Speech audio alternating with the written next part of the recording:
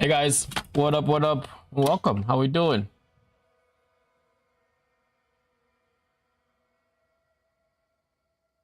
I've had a pretty good day. Plans for stream include, well, I have to do some mapping. I kind of just want to do some mapping. And then past that, um, past the mapping, what do I want to do?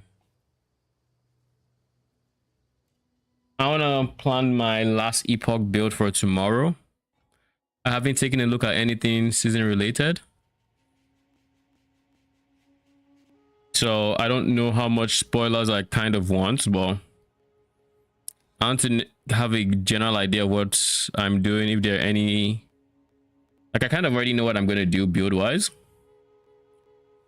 but what I don't know is if there's like new uniques and shit like that I might want to consider for the build. Because like realistically, we are going for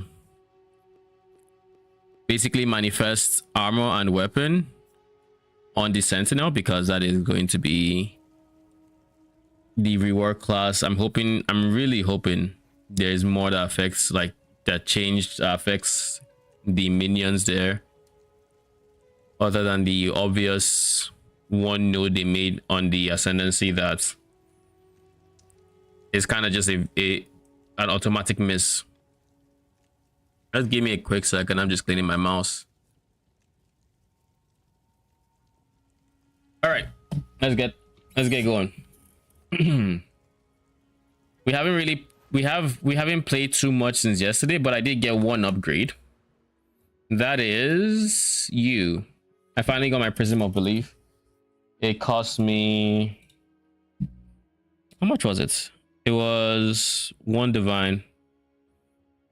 Not long after I +3 showed up that I would like to buy, but right now there's no +3. That makes sense. I wouldn't get +3 for 25. I don't think it's worth it, especially when I could have just gotten +2 for 1, you know. So I haven't even tested what that damage looks like, what the damage output looks like with the +2. I also have a new shield, a Prism Guardian, which allows me to get my 8th brute. Once I ended stream yesterday, I also made one change that allowed me to get my 7th brute, which is I dropped 2 clerics, and that allowed me to get 1 more brute. So that's how I went from 6 to 8. And while off stream, we actually did the boss gauntlets. It's going to show up in the video for tomorrow, but so I guess if anyone's curious as to how that went, you can always check it there. I'm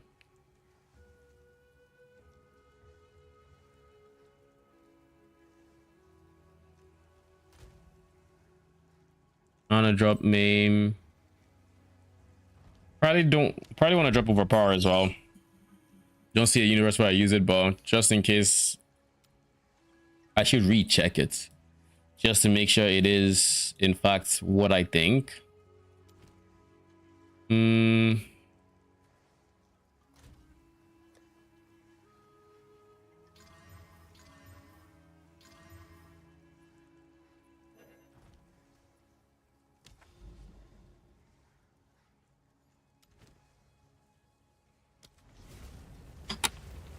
as the first map of the day, going for 6 modifiers is not the smartest thing, because they tend to stutter the fuck out.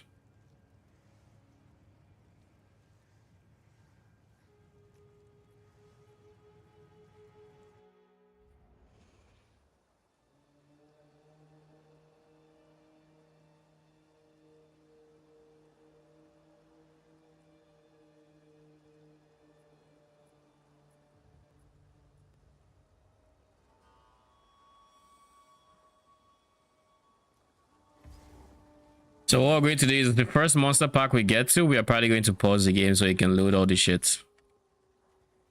Still no monsters?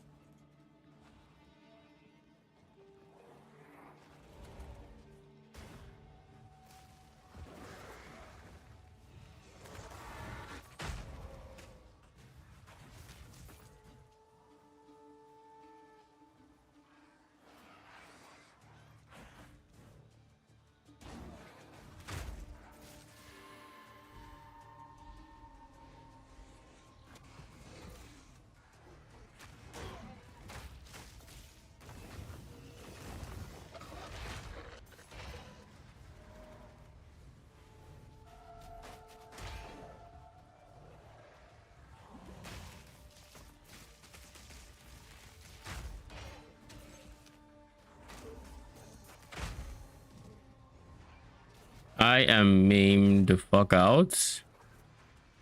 So I just can't. Ooh, really?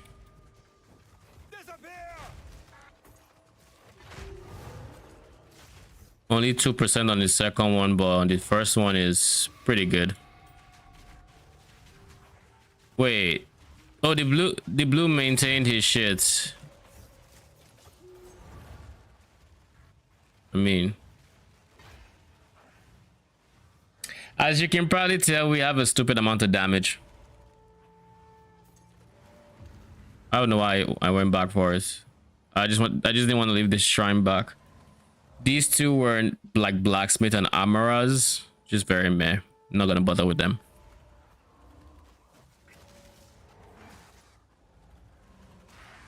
Ooh, more wisps? Yeah, I'll take it.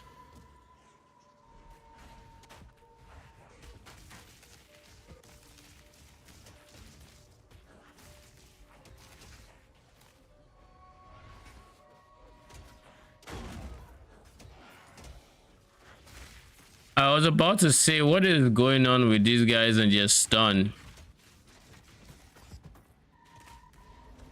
We aren't getting bone shatters off for some reason. Not entirely sure why. There we go. Now we're getting some bone shatters in there. But somehow they are dying without bone shatter. So we're going to try something. It might be a case of too much damage.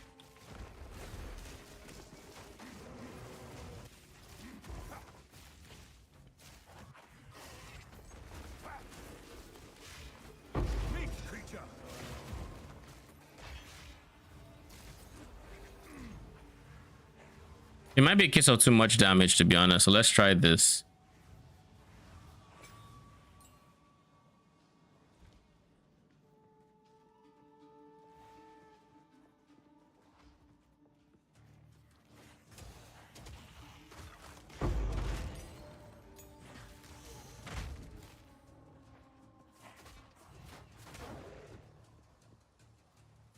I mean, so far, no difference.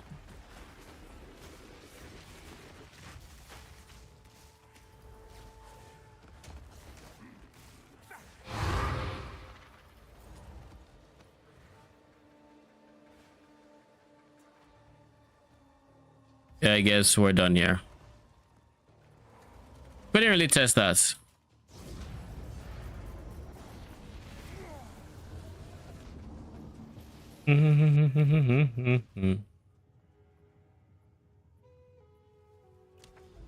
That gives us some vision. Untainted Paradise. Is this the last guy I do not have? It doesn't seem we're gonna get a point from it. This is the guy. No.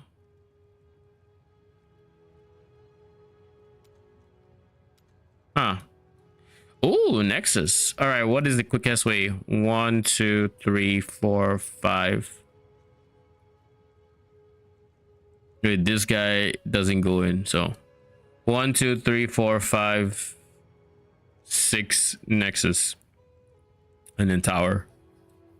And then we can also do Untainted Paradise. Should be another point.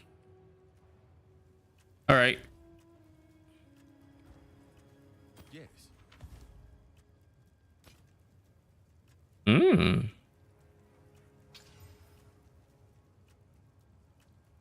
Oh. Sheesh. All right. I'll be here, waiting. Okay. How much am I gonna sell this for? It has cast speed, lightning damage. I mean, lightning damage kind of weak.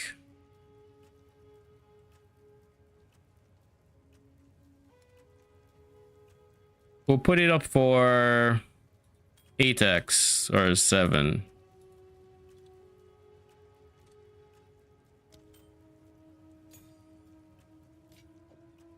All right, can you show me the POB for this build? Sure. I have to open it real quick. do note the guide video is coming out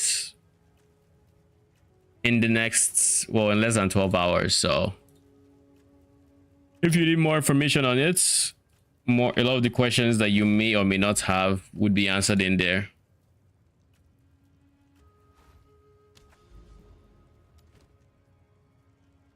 Crits.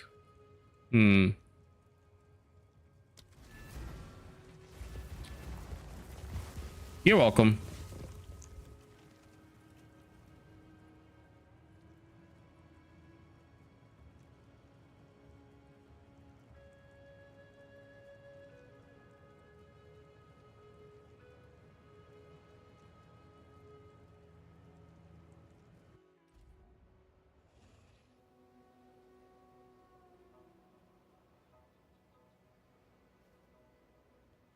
Deceptive beauty. Okay, let's see if overpower is a problem. We kind of have to watch. Well, we have to watch it when the map loads in, of course.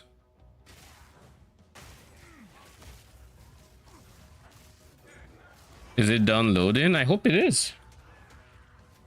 Oh, it is not.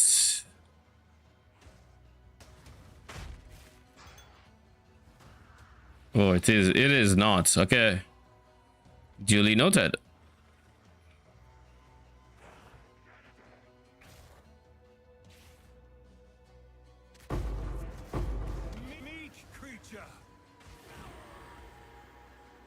My dude. Whatever.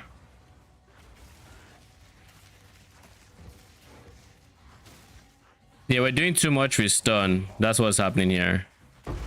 I can see the explosions. We're doing too much. So this is off limits. We'll take it back. And if brutality is still too much, then we'll probably do martial tempo.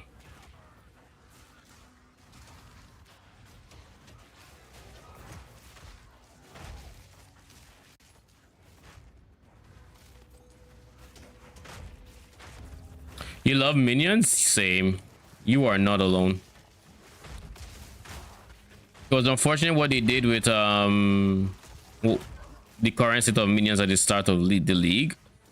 Well, it's definitely improved. I can say that much. It definitely feels a lot better, and when you do manage to invest into it, even better. Okay, we do have too much damage, I think. Wait, why did that character not get hits? All right, let's do martial tempo. Now we should see more explosions.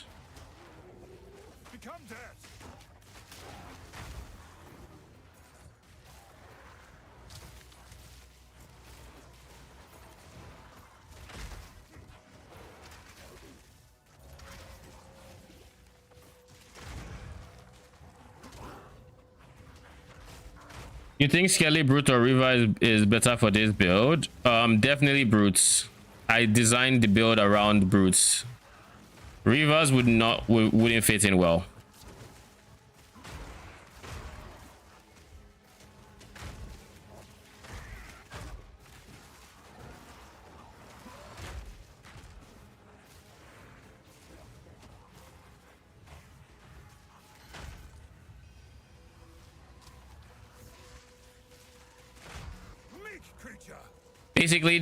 Basically a big component of the build is the AoE you're seeing, and the AoE is a brute specific thing.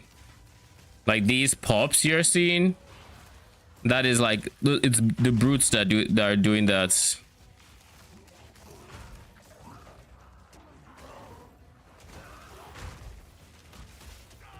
Hello there. 6-link Riva. I mean, you could maybe make it work with less AoE, but the clear would just feel very, very bad without brutes, I think. Unless you have to supplement your Rivas with like something else that has good clear. That's like the only way I can see this working. Can't take that.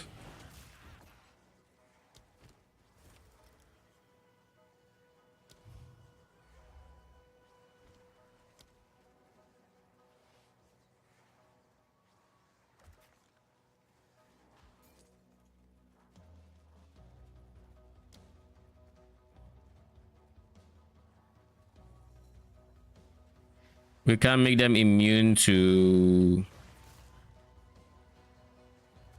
fizz.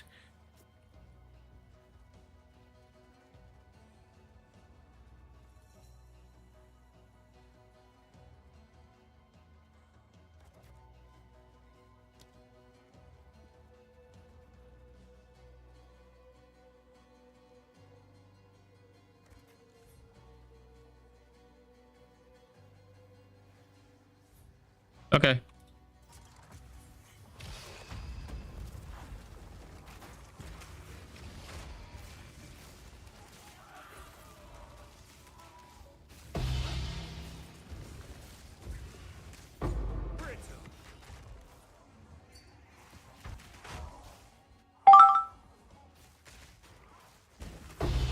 Overseer precursor for 20x.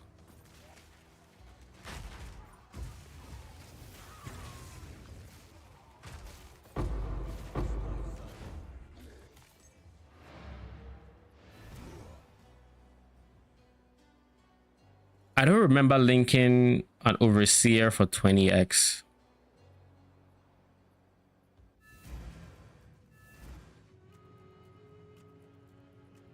This is weird. I don't remember this. But they put a price.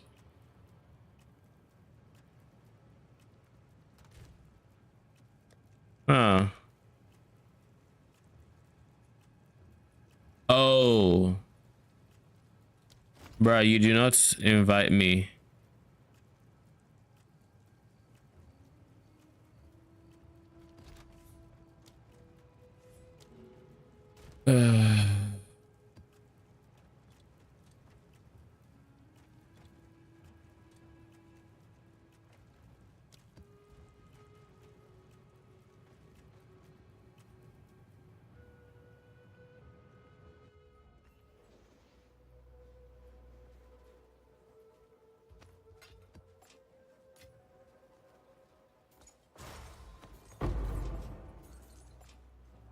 I started with the league with Storm Mages, Lich, and now I'm leveling Warrior. Nice, nice. I started with Storm Mages, Lich as well. That was my first build. I'm not ready. Do we have any other chests? No? Okay, we'll move on.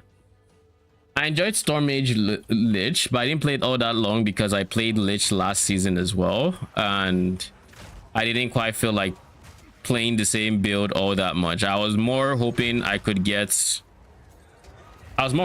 my Storm Mage, like my Lich to be a Spectre build, but I couldn't, so.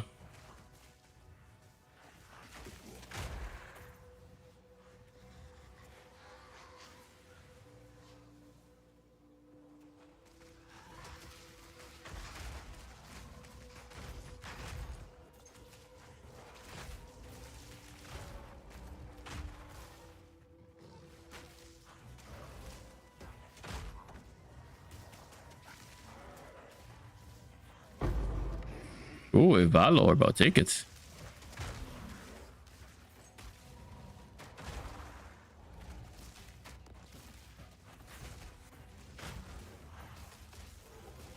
You are no warrior.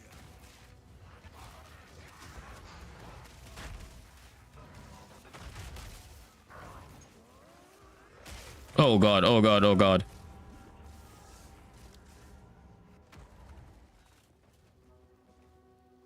The game just started stuttering and that was it. On the bright side, we found a ritual. The downside is the ritual is kind of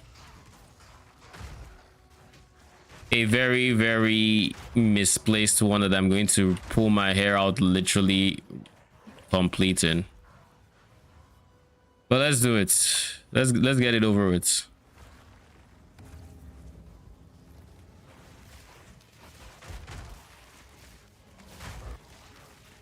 Cower.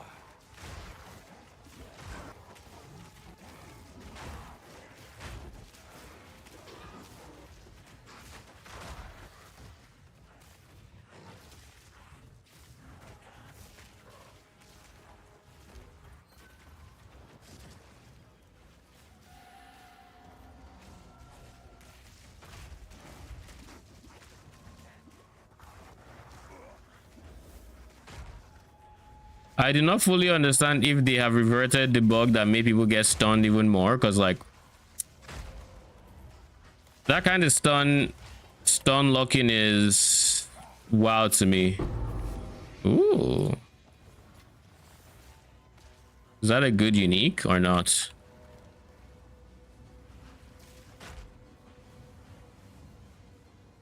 Not.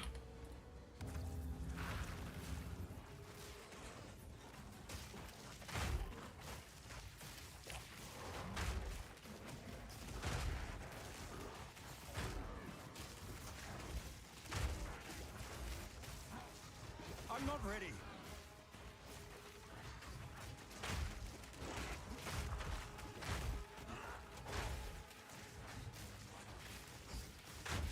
No challenge.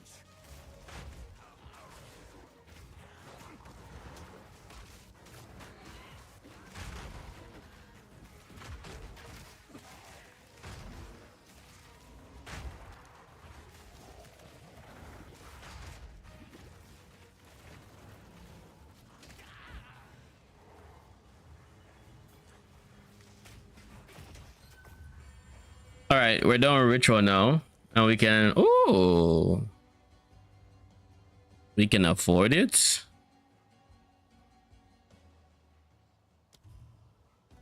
All right, we'll do that.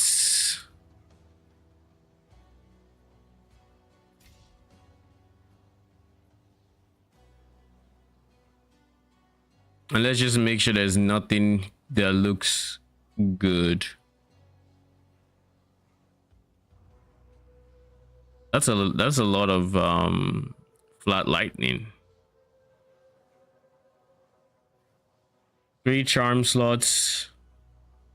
It's fine. We'll just take that.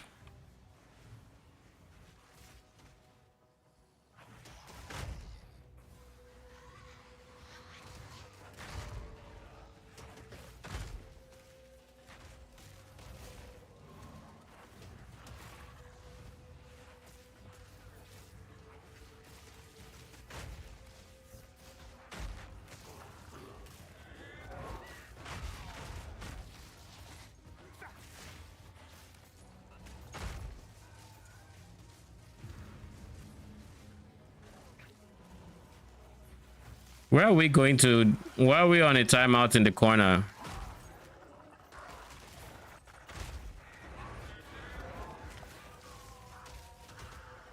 Foul beast.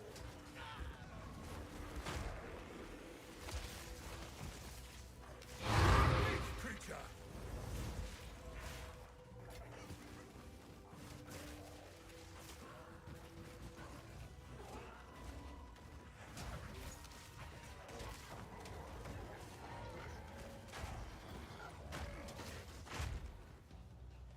Oh, that's where the boss is. Okay.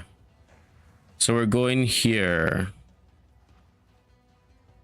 I assume true here. Oh, geez. Wait, what? So because we got King in the Mist, I think we're going to end up doing that next. I mean, we might as well, right? We haven't done... We've not done any... Where on earth are you? Here? Surely it's actually here, right? No, God.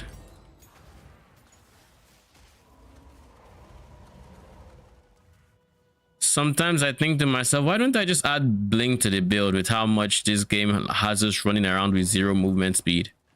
Like, why? You know, like, why? Like, I'm sorry, there's no amount of this size map you can give me that the problem shifts from being it's too big to, oh, it's just not enough to do. Like, no, sorry. That is not a valid answer for the problem at hand. I can't yet.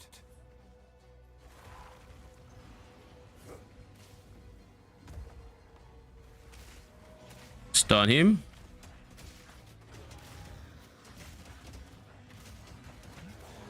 You won't get away from me.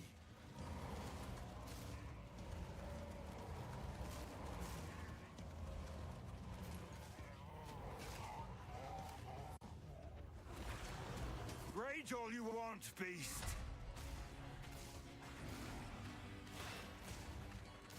He doesn't even get to do mechanics. He genuinely doesn't get to do mechanics.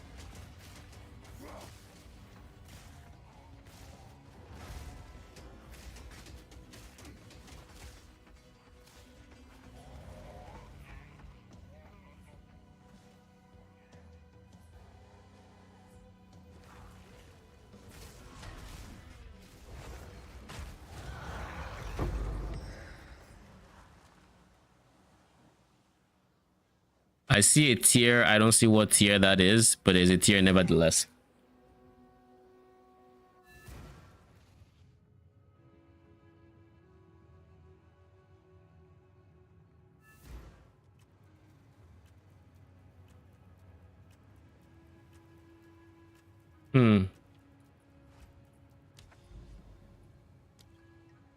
All right, King in the Mist time.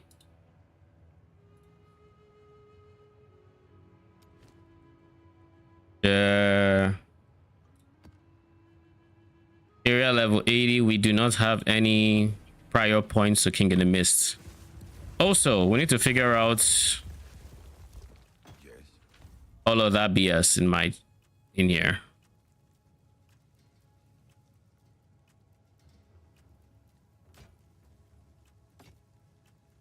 Wake of Destruction.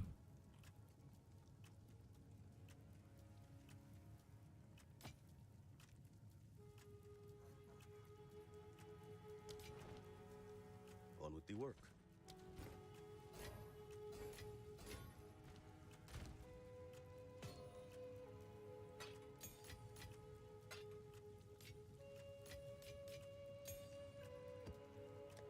Tablets. Expedition, precursor. And then you two go in there, and ultimatum ultimately goes here. Once this fills up, we're hiding ultimatum.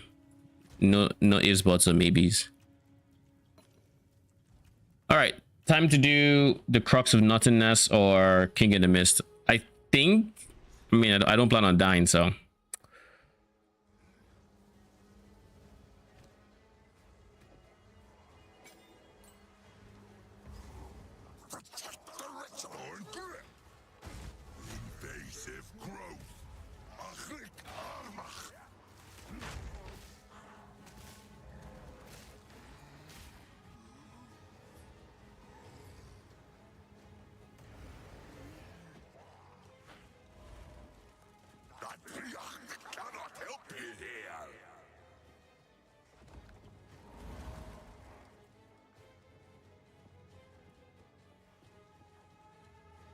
My goodness, where the fuck am I supposed to go?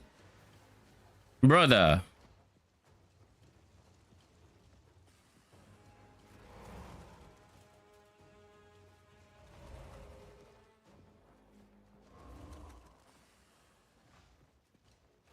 The darkness. The Wildwood's power is mine.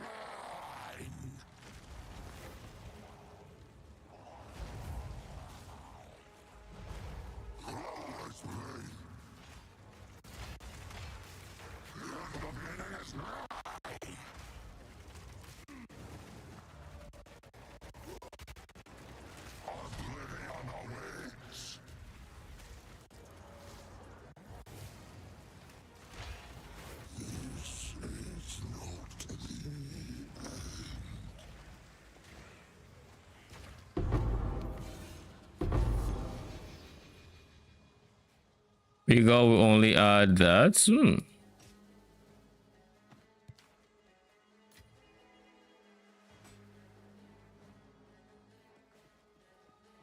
Okay. GG.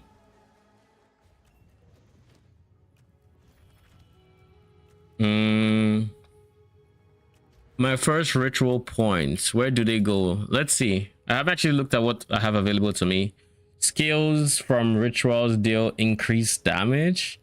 Deferred reappears sooner and deferring cost reduced tribute. Then we have 2 additional packs of wildwood monsters. Always 4 rituals. Ritual altars spawn faster. Increased chance to be omens. And allow rerolling and then reduce tributes.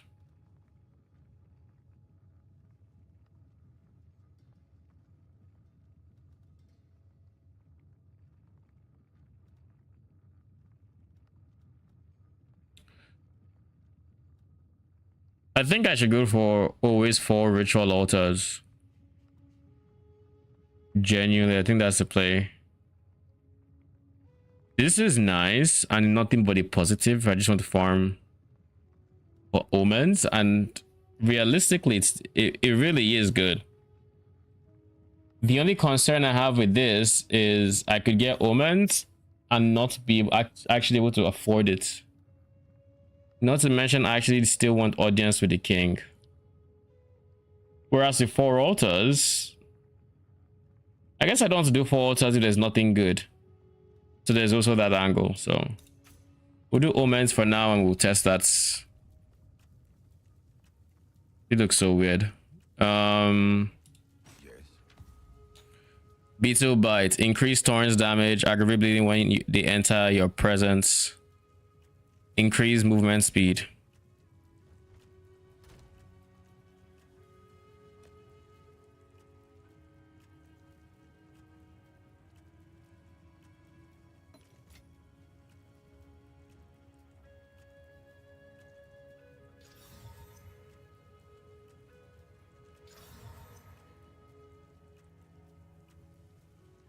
Movement speed went up, so that's big.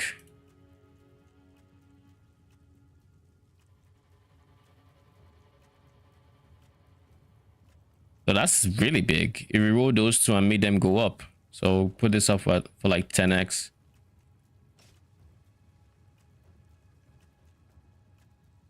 Oh shit. What the fuck? It may not be the ideal base.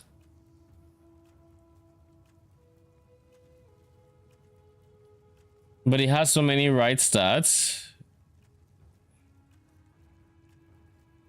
that it just makes sense. Or I'll put it for 5x.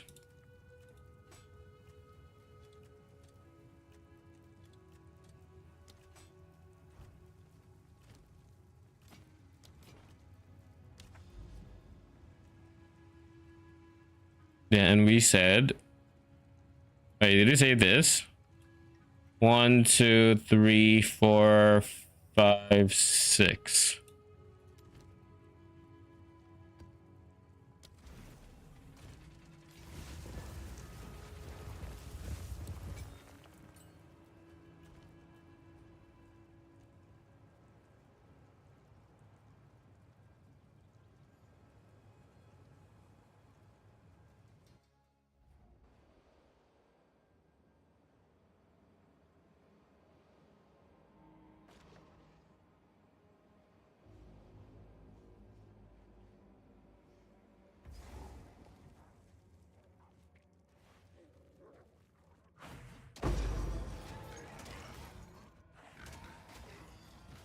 Go away.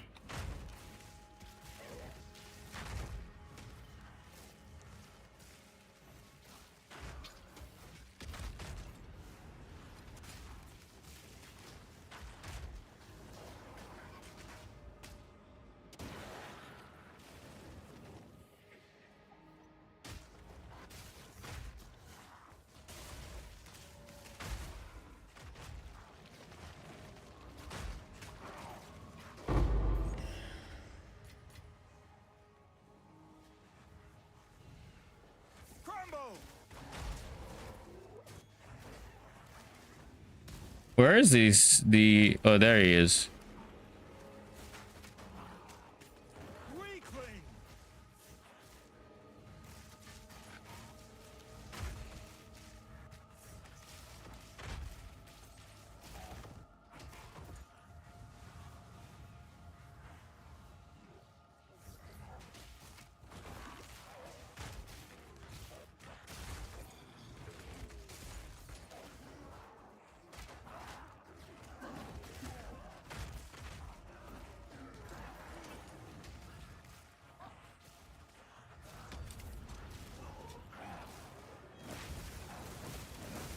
I don't like ice shards.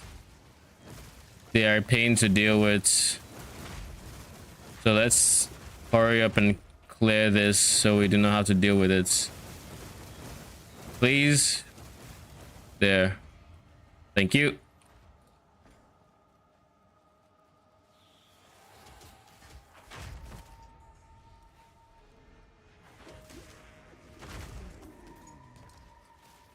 This is going to be a very weak ox.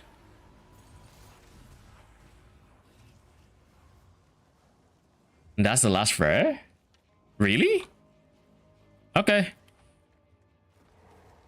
Now we have a long wait till we're done with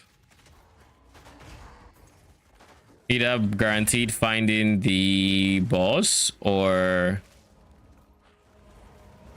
killing enough enemies that he gets revealed, because it looks like we're going to end up killing as many.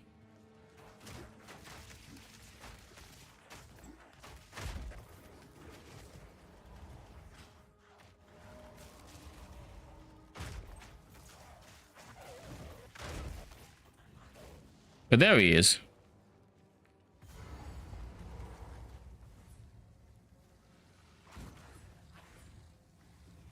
I can't yet.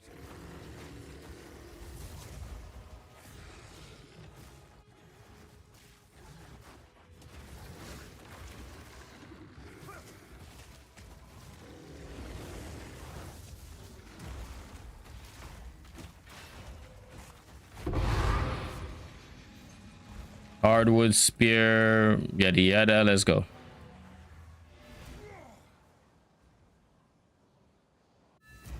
What tier of waystones are we at for Nexuses? I think we're at 11, right? So we have 11, 12, 13, 14, 15. 5 more to go. And I think we have just this unique map left in unique maps we haven't run. Go on.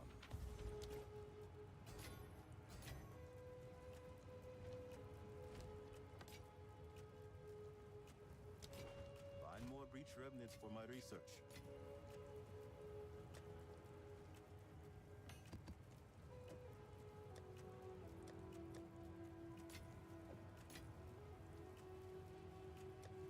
Okay. Now we need to make sure it's not evasive or threshold.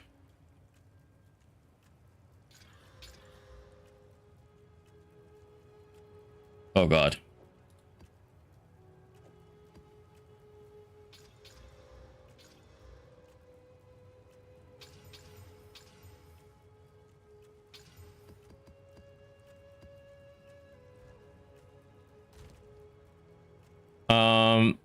And then we need a 4.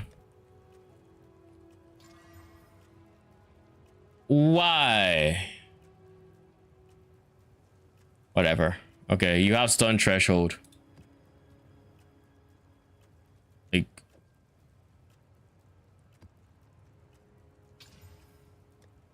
please don't get stun threshold. Thank you. Like, there are 2 modifiers that break me, and somehow in the rolling of those maps, we got 2 different maps that would have modifiers that break me. Seems about right.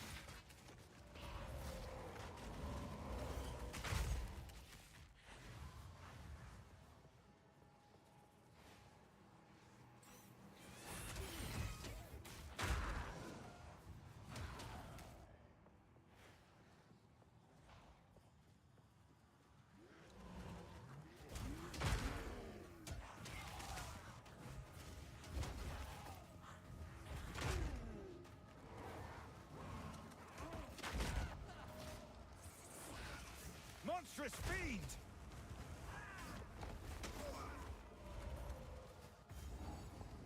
Let's get this guy first. And then we get the next guy.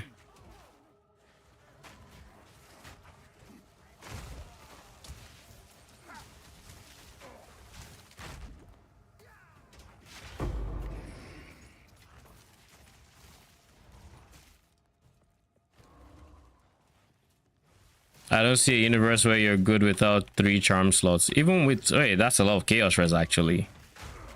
Like, I doubt anybody would willingly use a 2 charm slot belt if they had the chance. So just between yesterday and today, all the belts we had as a collective game from Leaguestart were just deemed worth less than their previous value. Because realistically, unless you have like additional charm slots from somewhere else, you're getting minimum 2 charm slots, so you can get freeze and stun. Am I missing a rare monster? Okay, there's one there.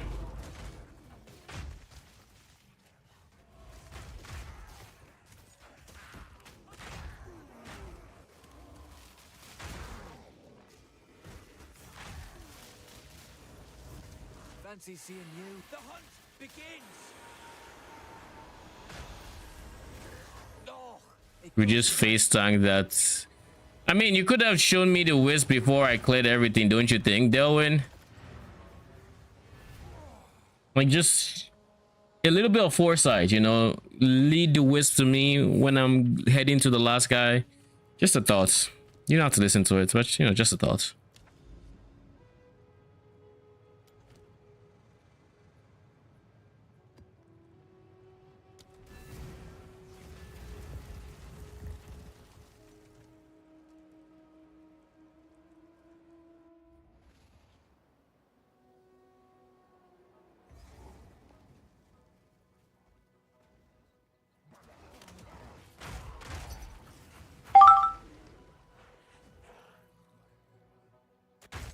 Why am I selling an inscribed ultimatum for 1?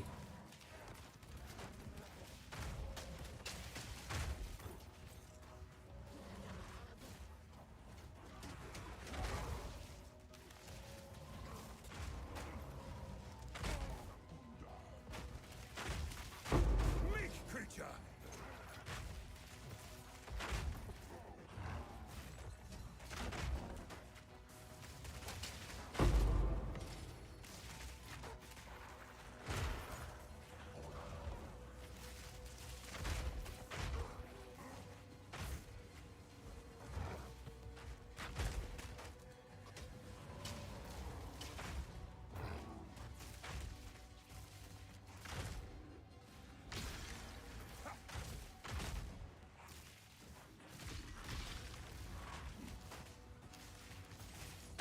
Where is... Okay.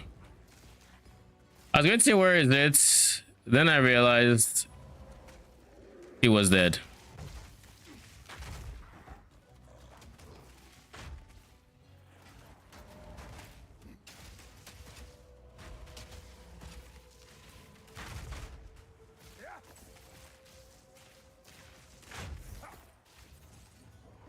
The rest don't even live through the explosion.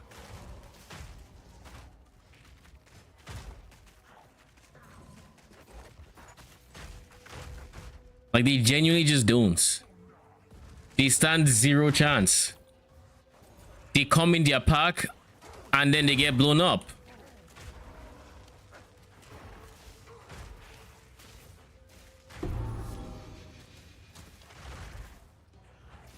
Now, where is this boss? If I were Krobel, where would I be? I'd be in the last place I checked. Channel your inner Krobel. That's how you find him. Last time I had to have what? Even with the icon, he was a pain in the ass to find.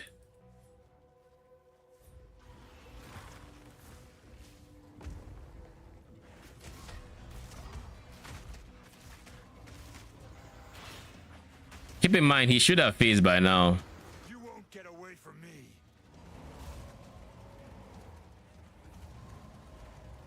No gems, no gem swaps or anything. This is my clear setup with one dead support gem.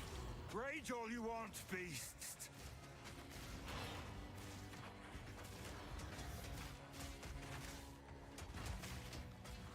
Whack him.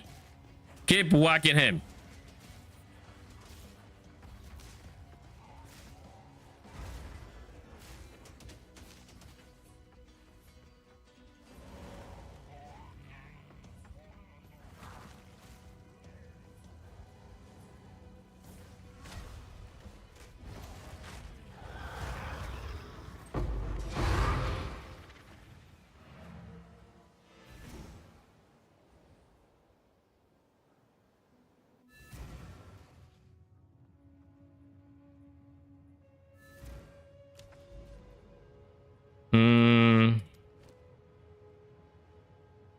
I don't think 4 mod map for this guy. Oh yeah, 4 mod map. Never mind. I don't know what this silent cave is, but I assume it's gonna give me a point.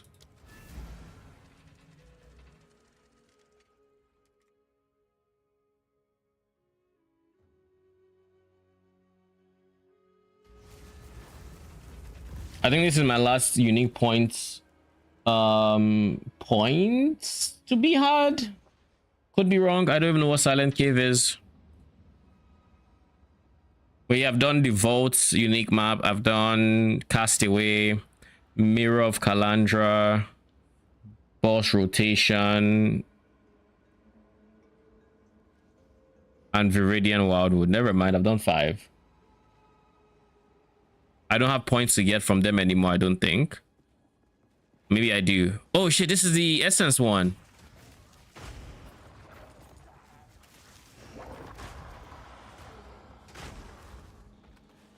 So this is, I assume, the middle guy.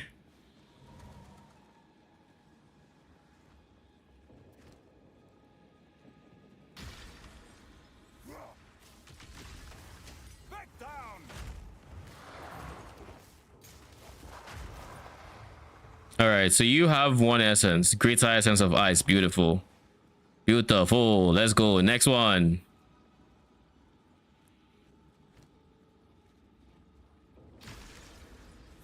Brother, what is up with you on ice today?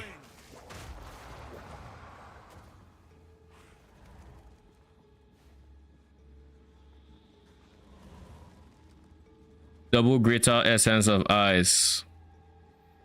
Do we use this all the way? I don't think so, right? Essence of torment, and then what is the last one?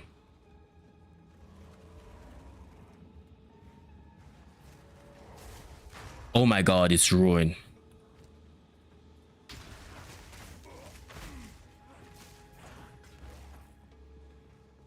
We're doing it. We're doing it. We're going for them all. Screw modesty.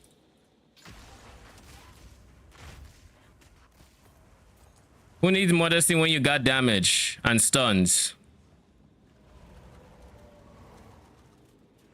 That's all right. Just to confirm, one last walk around. Yeah, that's all. All right, let's do this.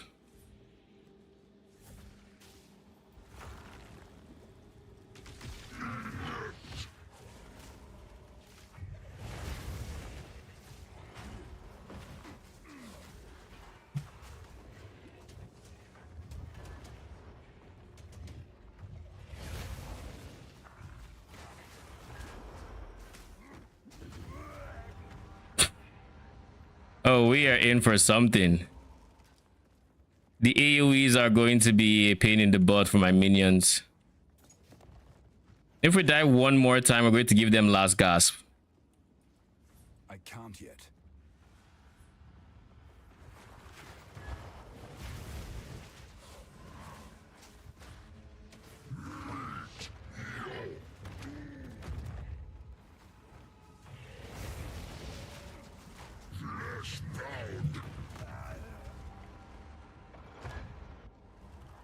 Okay.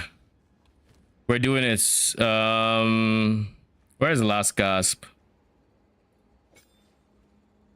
In place of impact shockwave. So they have a minimum amount of DPS they can do. Because like otherwise you're just not surviving to do damage.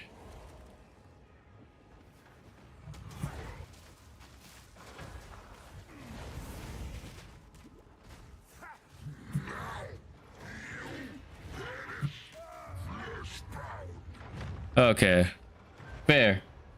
He murders them anyways. I don't know why they couldn't stun him. They should have been able to stun him at the very least.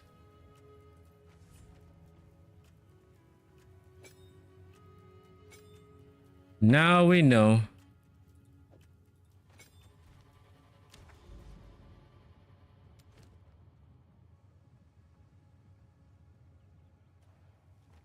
It says map in progress. My guy, map is not in progress. I can guarantee you it is not in progress.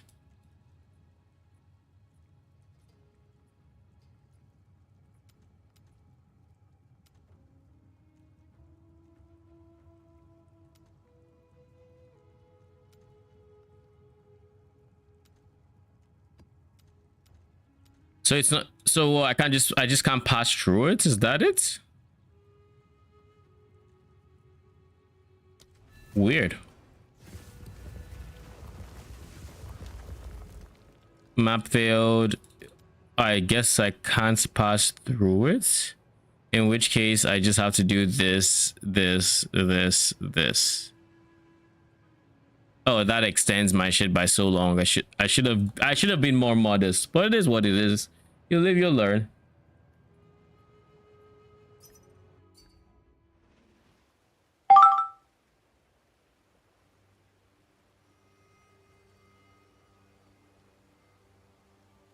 Why are you coming for Season of the Hunt when I am in loading screen?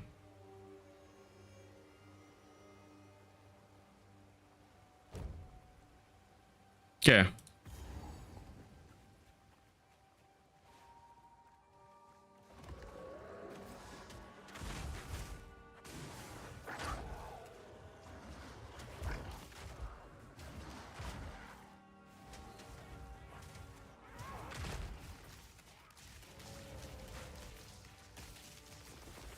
Meet creature.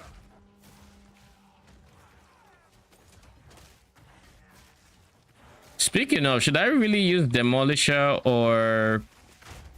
Wait, let me think. I'm thinking of removing commandments just for comorbidity.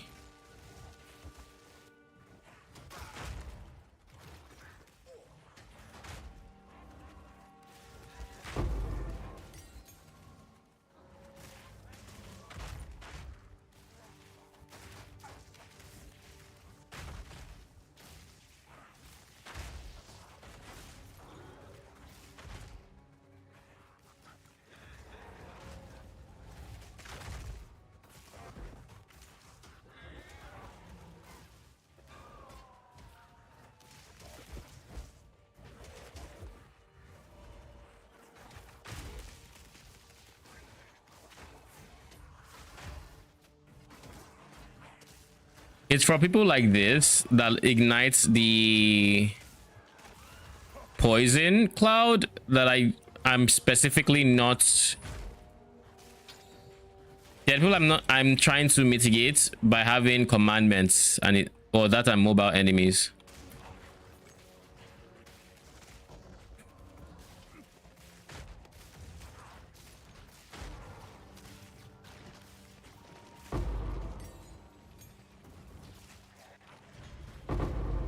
Ooh, thank you very much.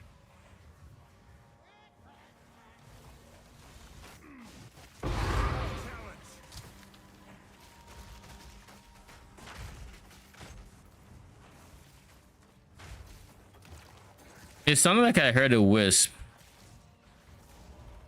Am I bugging? And also, wisp can infect unique bosses, right? Because I know there's the Miller is in this map.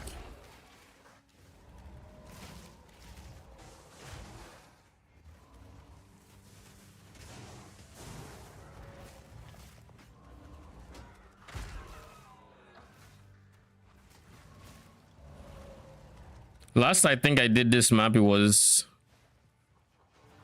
This reminds me of the map that had the Devourer as the boss. I wonder what the difference is. Because it was very similar to this.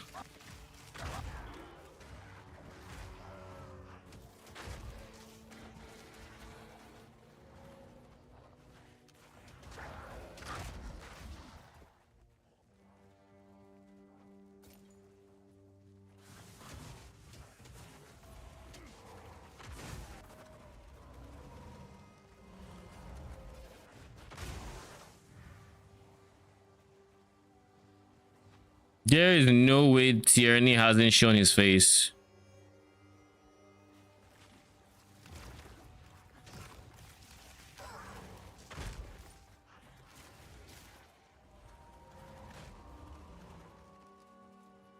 I mean, at this rate, it's quicker to just go to this checkpoint to get there. Yeah, we'll do this to teleport there. He's here.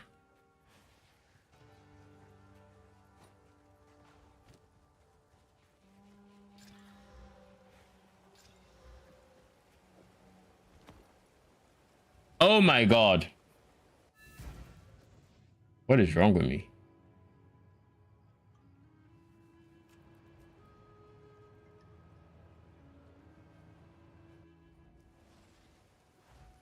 There. That's what I wanted it to do.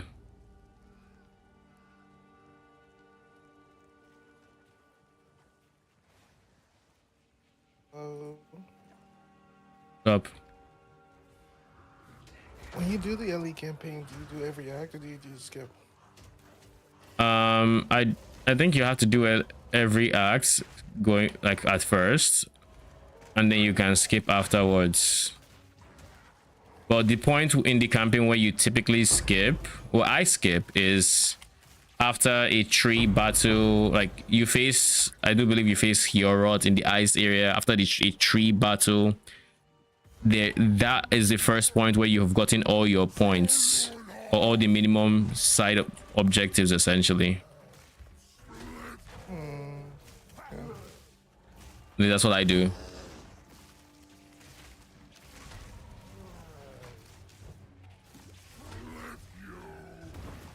Because I heard you can go from Act 5 to like... I wouldn't do like the earliest you can is like level 30 something or something like that, and some people do that. I wouldn't put myself through that kind of punishment because you're level 30 something. Maps are not downscaling for you, they're level 60. The very first time you can do campaign or end game is the moment you get to the void area, like the space in between time or whatever it's called. That is the very first point.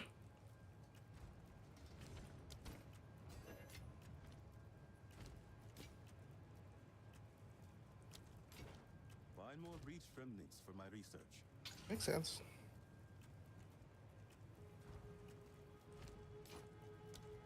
Find more breach remnants for my research. By the way, I did the essence map. Iga juiced it and ate shit for it. Oh, did you? Yeah. You didn't... The thing is, I have the damage, and in my head, I was going to stun him and it was all going to be okay. The problem is he has all these essence BS killing my minions. I survived long enough, Yeah. but like it just completely slipped my mind that my minions can take damage. Which is one of those things I'm just like, you know, I get it, but do we really need to make them this squishy? Do we really? It's a good question.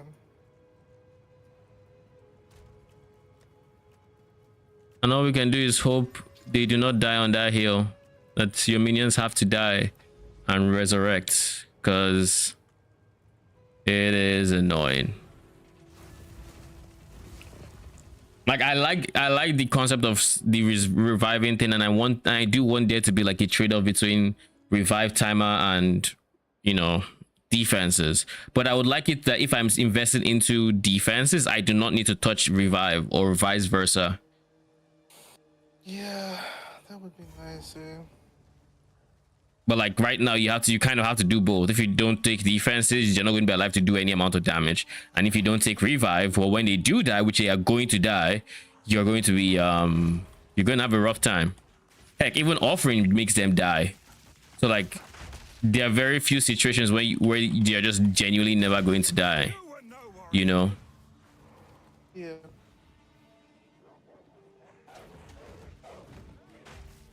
So I guess we'll see where the game goes in that direction.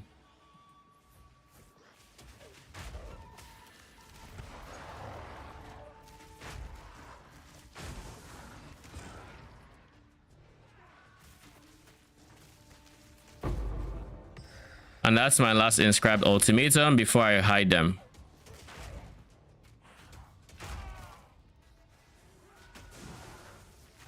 Surely I do some ultimatum farming now with my current setup, right?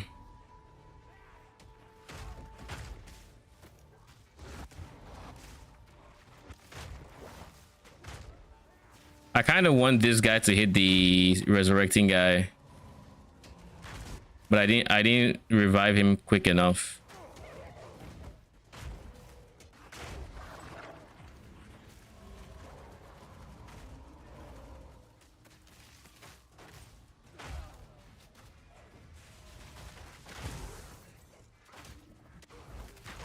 Dude, is there a rare monster we're going to kill at some point? Because me and this Wisp, we've been going for half of bluff at this point.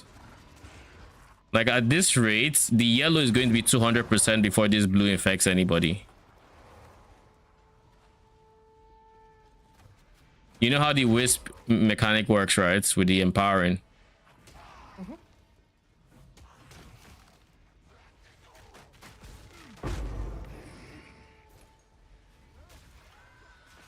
Yeah, I think they're both going to be at 200%. So this is going to be quite the fight. Where are you? Wait, the yellow is only 62? The fuck? How are you only 62 with all the clearing we did? Blue was 200 as expected. Unless it wasn't infecting as quick as blue or something. I don't know.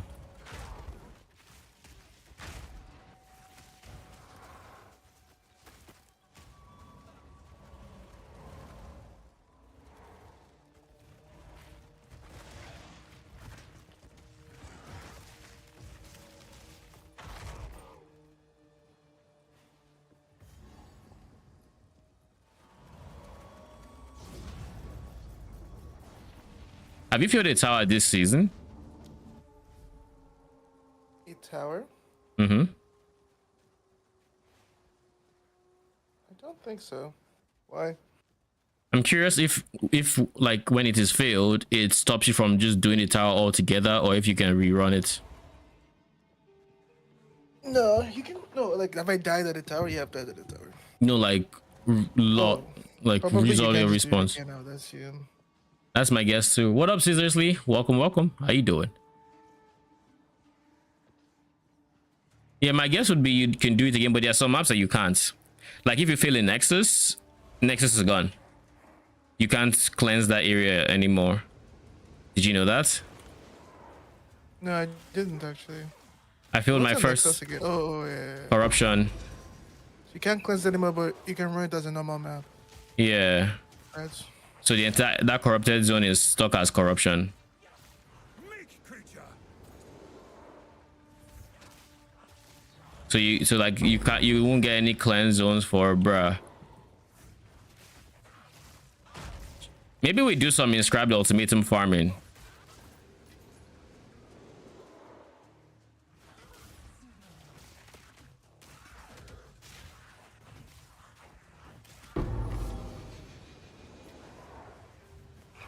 But you still have one more. Periodically unleashes eyes. Yeah.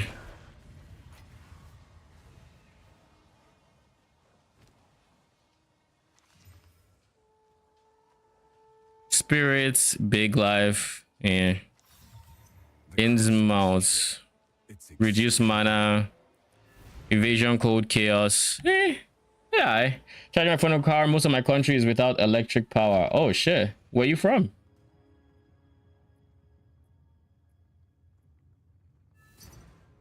I've had my fair share of having to deal without power.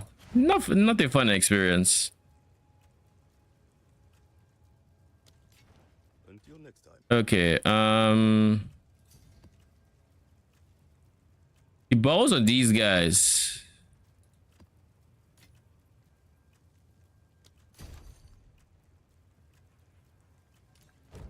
This guy's name is RMT Voen. We RMT in all caps.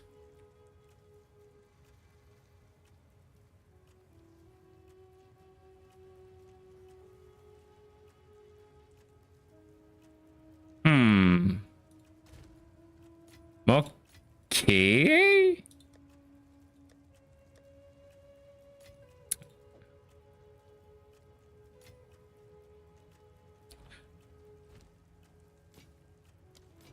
Select more otherworldly remnants.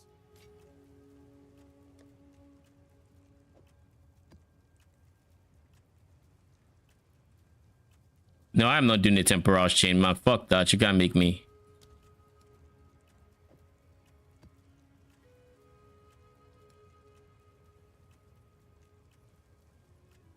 Evasive, threshold, temporal.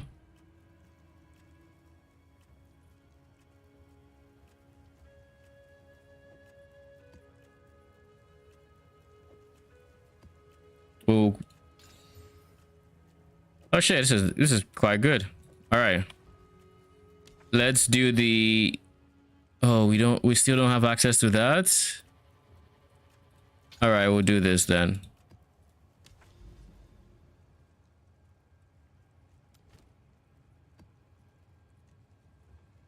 And then we go for this guy. Puerto Rico? Okay. How's the weather?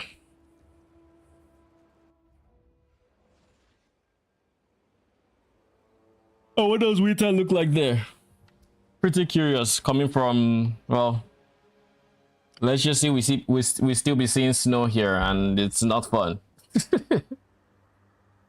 Hot AF. Do you guys ever get dropped to like negatives?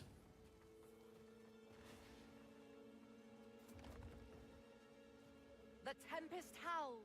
The tempest howls. The howls. The flames roar. The frost bites. I don't know. You know, I never even saw this rogue exile. She kind of just showed up in my map, started speaking, was repeating herself because audio bug, and then died. I don't know where she was. She kind of just died.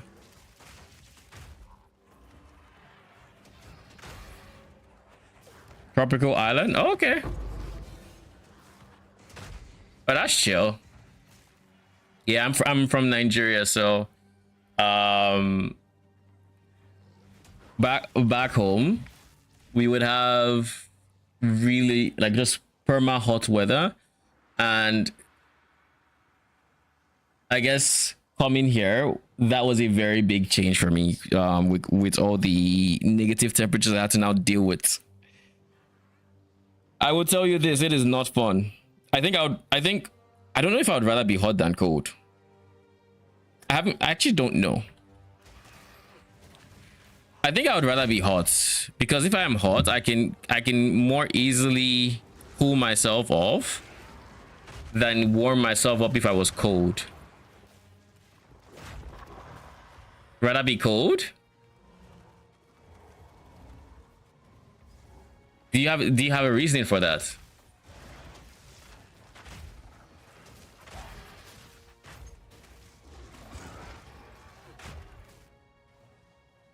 If you're cold, you just put on clothes. I mean, fair. Okay, let's hide inscribed ultimatums. They're kind of being problematic. I don't want to pick them up anymore. Go to blade. But like, if you are hot, you could take a cold shower. Though that doesn't typically help. Like that helps for like 30 minutes, and then you're back to dying again.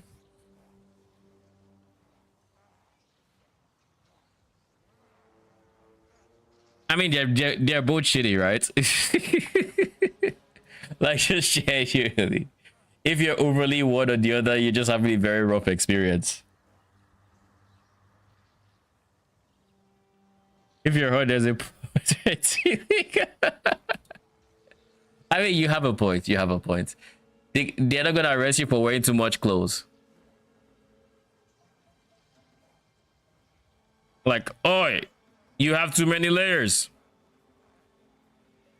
Ultimatum, ultimatum. Oh, are you here? Oh, not you. I was looking for ultimatum to hide.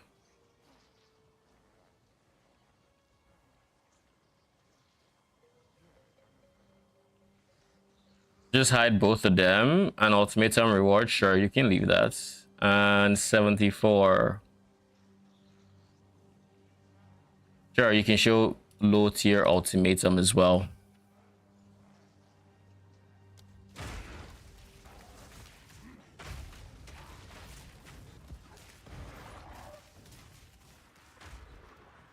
I think we're going to farm some ultimatum. That should be good money. I'll check the price of the fragment and actually decide if it's good money or not.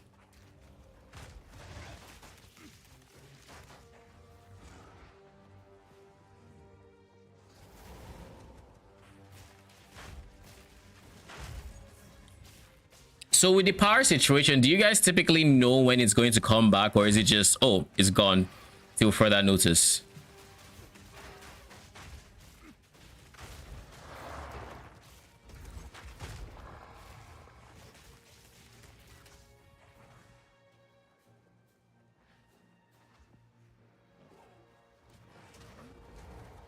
Ooh.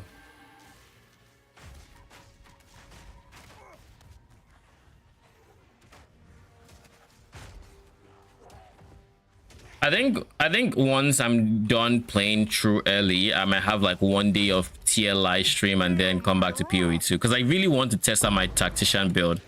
It's probably going to be shite and it's probably going to get me to log out, to be very honest, but I think it's worth testing. When I start feeling excited for a build, I typically just send it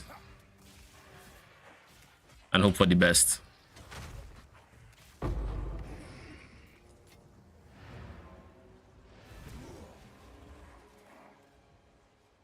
At the moment, with the exception of hurricanes, we have an idea. Today, something apparently blew up and shut all the electric systems. Oh, shit, that is not fun.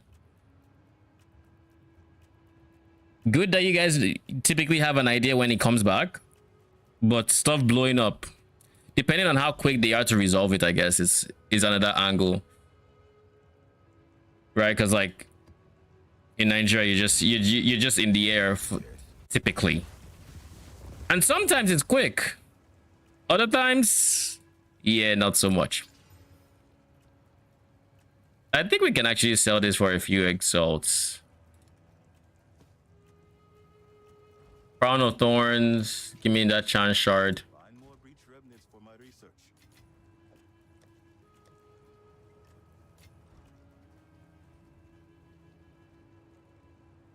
Okay, 24 to 40 hours is a long ass time.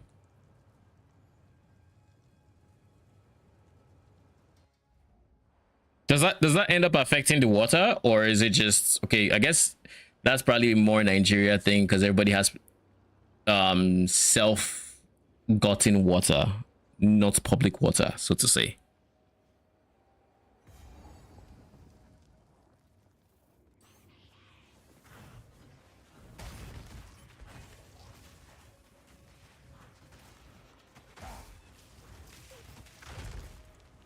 Depends on the area.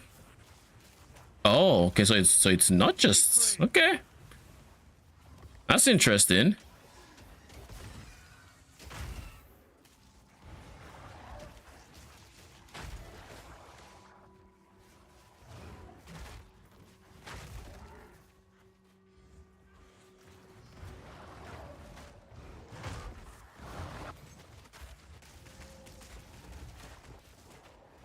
I find that I play a lot of auguries that are if I see a boss map that is also a corruption nexus, I find that it's typically augury. I'm not sure if I've played any other one that was anything else. Why was I that slow?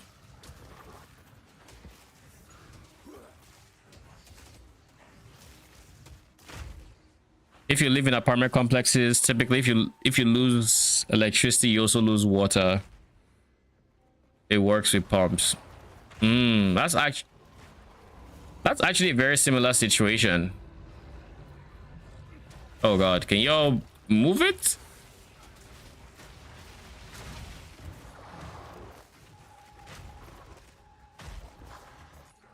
Ornate strong boxes, and then we have that.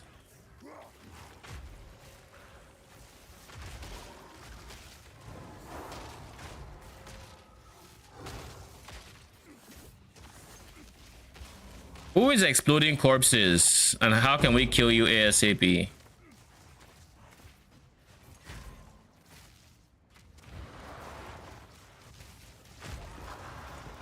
But yeah, that makes sense. It turning out to be more similar of a system than I thought.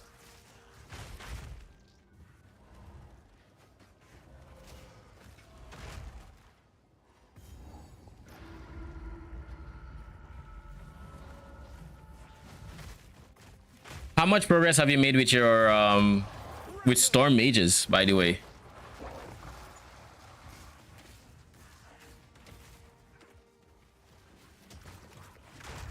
I know you said you were having a blast.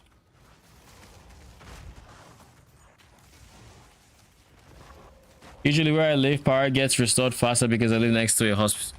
Oh, makes sense.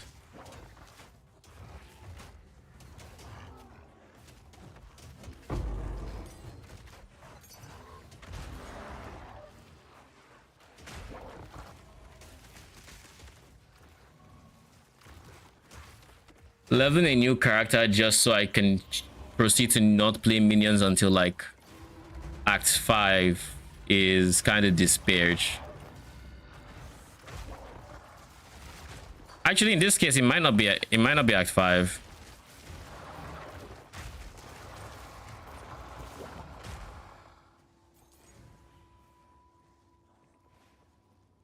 I think there should be a checkpoint here that can pull me back here. Who will do that?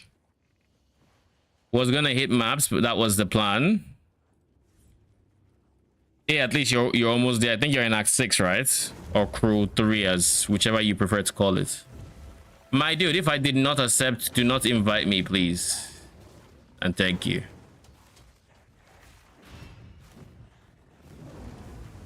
I made a map.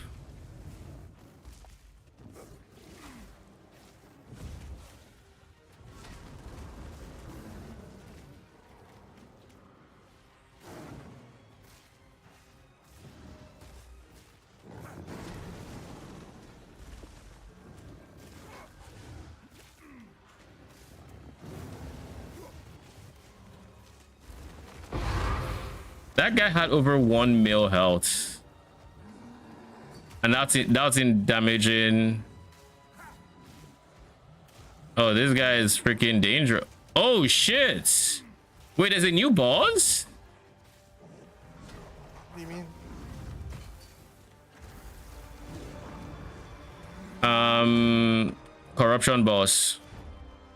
Oh, there's multiple. It's not just the other Beyond bosses there too. That's why I just saw. I just beat Pale Angel. Bro. Dude is just desperate to get this jewel. Like, chill. I'm in a map. You don't even need to give me more currency, but like, I'm in a map. And I'll take it. Won't tell you no.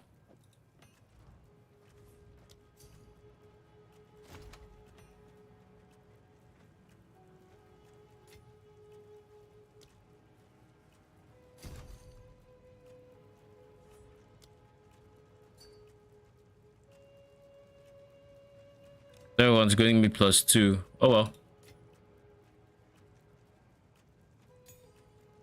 So we're going to do one ultimatum before. I wonder if we could have made a deal.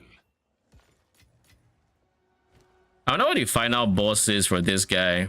For because like, wait, there was delirium here. Do you ever have moments where you're in augury, you go one way, just blast, and then at the end you see that there's delirium. There's just a mirror there that you just didn't see at the start. Yeah, I've missed Delirium a couple of times, even with the icon and everything. Like I feel like they need to make it more obvious, like put it right in your face. Because like if it's left, if it's in the left or right area and I go left, I'm not gonna see it.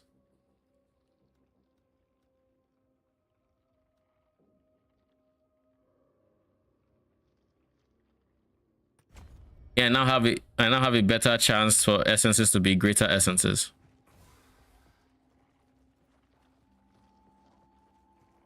Why are checkpoints not showing?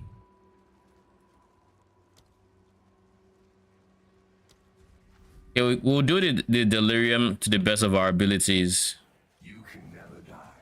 Why don't you test it?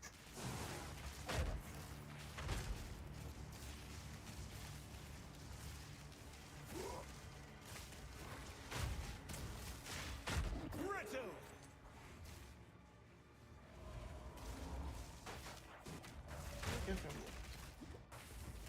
What's that?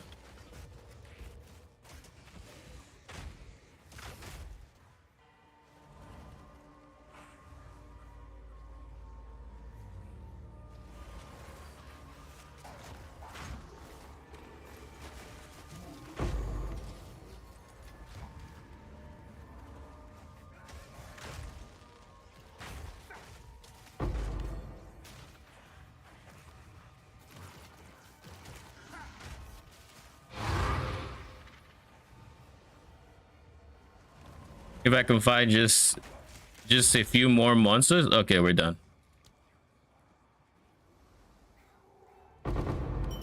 Fire guild splinters. Delirium is one mechanic where I always run in the wrong direction and end up losing it. The thing about delirium is that it's very map specific. Like if you're in a particular map that goes, let's say you touch the mirror and it starts expanding the donut shape in every direction. If you're in a map that goes like a bit to the right and then it comes back left, all that's gonna happen is you're going to run out of the fog and you're kind of fucked. And there's one map in particular that's very atrocious for it. It's the one map that's surrounded like by water and you're just like on this concrete pavement going in the, like straight lines. I don't remember the name of it, obviously, as you can probably tell, but that map is horrible for delirium. Do you have a guide? I do not have a guide out yet, but one is coming out soon. And by soon, I mean literally in like the next 12 hours. Actually, less than 12 hours. So, but I do have a POB. I can, if you want, I can give you the POB, or you could wait for the guide. Whichever you prefer.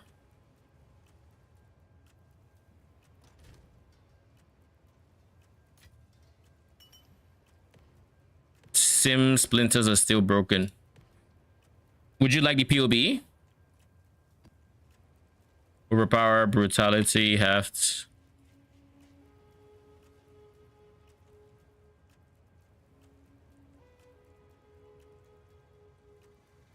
I'm not even up to halfway through the progression to get a simulacrum.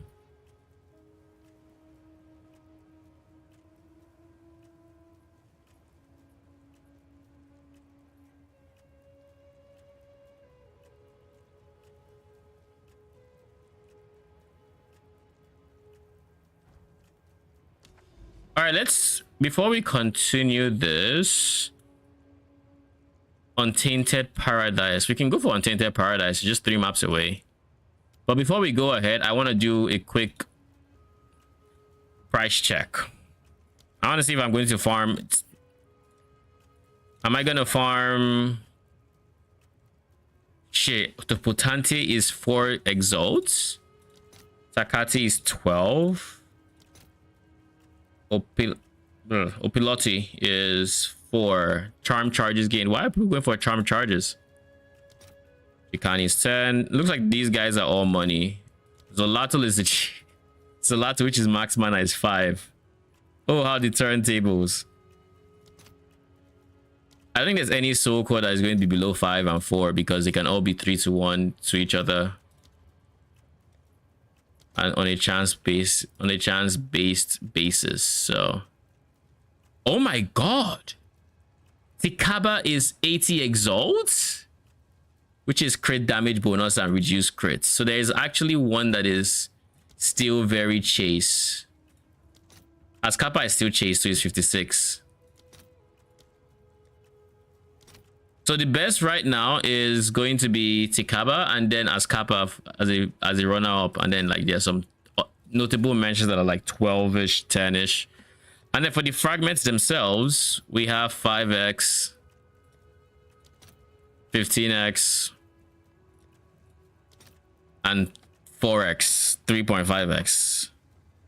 Victorious Fate is in the gutters. Like it is so dirt cheap.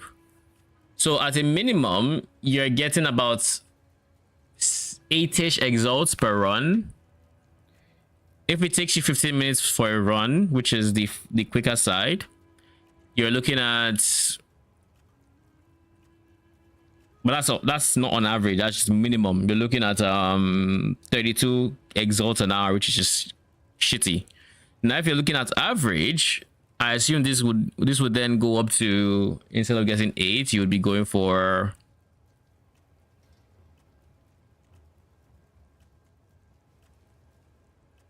maybe 15ish exalts a run, 17ish, especially with the high rolls, which would give you about, if you say 15, then it's like 1 exalt a minute or 60 an hour, which is still not too divine. So not the best money, really far from the best money, but it's guaranteed money, so there is that. It's guaranteed. Let's try one. We'll see how it goes. It should be very, very chill. With the amount of investment I have in this build, should be very, very chill.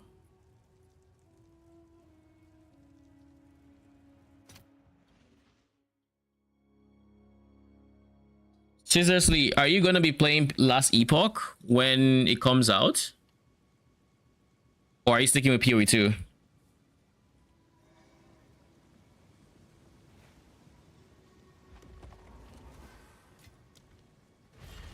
A man of two worlds comes to face the ultimate. A man of two worlds?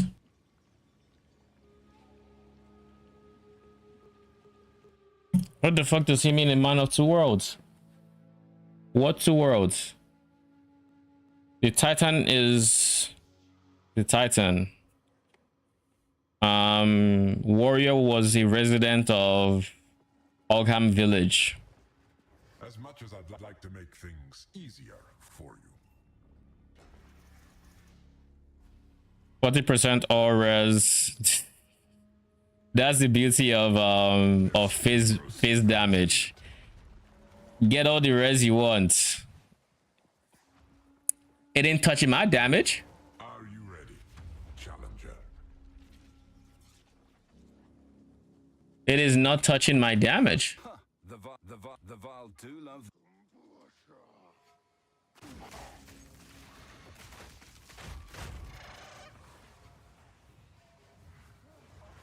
I feel like I should have probably made sure there was nothing in there.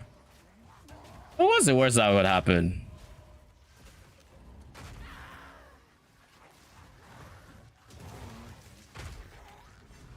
Yeah, we didn't need it. We probably should have brought Blink in here. But the idea is we're going to stun Spinning Max Spinnerson before he can do some bullshit. And by stunning him, we shouldn't have to use Blink or whatever else. We should be just fine. Early res. Am I too worried about early res? Honestly, not really. And the reason I don't think I'm that worried about early res is because the things that typically kill me in this trial are not elemental. That said, Spinny is going to spin. And I'm going to be worried about his fizz. Not elemental again, but this can kill me in that same scenario. We'll take minus res. We'll take minus res. We just need to make sure we do not take like some insane thing that cascades off minus res. Try not to die.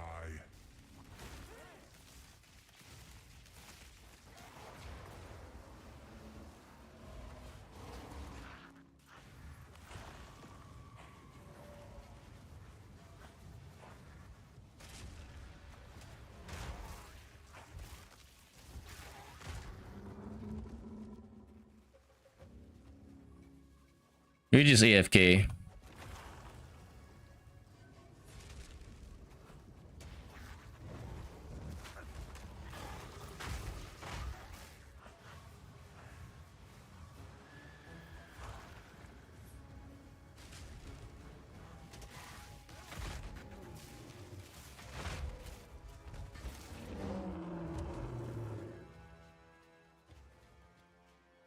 This is the easiest room in Ultimatum because there is no way to fail it. Well, not there is no way to fail it, but like there's no way to actually be inefficient at it. They could have made it so killing enemies would reduce the timer, and that would motivate me to go clear the arena. But they didn't. They said you're going to be here for X amount of time. And so long as that is the case, I'm going to try to AFK it. Okay, what is damaging me like that? Cold? That is that minus res at work, eh? That is that minus res at work. Wait, does that reduce my chaos res even further? It's early res, right? So this is 66%. That shouldn't be enough. There has to be a reason why I took more damage there. Doesn't matter much either way. I survive. We are only getting started. Your thirst will never be quenched. Both of these gain charges every second, so I can honestly just ignore not having Seek out the core. them.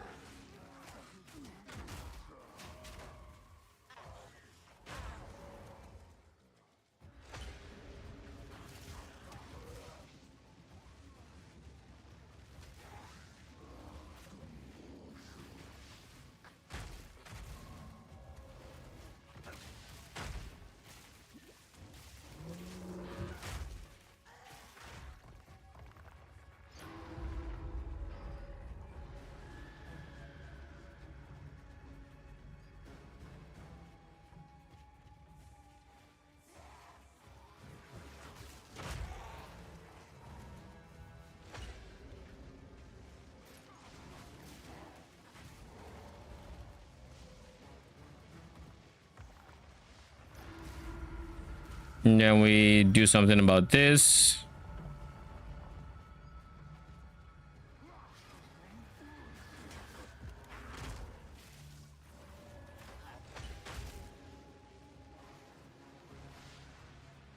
That reminds me, I really should put a socket in my shield. I don't know why I haven't. Actually, I do. I don't really have anything I think is pressing that goes in there. So I just left it open for now. Realistically, I should just put like life. Life would give it even more spirits. Because like I would hit 40, which would push me over another 1 spirit threshold most likely. Don't give up so early.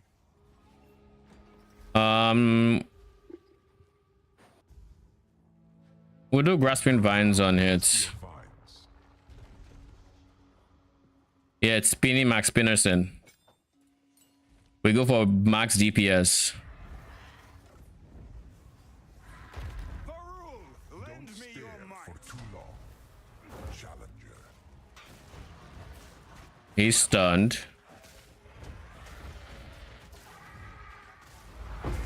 He's dead. Nothing can stand against those graced by the first ones.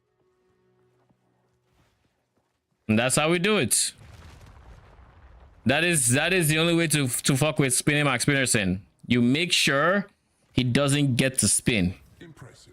Normally, challengers don't survive those. Lightning descends.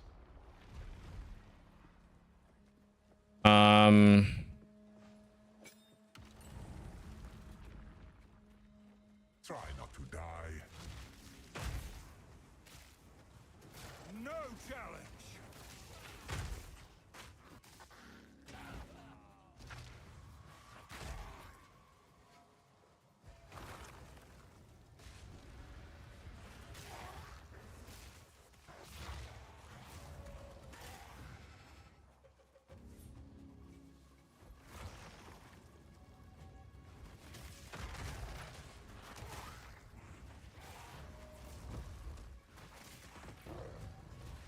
Yeah, 66% is my red. My cold res is slightly lower than 66. Oh, that kind of makes sense. I was wondering why that Eye of Winter would hurt me that much.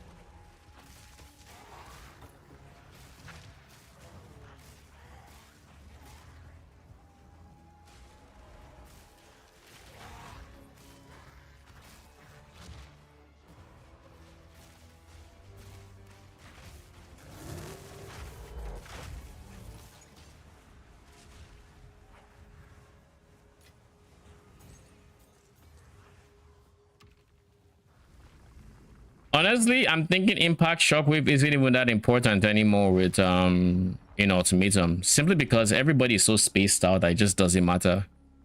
You're not getting chains anywhere. It's just Could hardly call that a challenge. we'll go with less Your defenses. protection decays. Like we'll have less ES, but yeah, I didn't need it anyways. Blood is the key.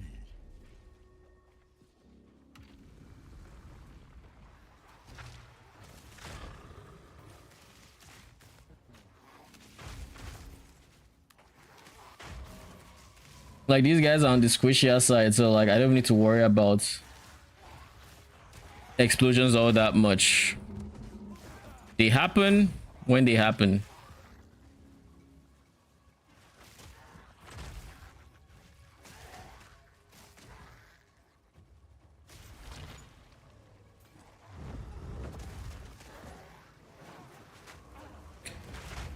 But if I what's the word I'm looking for? If I embrace the fact that I was doing giga damage, then I could just use the AoE from stunning them to just kill enemies. Have my first hit stun them and just, well, have them die.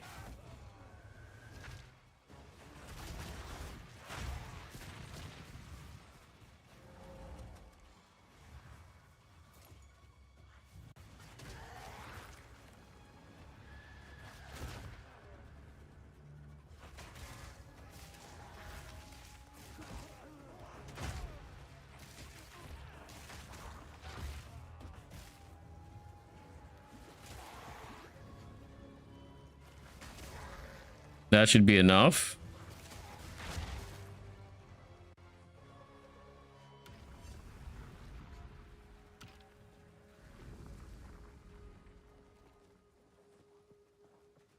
Give me a second.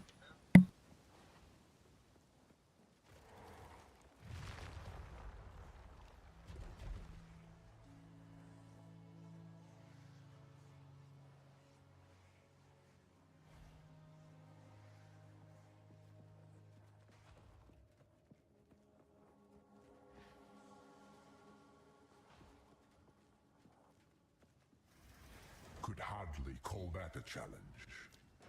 Natural selection breeds the mightiest foes.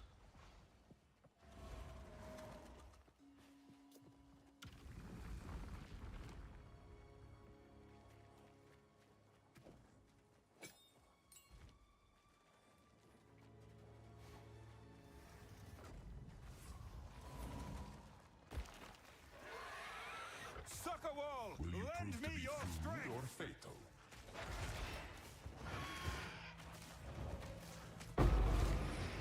The skies belong to the first ones.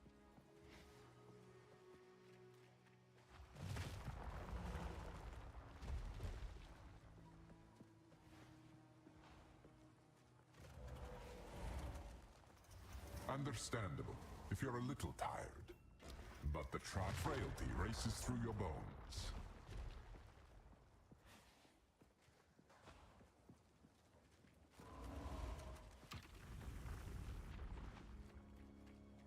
Stem the tide.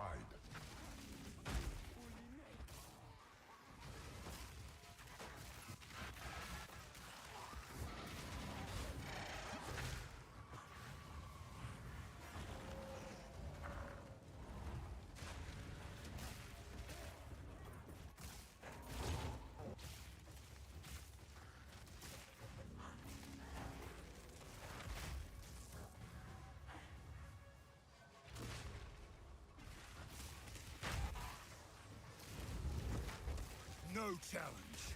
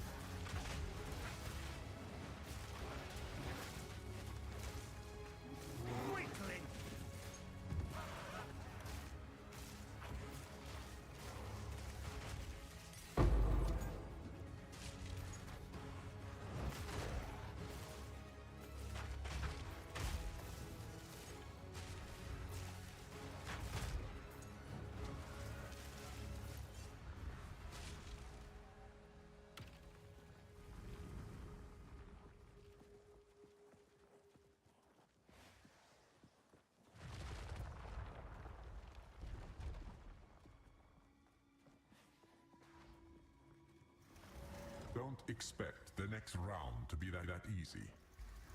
Time is your enemy.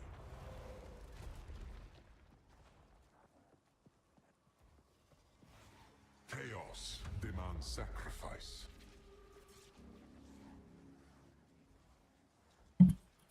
Okay, I am back. Did you see what I was pointing out with the with how to use the macro planner?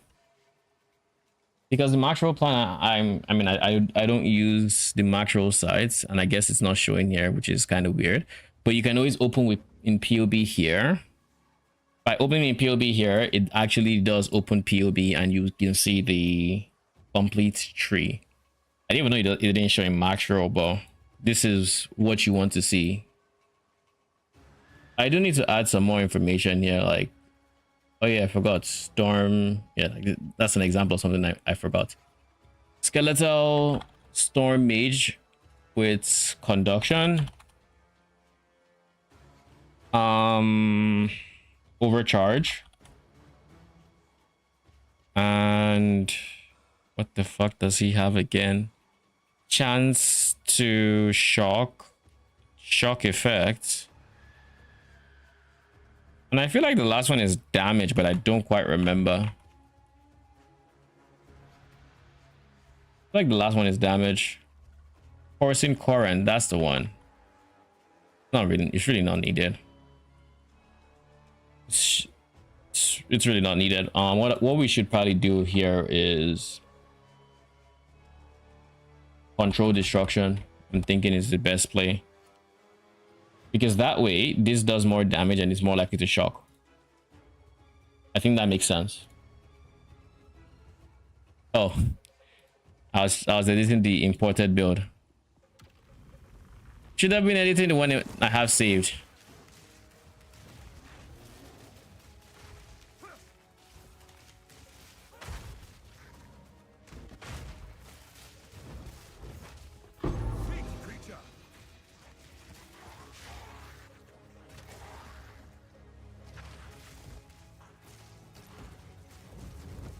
Do I have impact shockwave? Oh, I do. That's why the wave clear felt a bit worse. It's fine. It's just ultimatum. We don't need that great wave clear to begin with.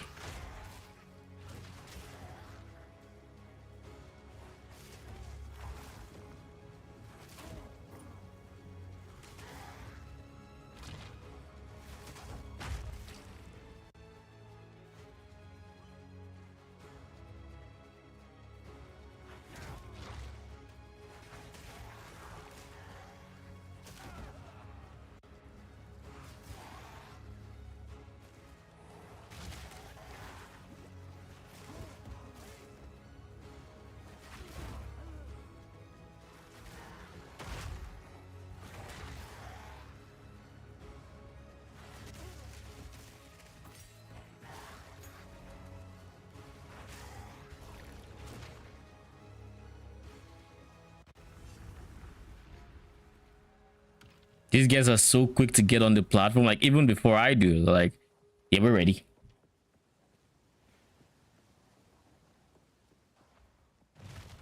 Just to confirm, we have the DPS set up, right? Yeah, we do. Don't expect the next round to be that easy. We don't touch this. This is a very unique one for this build. I wouldn't want to not take stun immunity for monsters. Yeah, no, that would be a brick, honestly. That would surprisingly be a brick. So that's one mod we can't take on this build.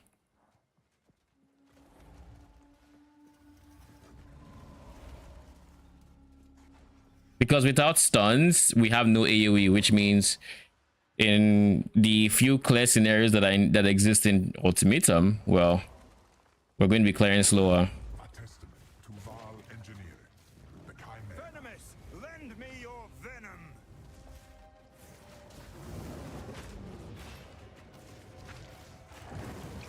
No mana.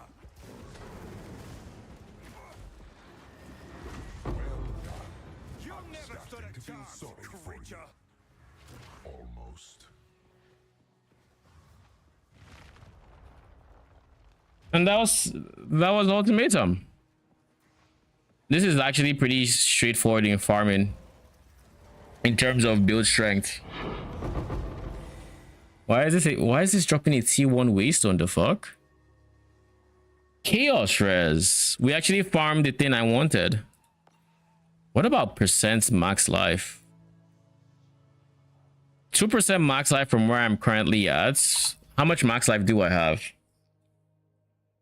I have 50% more, so 2% increase is also a multiplier on that. So I guess the math would be 2465 divided by 1.15, which is 50% more. times. What am I saying? No, I don't need to do all of that.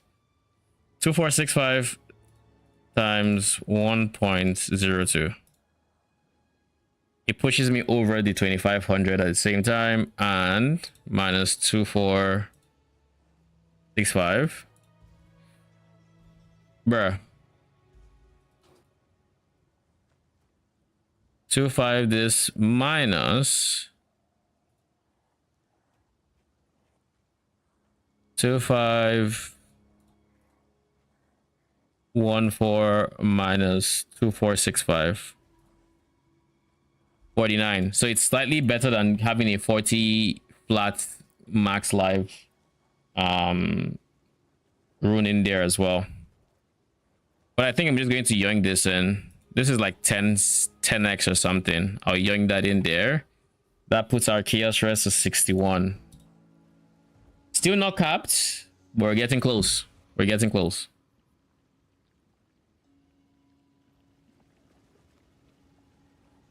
But yeah, that was pretty chill.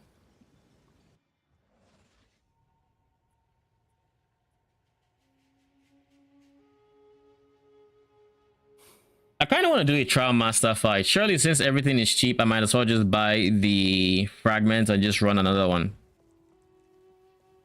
I think that's the plan. We dropped which guy? Middle piece. So I have exalts. Let's run some fragments. We want left piece. Left piece is 14. Jeez. Right piece is 3.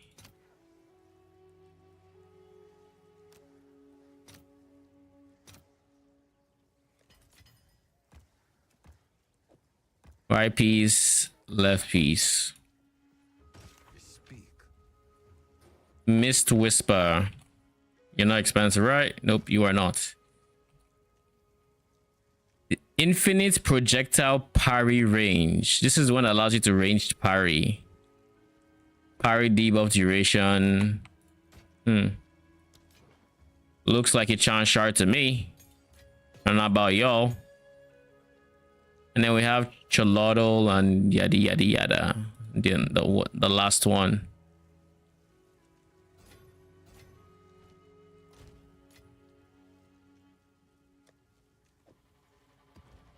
All right, let's go do Trial Master real quick. Let's see what our DPS looks like.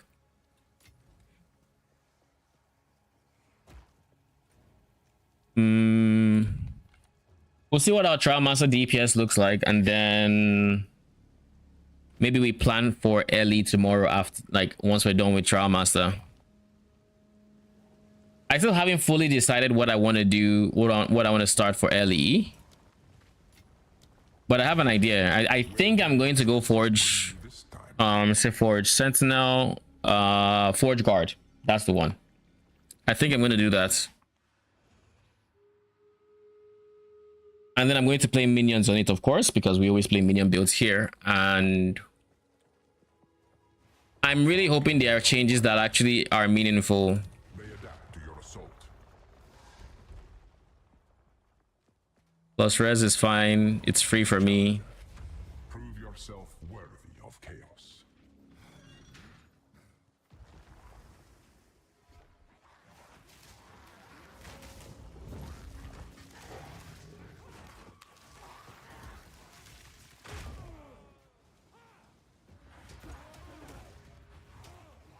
I think it's funny how weak Child of Chaos's monsters kind of are in comparison, because this is that moment where, like, my minions are just... I could dial back the damage to make sure they don't kill it, but, like, they're genuinely just one-shotting the monsters. Well, so one-shotting some of them. The smaller ones just die. The bigger ones last to get bone shattered, but that is if they don't get hit again, because when they get hit again, they get stunned. Don't get overconfident just because you beat the first room. Honestly, monsters being protected by ES is not a big deal, because that just allows me to stun them even easier. So my AoE should be better just because of that one mod. Live.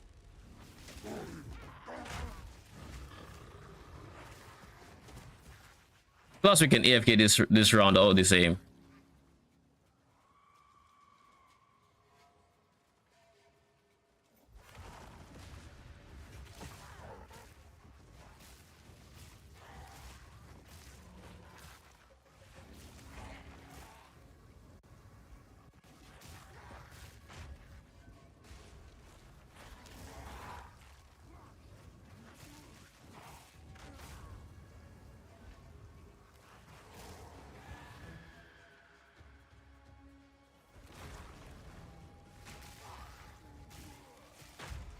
I said I wanted to do something with the mages, and that is switch Cursing Current, which I don't really need because like I don't need more wave clear.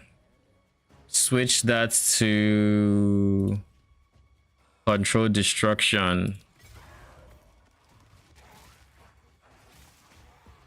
That increases your chance to shock without actively using a shock support gem.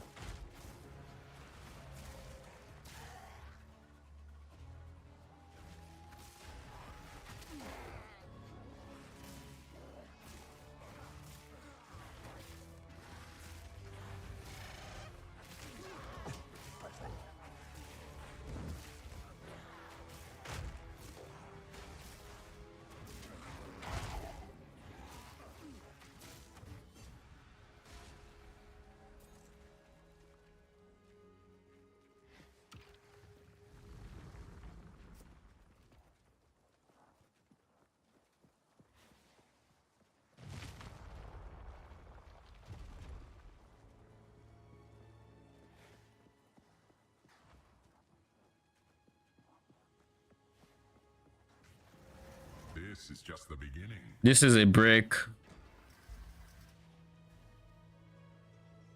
We just do toxic monsters here. Bleeding and infected. We're not bleed immune and we're not poison immune, so that's kind of annoying. Gem retrieve.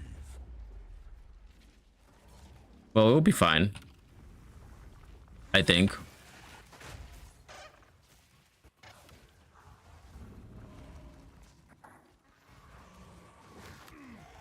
It does mean that... Wait, I don't think the tornado mechanic necessarily hits hard, so it's not going to be problematic from a bleed point of view. It hits very fast, so that is going to be a problem, but because of bleed specifically, it's not going to be an issue. Poison, however, having the bleed and the poison makes it more problematic.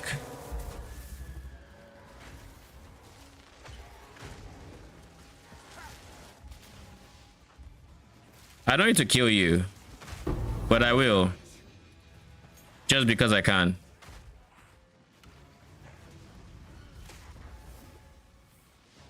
Okay, your degen is ramping. I need to take you to...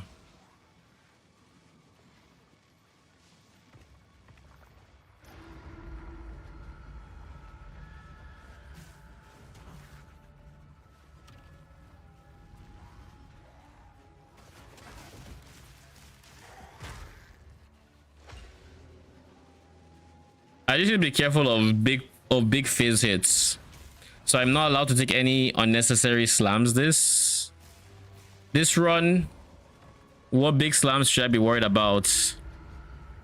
Spinning Max Spinnerson has a lot of big phase hits. His feathers, his jumping into the sky and landing. Those are all big hits that I should be wary about at least. But realistically, I just want him to be stunned into death. We are only getting started. They strike for the heart. It's not spinny. Oh, it's the bird.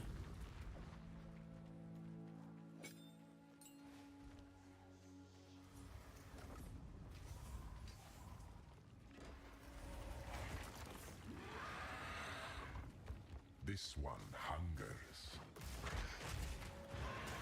And now you die, I think. Yeah.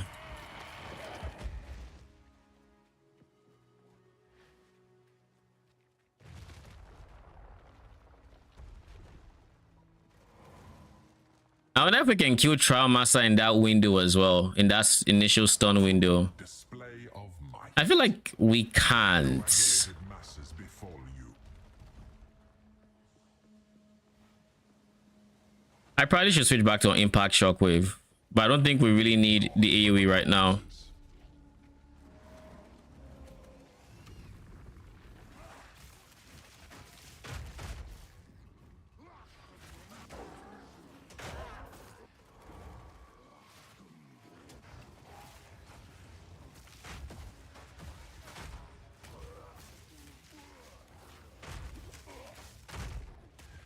You know, I was gonna say, why is my character leaking? And I remember that I took all damage, like damage from hits, poison, and bleed. Is there any source of bleed immunity besides having to buy a new belt? Because, like, I'm not looking forward to having to buy a new belt. Because, like, my belt is currently good. It has cold rest, fire rest, strength, life, and I think I got it for like 15x or something like that. Almost there. Keep it up. So you're just gonna take away my AFK, right? Fine. Whatever. Seeks you. You haven't given me an escort mission. Please don't give me one now. May their blood fuel your progress. Tower rework right before LE. We'll check that after this ultimatum.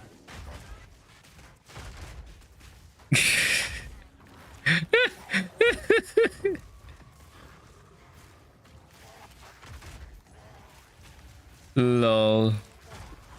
I mean, you say that, but we are going to be right in those games trenches by tomorrow. The fact that both of them release on the same day is kind of interesting. I don't think so. I know what Torchlight's turnout is going to look like with Ellie being right there. And I love how the conversation is even like, because like people are talking about PoE2 replacements and all of these things. The conversation isn't even TLI. Everybody's coping on Ellie.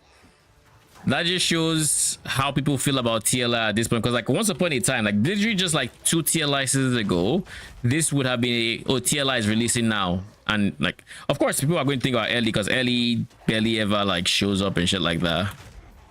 But like, the conversation would have been more favored towards TLI.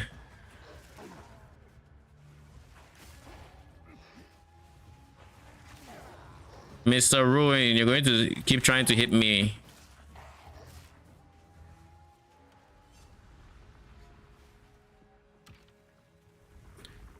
Spectre updates. I mean, I guess we'll check what it is they've posted. It sounds like it's packed. Spectre update. What the fuck could it be?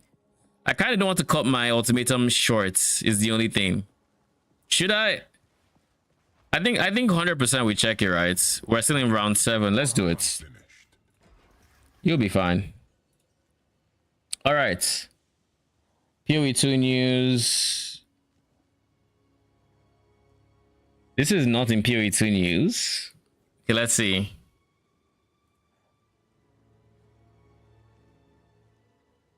I have no words. You deserve a ban for that. Frailty races through your bones. 0 words.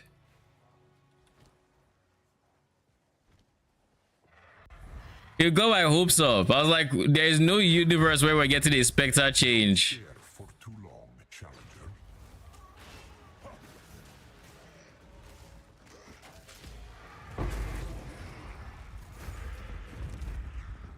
Like, I was like, why did he even let him?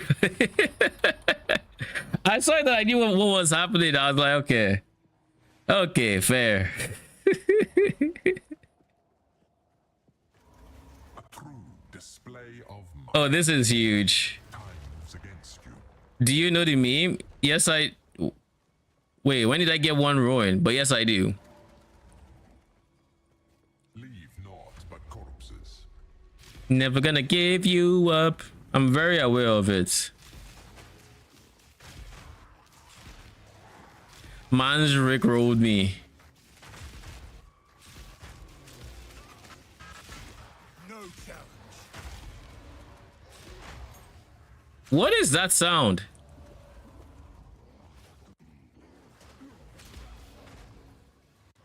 What is that sound? Should I be worried about the sound I'm listening to? The fuck?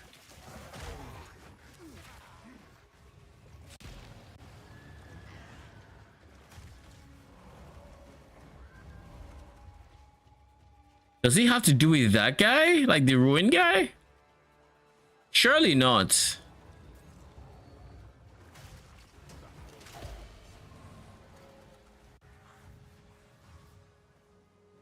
That is my first time hearing that. And it sounded like it was going on when I was killing the enemy. So like, does he have anything to do like a counter or something?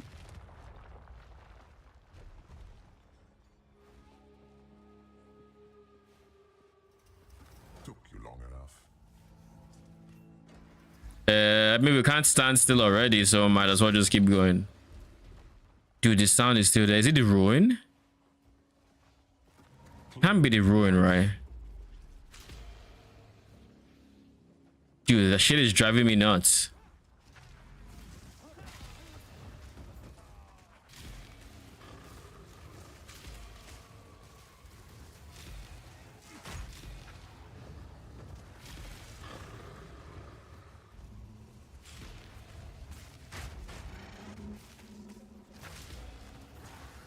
Does he have to do with a choice I made?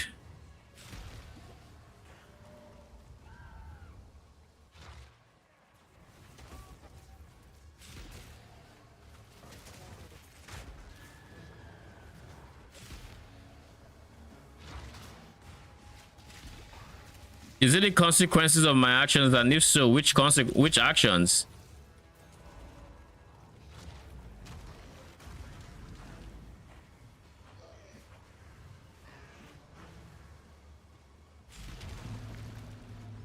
I'm going to check my boons and danes and I need to figure out where the metallic, I don't know what kind of success sound that is, but like I need to find out what the fuck. It has to be the ruin, right? It's the only thing that's new that would make, I don't even see why it would be making sound consistently, like it's being procced or something.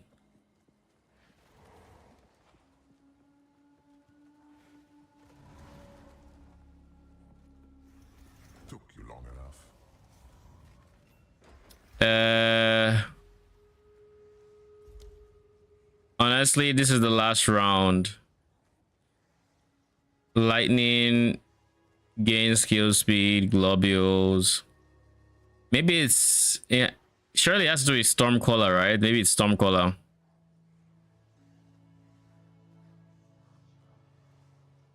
I'll go increase damage taken. Oh no, I forgot it was this guy.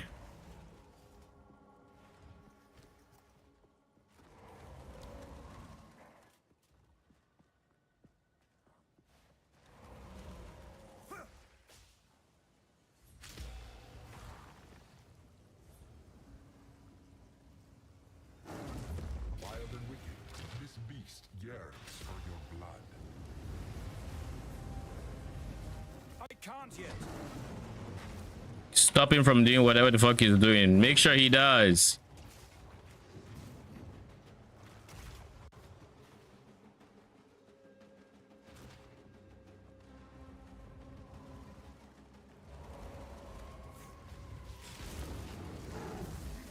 Will be your downfall. Fortune favors me.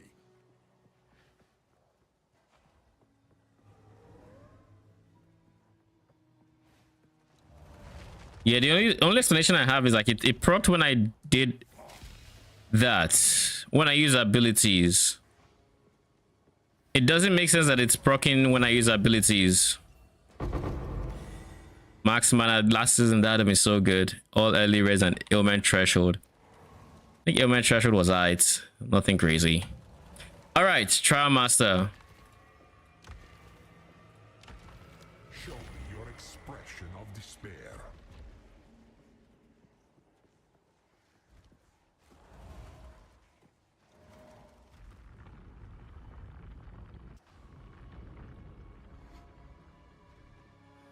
I can't yet. Well done, challenger. But there is one more trial you must complete. Defeat me and prove your worth to chaos.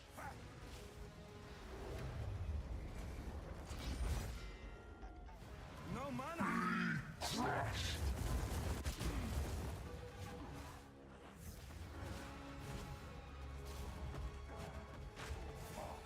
Need mana. Ultimatum.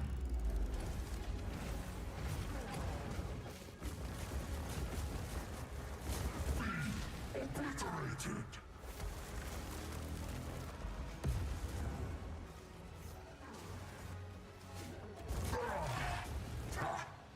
You'll need more than that. Yeah, you're about to die. My service is finally over. I have passed your test. And he's dead. Is over. All right, drop something good from me, please. Not glimpse of chaos. Continue. Not glimpse of chaos.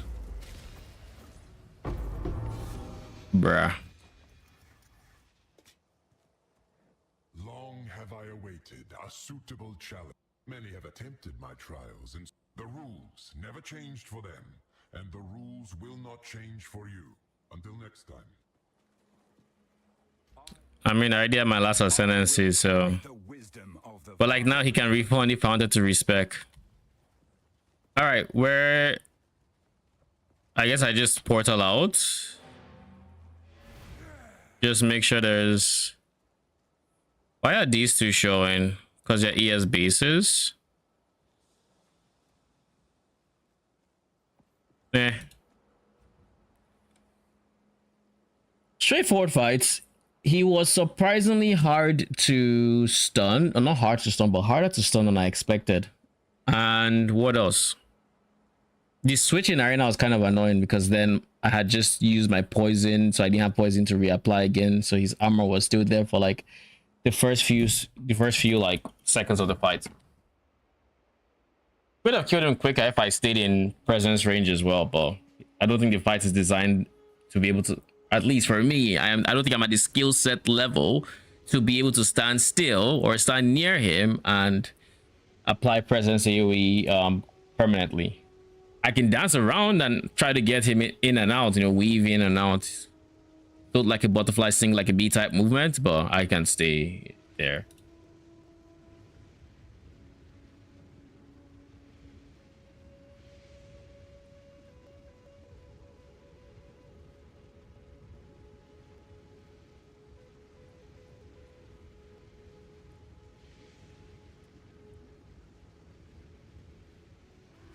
Yeah, I think this loading screen is going to last a while.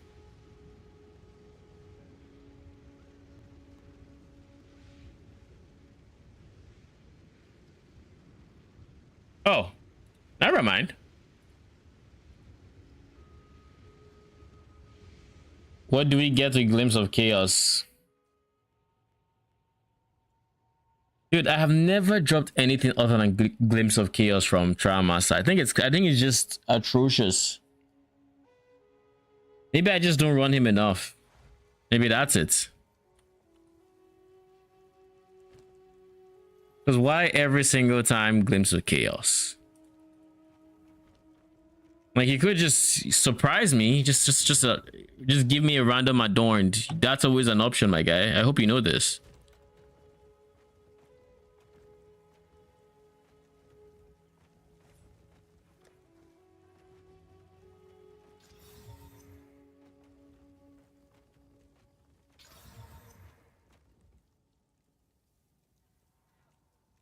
Man just switched right into an Elivore. I was like, how did he get these new stats? And then I realized it was just a new helmet. Is this actually Elivore's base stats? Oh, it is. All right, where's my chance shard?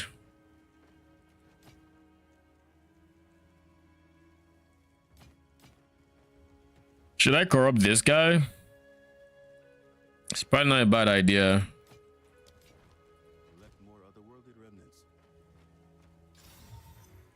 Where is Omen of Corruption?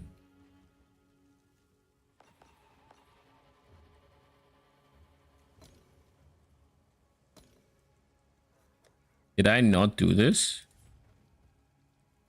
Oh, I used the wrong currency.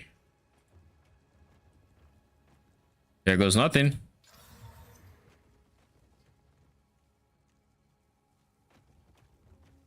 The fuck changed? It must have rerolled, right? Move speed is the same. Torrents crit is the same. Physical Torrents looks like it's the same. Oh, it's sockets. You got a second socket. Doesn't that just mean it's big now? Sheesh. Yeah, it's big. The reason it's big is because of the new lightning thorns socketable. So 40 50x. How much is the regular one?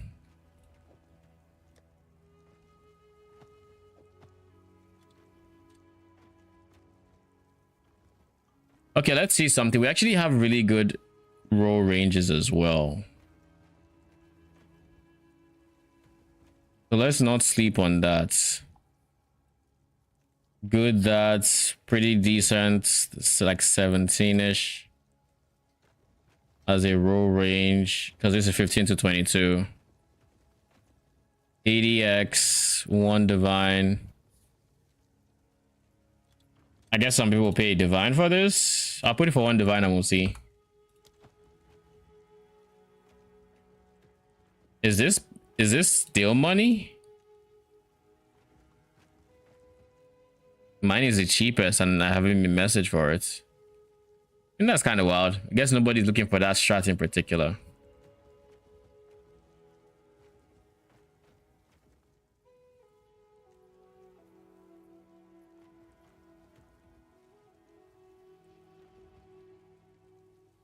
$10, $15. So we take this down to like 15.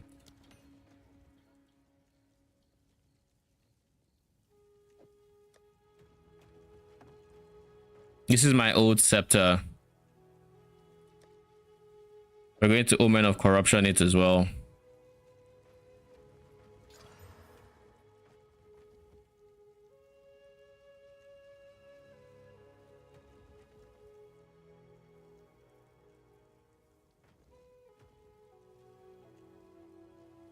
I don't know what changed. It looks like quality did.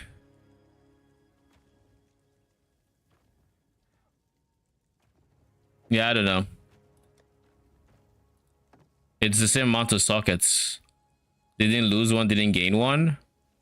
Levels are the same. I think those are the right stats. Though I guess accuracy could be different. I don't remember if it had accuracy or not.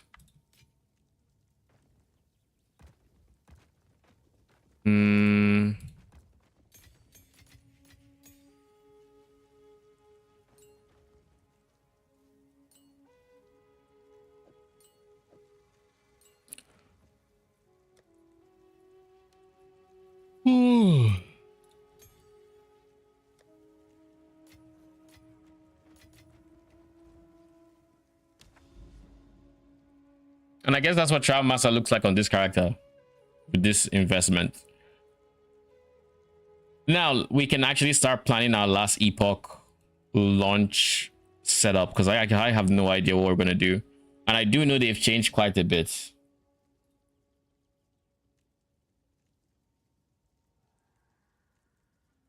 Not you. Last Epoch tools. So the last time I did, let's actually change stream real quick.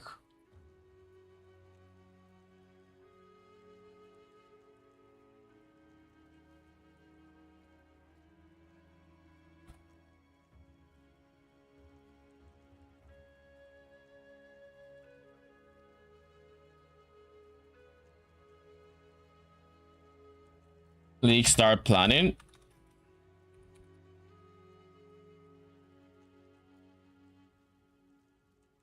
Now, what our plans moving forward are just to actually have a solid plan so you guys can understand like what the stream structure is going to look like. What I have in my head right now is I still have a build in PoE2 I would like to push, and just I have a new minion build I want to try. I don't know how successful it's going to be, but those are the kind of builds that kind of excite me to try at least. So we are going to still be weaving in PoE2 alongside our last epoch. But that said, starting off like tomorrow, we're going to tomorrow is going to be nothing but last epoch, and then by say weekend or like early next week, we're going to start weaving in more PoE2. And I don't think I'm going to do TLI, but I could be wrong. We'll see. But yeah, that is for the most part my plan. I had Javelin in my Forge Guard. Why? Was this because I was using Javelin as a support skill? But yeah, that's kind of my plan going forward. Let's switch YouTube stream as well.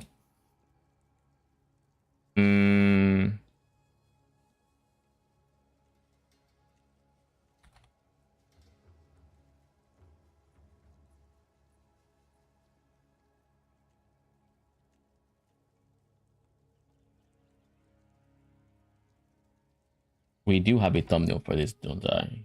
Where are you at?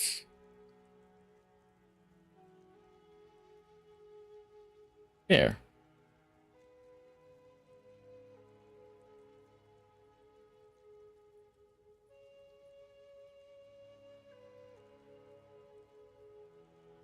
I kind of wish YouTube would let us save multiple thumbnails so that I could just switch back and forth instead of having to re-upload it.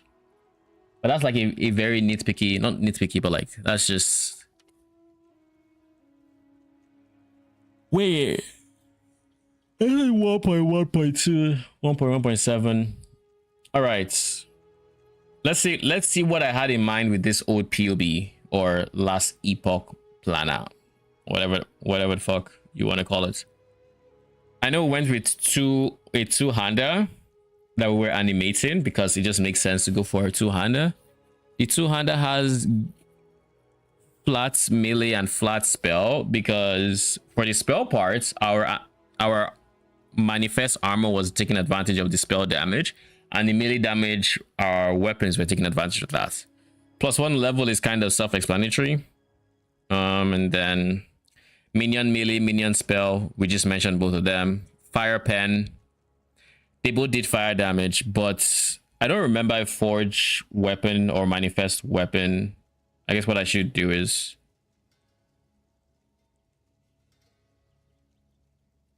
can I update it? All right, now manifest armor. What has changed on this tree? I guess what I should honestly do, like real talk,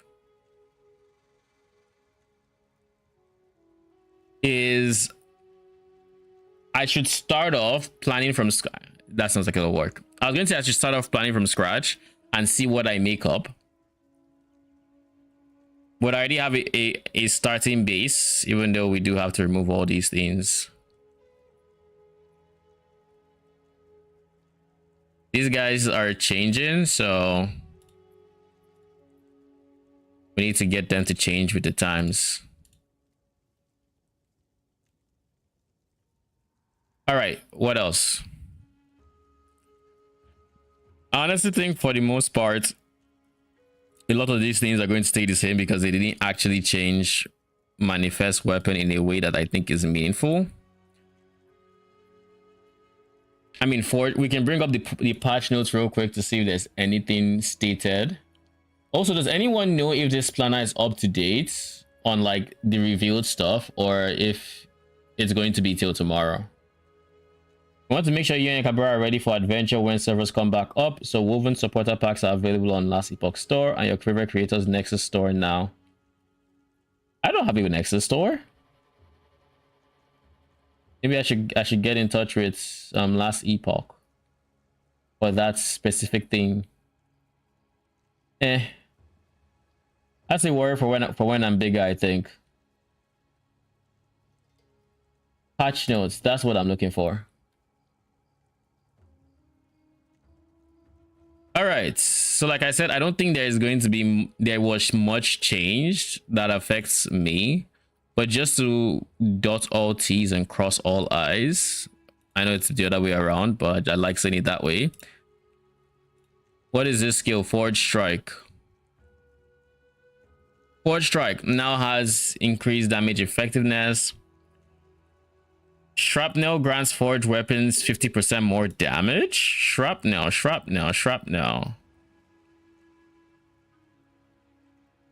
Where the fuck is Shrapnel? It's one of these two I couldn't live without, right, bruh? It's you. Much shorter duration, deal more damage, 50% more damage. Oh, it's there. It's 50. And explode when they expire, dealing fire and fizz to nearby enemies.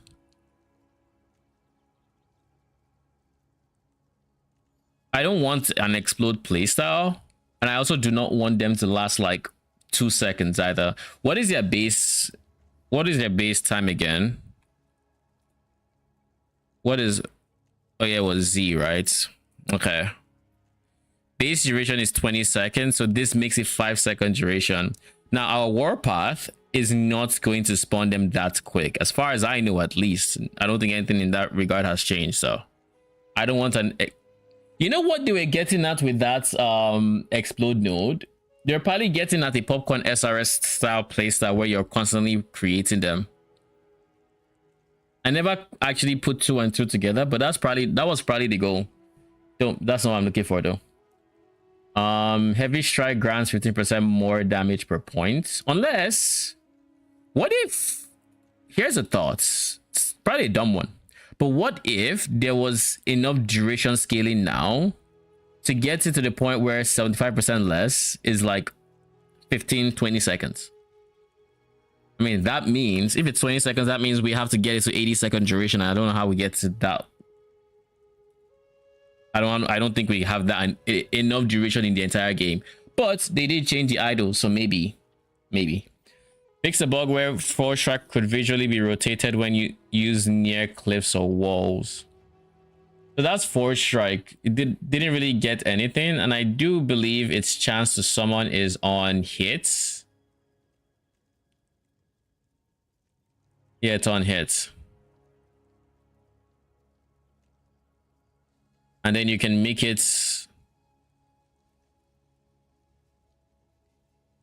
have a higher chance to spawn. Where is it?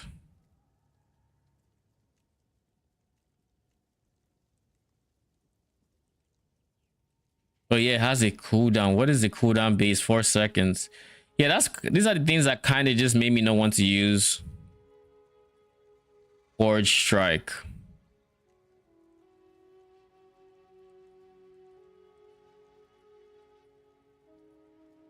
And if I remember correctly, armor affects hits as from all elements, including like elemental.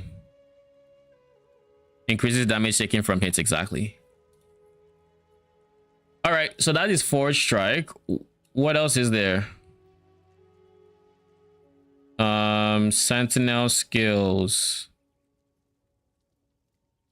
What other skills do I have here? Manifest armor, didn't see any changes. What about Ring of Shields? I don't know that I'm going to use Ring of Shields, by the way, but we'll check it out. So manifest armor isn't here. Ring of Shields. Did you get a buff? Which, by the way, you don't need to have a shield for this, right? Because I didn't take the node that made it use my shield. There is a node like that, right?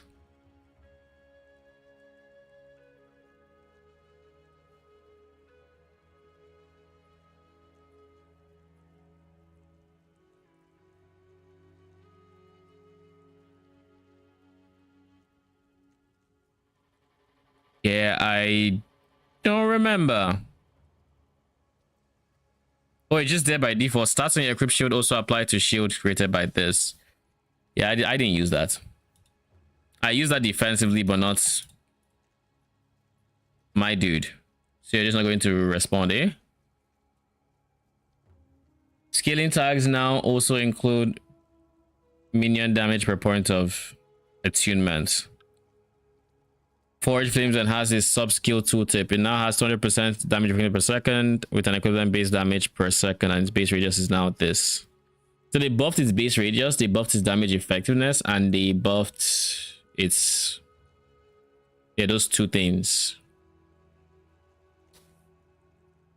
Fix a bug where rush wall, increase the area hit by this, and... okay.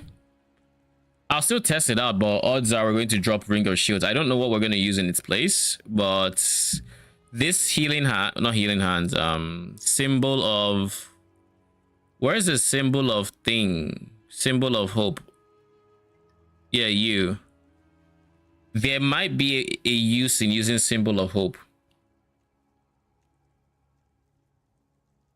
Because every 2 seconds, yeah, it creates a symbol, and that causes me and my allies attacks and spells to deal additional physical or fire damage and increases health regen.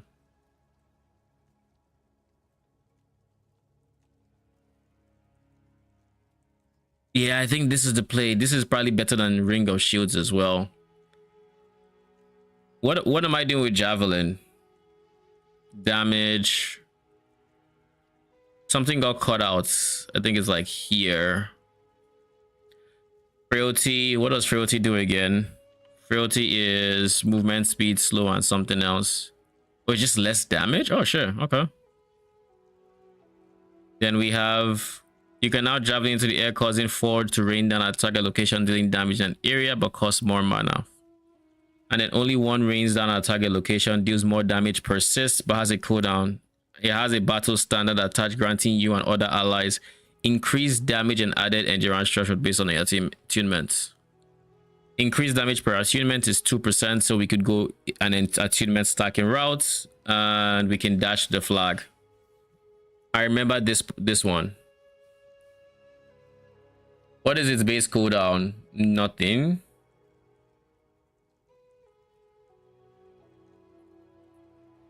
Oh, this gives it a 6-second cooldown. This then makes it 8 seconds each. Heals allies around it. The amount of health gain is increased by healing effectiveness. Then we have last longer, but limited to 1 standard.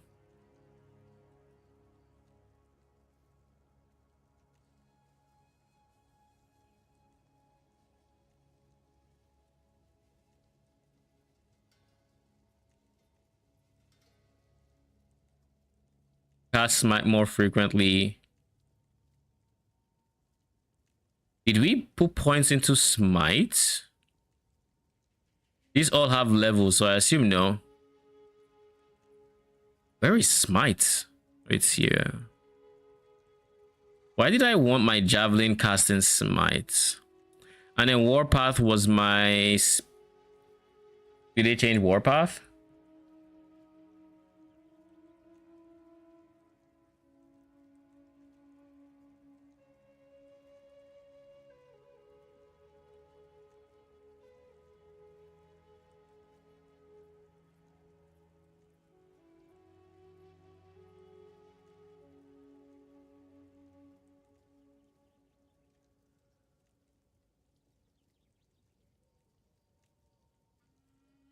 Deal 30% more damage and take 50% less damage. Wait, what? Sentinel subscales.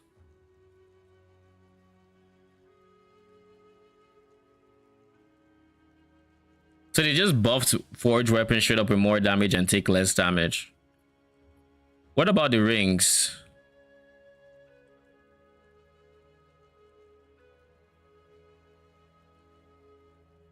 The stats on your gloves apply to your forged weapons at X effectiveness, increased weapon duration, melee damage, melee necrotic damage for forged weapons. So now my forged weapons are dealing necrotic and fire damage. This... maybe we change chance to ignite, eh? Maybe we do. Should we scale crits? Let me see. With this increased crits, this is affecting their base crit if I remember correctly. Because it's on the weapon. I think so, at least. Could be wrong, but I think so. Increase health. I thought you knew about that. I mean, I think I saw it, but I just didn't process it. So they are tankier, so they should die less and they deal more damage. But what is this about Phantom Grip? One nerf was made to Phantom Grip. Does anyone know?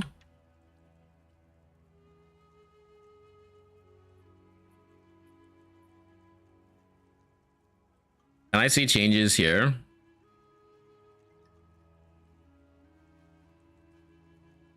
No changes.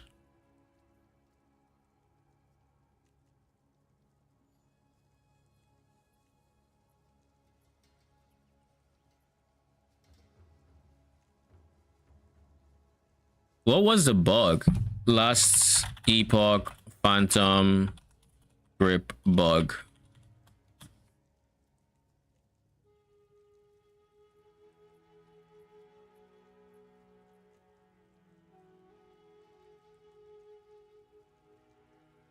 Holy shit.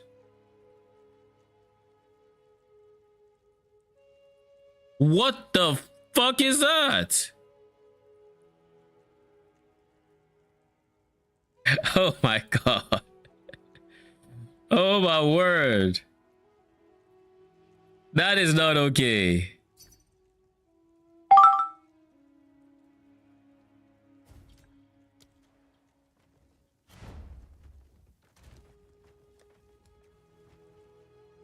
That is not okay. Person's name is Boosted Elon.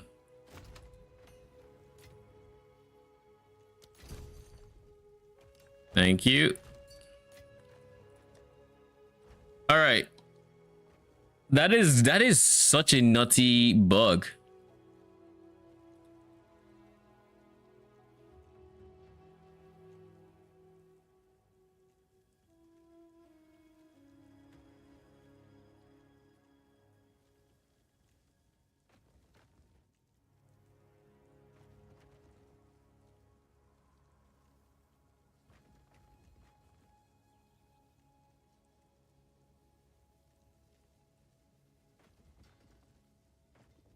What does Malin do again? I don't remember.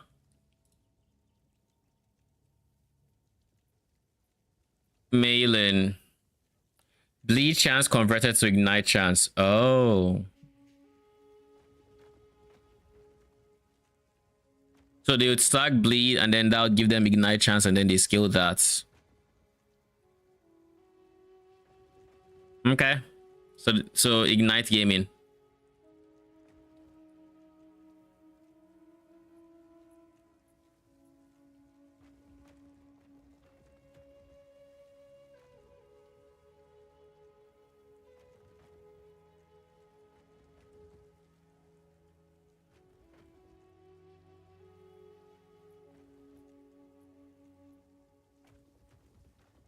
Ignite is used for Sentinel right now, by the way, both for Hammerdins and Warpaths. I mean, Ignite has always been big, right? Because like even this setup has Ignites. Like this was my OG setup. I was scaling Ignite as well because it's just free damage. But I don't think Ignite was the focus. It was more so I had multiple variations of this. So if I remember correctly, I tried multiple different things. I tried on hit and I tried Ignite. Ignite was pretty chill. It had, I think it was like higher single target. But clear was significantly worse, right? I think this was the very first iteration, which was on hits using the apathies more. Yes, this was on hits using, actually this was void, fire, whatever. This was that for that variation. And then I did something else with scaling spell specifically, and the way I scaled spell in this case was I was giga juicing ignites with Malin. That's exactly what I did. I used Malin, I used Fiery Dragon, and the idea was manifest armor was the guy that was going to benefit from this one. But then I think I realized very quickly that not all modifiers work on the manifest weapon. So I never actually took this entirety of the build to fruition, because like I think this guy wouldn't work on manifest armor or something like that. This wouldn't work. Yeah, this was a big one. The others would work. Fire pen with ignites, increased fire damage, which would obviously be really nice. And then the second thing was I didn't like the way the manifest armor was using its skills, because how do I describe this? If you haven't played manifest armor, the way that skill works is this guy is going to walk up and use like a spell, a cone-shaped spell like this, right? A V-shaped spell. Now everything in that V shape is going to get damage. So naturally, when you're clearing, you're going to hope that he would walk up, hit an enemy with the smallest part of the cone, so enemies behind that would eat big burns. That is not the case. The actual case is that he's going to stay at max range and shoot it. So there is this giant ass canyon that nothing is taking damage in, and if there are any enemies behind the targets, they don't get touched by the damage, because he is literally trying to hit with the tip of the spell. So I think those were the two things that made me not want to push ignites further, something like that. And for the most part, to be honest, a lot of the problems would likely still be there. I didn't see any AI changes to manifest armor or weapon, but we'll see. What I need the most from my weapon is a source of explode. If I can find a source of explode, proliferation, whatever else, it is gaming. But without that source of prolif, explode, yada yada, then yeah. All right, let's see. Weapon prefixes, we went crits.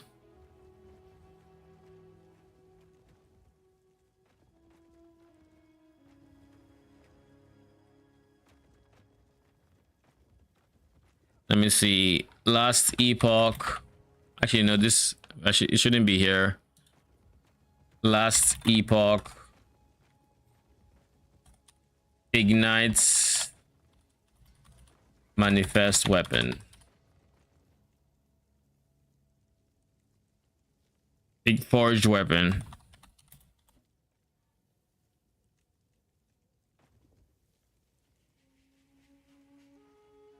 Dummy, just to show you how oh my good god, this is build fucking loud. Target, and you'll see the boss fight in a little bit.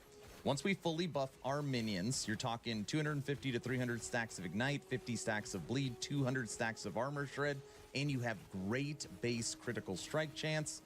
I think the highest hit I saw, and remember, how old is this video?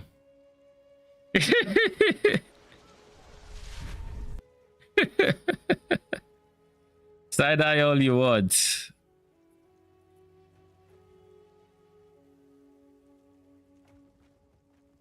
stacks of armor shred, and you have great base critical strike chance.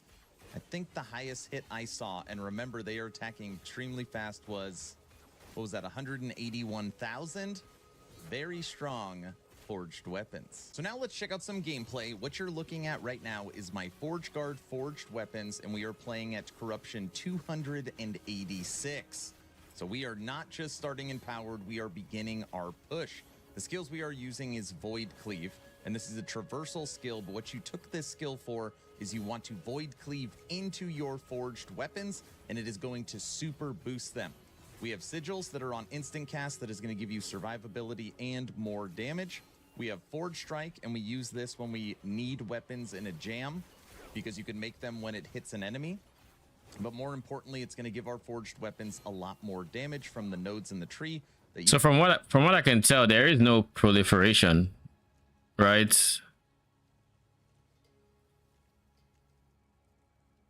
Updated sigils. Oh, this, yeah, I plan on using the updated sigils. This is a very old video, by the way. It's I mean, not very old. It's like the last time the game was getting updated. Melee damage spell, melee bow, mana, yada yada yada yada. Manifest armor, attunement, warpath. So there's basically nothing surprising here, as far as I can tell. Here I went for attack speed, chance to apply armor, shred, health, attunement.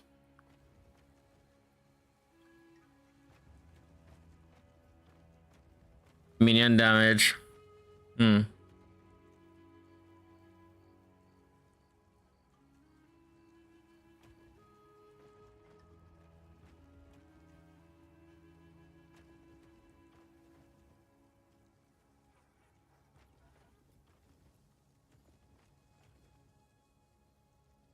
Has no cooldown but costs additional mana. Why would he go for this guy? He isn't using it. So why the fuck is he going for that?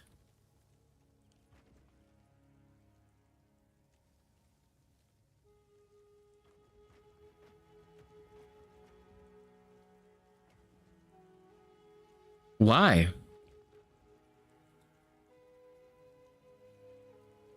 Unless I'm missing something. Skills. For our meat shield, we are using manifest armor. And for this build, we've been testing, and I actually have some damage reflect in it as well. And then, of course, we are spinning to win. And the build literally could not be simpler. You spin.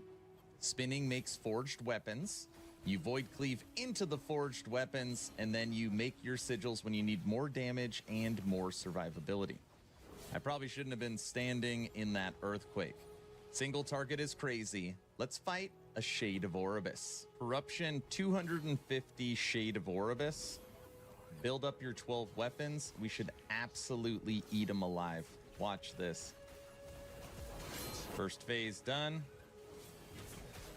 Second phase done.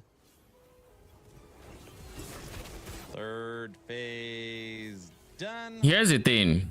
Single target has never been my worry with this build. It's clear, and this isn't.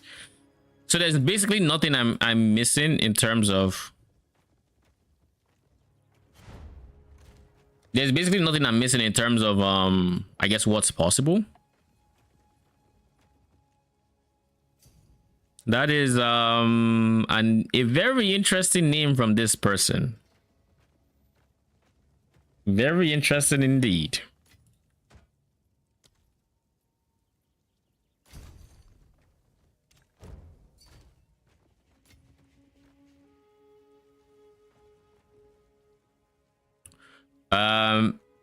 Where were we? We're here. All right. Let's assume no AI changes. Nothing has changed. This setup should be fine. But we still have to worry about Prolif. But we can't rely on Manifest Armor for his AoE and his spells and whatnot, because he's gonna piss me off even more if I try to make him work. So that is not an option, which means the only option there is either using. It really annoys me that they did not make any meaningful changes to this. Let's just start there. But let's see. We have armor shred. We have this. We have this. I wanted area because the more area I had, the better declare in theory. So I was prioritizing area. Obviously, attack speed, cooldown, recovery speed. Don't really use forge weapon. I was using warpath to generate. Anyways, I don't need this because I'm using warpath to generate. Anyways, then control more obviously, and then great axe obviously. All right, I think this is fine, but this amulets. I mean, this amulet is a very straightforward one, but I don't know how likely it is to drop 1 LP. Okay, so it does drop pretty frequently at 1 LP. 2 LP, maybe. Actually, at no LP, it's 93% chance.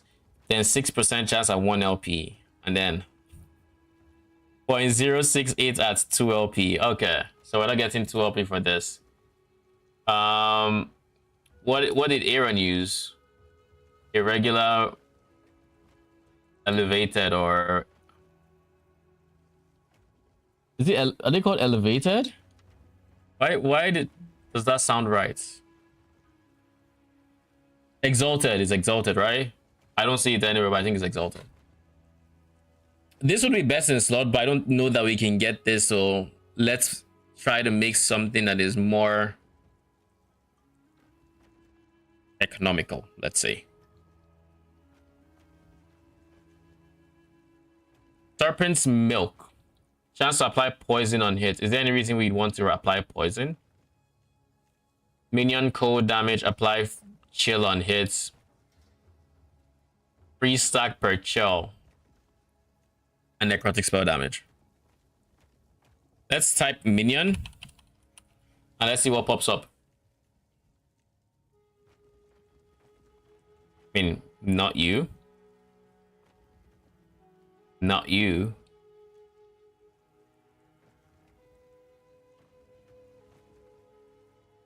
Not you. Not you. You are, if I remember correctly, one of the few sources of increased minion crit chance. This is new. Every 10 seconds, the random minion is chosen, receiving frenzy and 200% of the stats on this item. Chosen is a buff which lasts for 10 seconds. Frenzy grants 20% increased attack cast speed. Oh shit. Oh shit. So if we have only one minion, chance for LP on this. We'll see. It doesn't come with LP, it's Weaver's Will.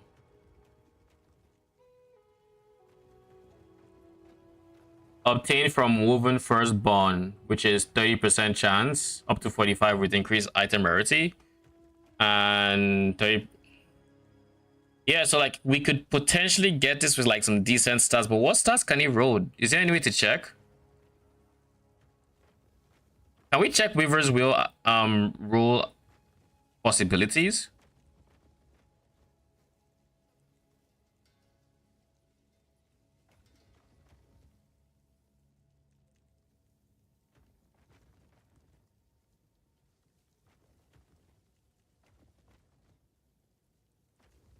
Eventually become a legendary version of that unique with 4 tier 7 affixes. He can either add or... Oh, sure. So each Weaver's Will... I feel like I seem to remember Weaver's Will being kind of random, like legendary potential. Or not legendary, but like it was kind of random, like forging potential or whatever it's called, to where when it procs and you gain a new skill, it could use a random number of like Weaver's Will. Not that it was using literally one to one. If it uses one, it's either upgrading or I feel like this is a change. This wasn't how it was before. Maybe I just didn't pay attention enough. But this is less dot taken. This is frenzy. This is really good for like one big minion build. So like there's a possibility we try something like this if we can get one with like decent stats. But that said, it really doesn't have anything that appeals to me for the manifest armor. If it did, it'd be kind of nice. But it's nice to see. I like uniques like that. Poison on hits and minions deal less poison damage. So you're supposed to convert the poison damage to something else with that one, I assume. Level of all minion fire skills. This is actually pretty good. Minion crit chance, flat crit chance as well. Fire damage leeches health on crits. I mean, the only thing we're getting here is minion fire skills and minion crits. Everything else is kind of wasted. We don't care about anything else, but those two levels mean that this would probably gain an extra level because it's a minion fire skill. And so same with this guy, minion fire skill. Wait, he doesn't have the fire tag? Does it fucking have the fire attack? Why doesn't it have the fire attack?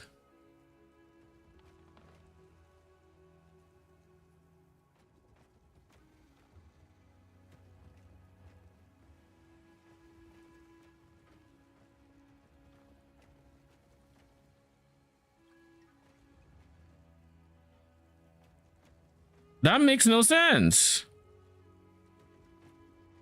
I mean, technically this doesn't have the fire attack either. So let's see. We're going to test out this theory. It was Logi's hunger.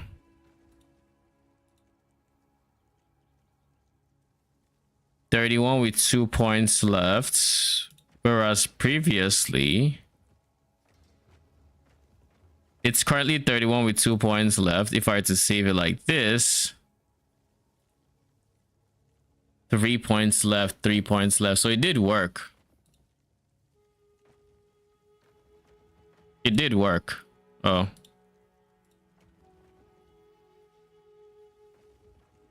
It gave them the extra points. So this might be a decent... This might be a decent leveling option. Because Minion crit just makes it so... Scaling crit is a lot more viable.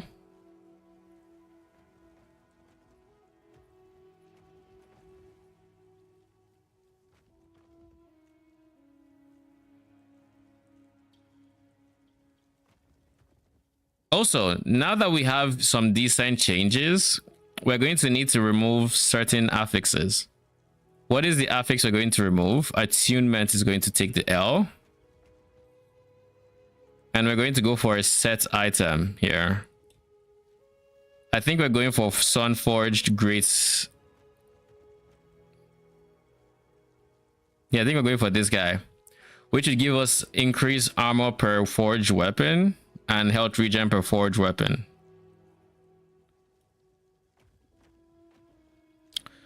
So we're going to try to get to the three sets bonus. And if I remember correctly, there was one. Then there was chest piece, which I would remove increased damage and ignite duration. And instead go for the same thing.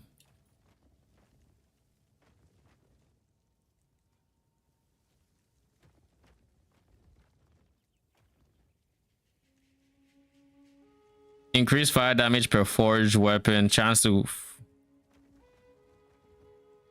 forge a weapon when hit. Sheesh. That's kind of nice. It's not great. It's not like a high tier chance or something, but like it's there.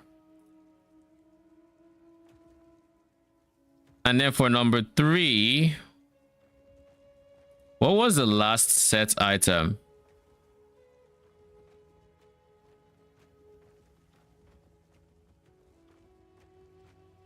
You can't get to 3 sets if you want to use Void Cleave. You need a two-handed mace. So the set item for this guy, where is it? Is a two-handed mace.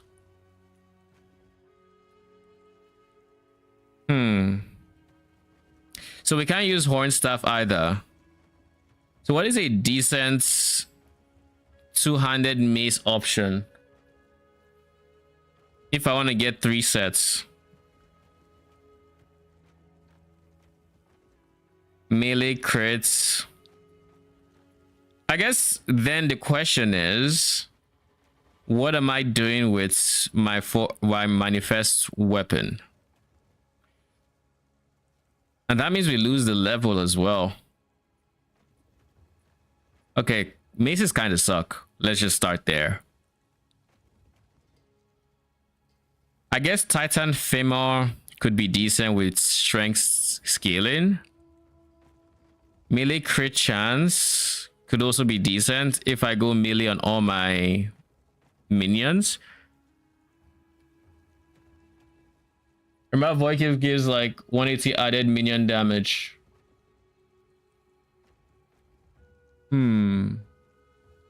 Let's look at Void Cleave.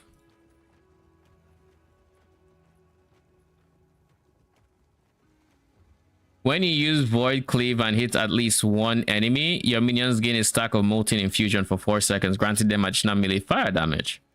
This scales up to +5 and a chance to ignite enemies. 30% and flat 15 as well. And then there's this one. Minions only gain this when you directly hit them with Void Cleave, but Molten Infusion has significantly increased effect, 20%. And then you can have two uses. Okay. Molten Infusion only on minion hits, and then... But then you'd have to scale AoE if you're going to do this. Let me see, this is 5 per point, plus the 15 that does not scale, so that's 20. And then the 150% Molten Infusion effect puts this at 45, 50 flat fire.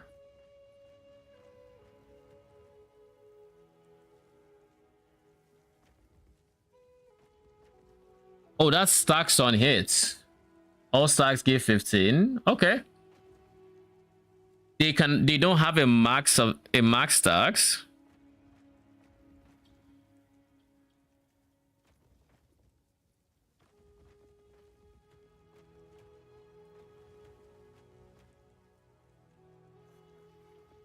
Is there no max stacks?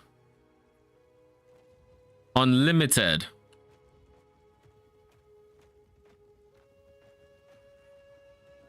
You can use notable for 2 charges. So that means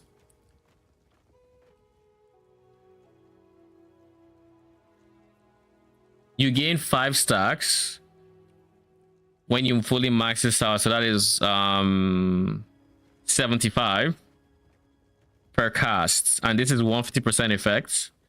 So this gives them 75 flat fire, and then this makes that 75 150, yeah, like 150 and plus 30 ish, like 180 something. 75, let's get the exact number, times 2.5, 187.5.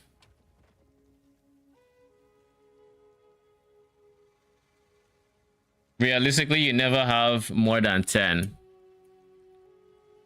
but it's only on the minions you hit, and this is melee fire damage and chance to ignite. Yo, things are selling.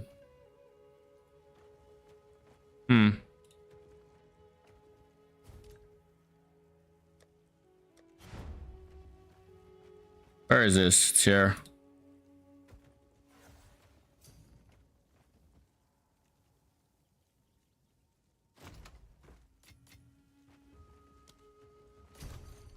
Thank you. All right. Looking at Void Cleave, it would be absolutely dumb to not take it. But, and I do guess Void Cleave is a mobility, but then it requires a sword or axe. We can't just use it with a mace, which is where your point comes in. We need to use a mace. So if we go for the mace, we are intentionally leaving so much damage on the table through Void Cleave. We're leaving, what is that?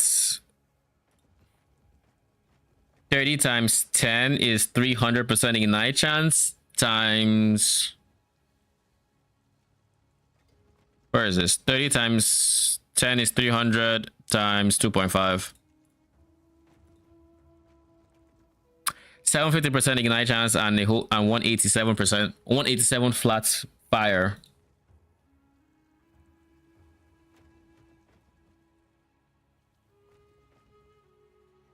One mace up. Giving up all that for 3 swords is obviously just not worth it. Obviously, right? But then I guess let's see. Resources, sets, items.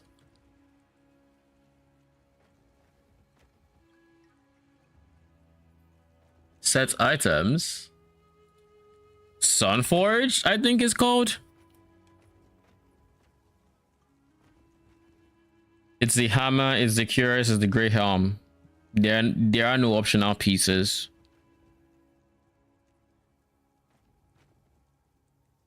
I mean, as is, we do get +2 with +3 to forge strike, which just help with. It does help with this a lot.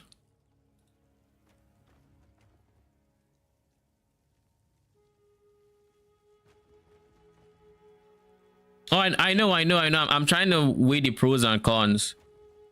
If I choose not to go fire and ignite, then that would be one way to go about skipping void cleave. But then I have to have a reasonable, I guess, alternative to go that route. We obviously can't use a two-handed staff if we plan on using void cleave.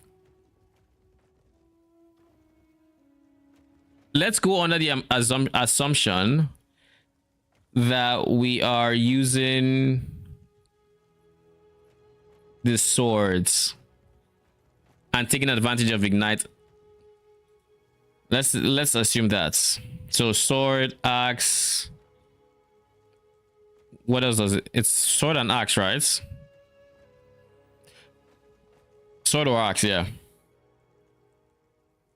Staff also prevents. Oh yeah, I know. This is basically an old planner that I just started making adjustments to.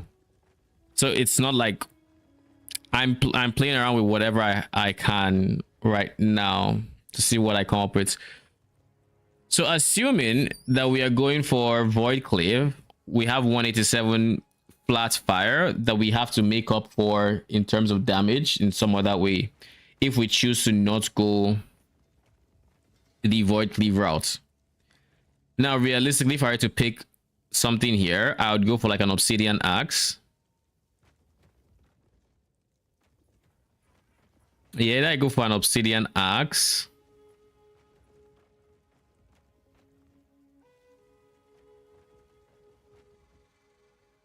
Why won't I just do this? This is 101 and it's giving my minions, it's double dipping in this regard. This is also double dipping, and I guess there's also fire pen, but I'd rather do this. 220% increased damage is just, it's a lot.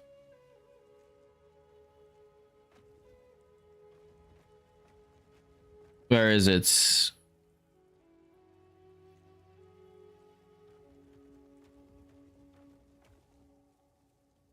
Bone Scythe, Bardiche, Radiant. Is it a sword? I assume it's a sword.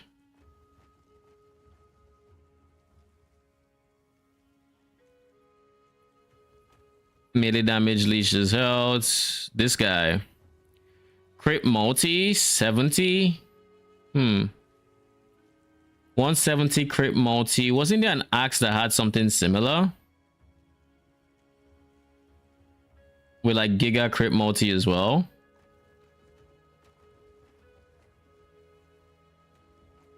Oh, it was you. You can't be upgraded, so not you. I guess this is a base type, but it's not as good with crit multi. So yeah, you are right on that. This has no conversion to necrotic, it just gives flat necrotic, right? Yes. It also boosts their duration by 25%. So 50% increased duration, so they last 30 seconds instead of 20. 30 instead of 20. Nah, that's not enough. All right. If I had to pick one, yeah, I think it's just you're leaving so much on the table without void cleave. It looks like.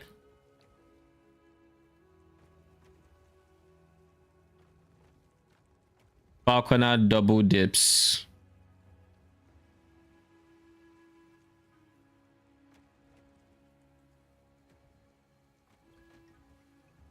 Oh, that's an axe then.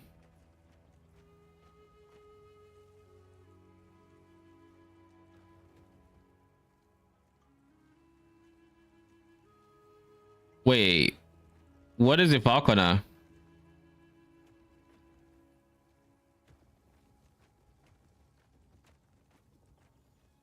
Oh, gloves, gloves. Oh yeah, those. I think I kind of remember what they do. I don't fully remember. Ravens. Where are you at?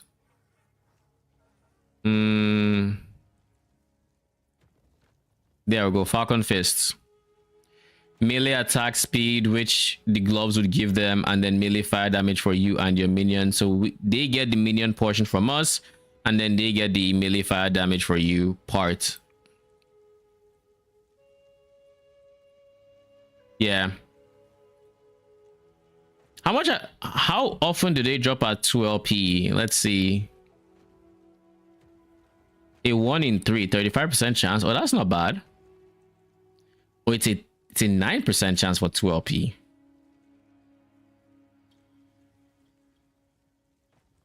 A 9% chance. Okay. Not bad. Not great, but not bad. Better than the rings, that's for sure. But the rings are also not that bad. 200% chance from the rings. I think the rings are going to be meta, and I think those will be very expensive to get. The goal is to get to 200%, but realistically, we're looking at 160%, 180%, give or take.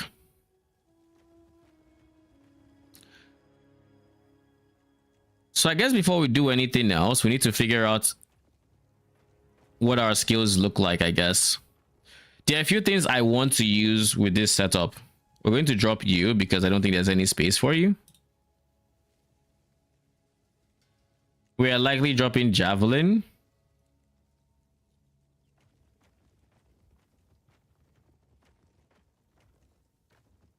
So if we're going Void Clay for the fire, we're effectively saying we want Giga single targets, and Wave Clay could be so-so. Sigil is good as well. Yeah, I plan on going Sigil, and I guess Void Clay would be my form of mobility. Sigil, Symbols of Hope. I think it's called Symbols now. Yeah.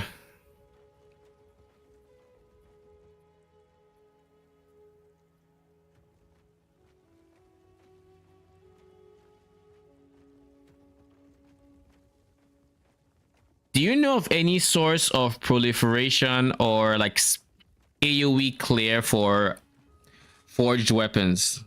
Like an explode, like something that just makes them do damage in like an area other than their base, like maybe attacks. Like, is there any unique that makes them enemies they kill explode or some shit like that? Just something AoE-esque. No clue. Because like my single problem with them when I ran them, PoE mindset, exactly. But my single problem with them was that there are two things. If we could go Ignite, which felt really good single target, but like when you decided to clear with Ignites, you had to ramp up Ignites to actually do damage, and because you're ramping up, clear feels a bit slower and worse. Then on the flip side, if you go on hits, clear feels better, but single target kind of declines. And even then, because all the weapons are hitting the same enemy, or just they're hitting singular enemies, clear ends up being slightly worse as well.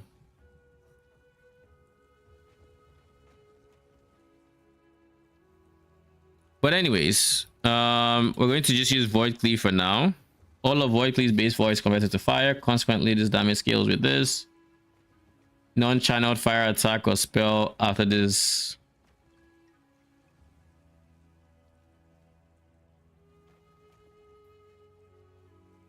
So that's Void Cleave.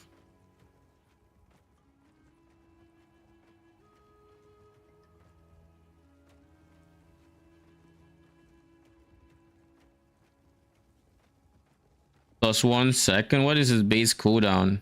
4 seconds. This increases the distance. Area makes it hit more enemies. Not more enemies, more swords rather.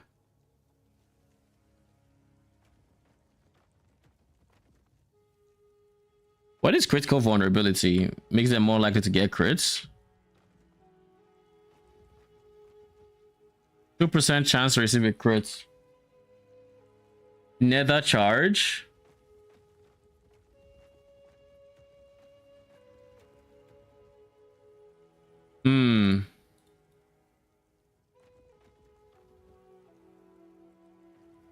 This is armor shred.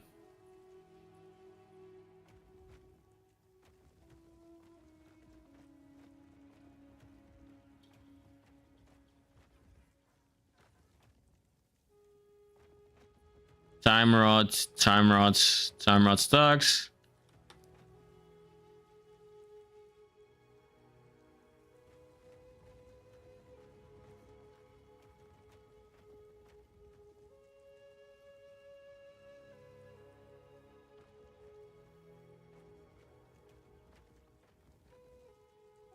Void red shred. I don't care about that. Abyssal.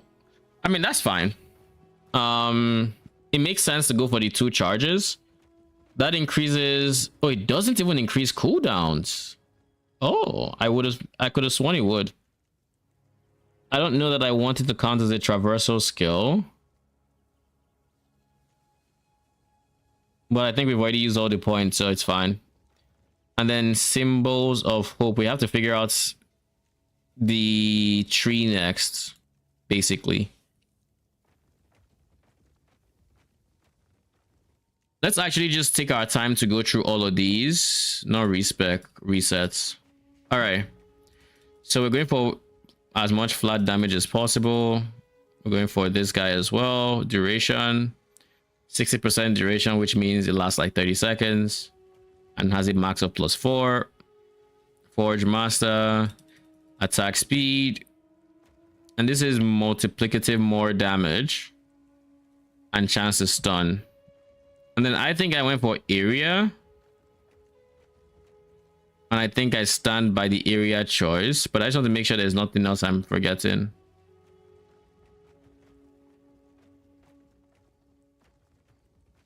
I don't care about that.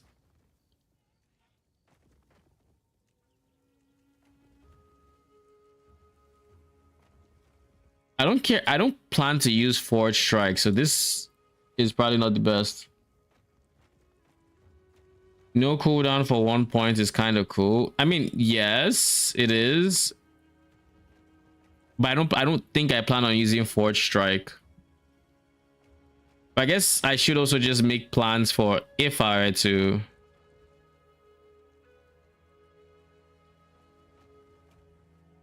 Nothing here is relevant.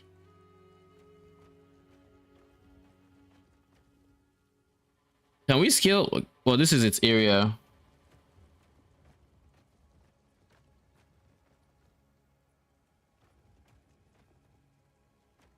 When a boss wipes your minions, I don't mind just ramping back up with Warpath, if I'm being honest.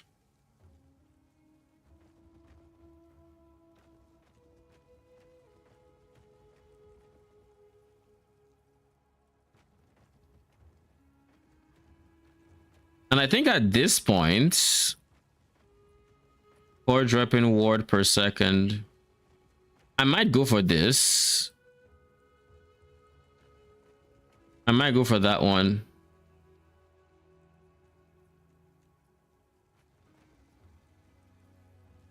Oh wait, never mind.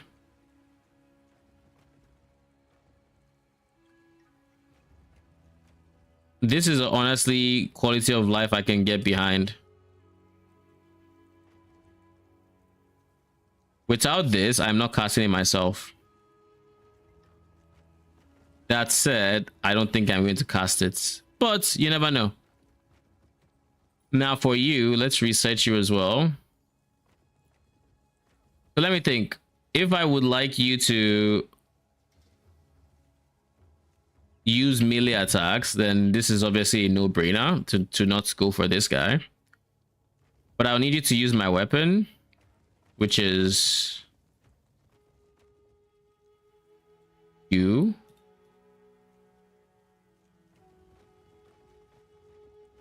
Equip sword.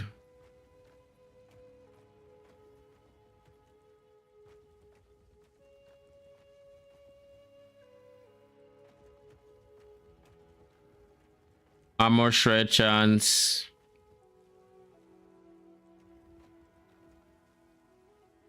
That or you shield throw for the spin attack.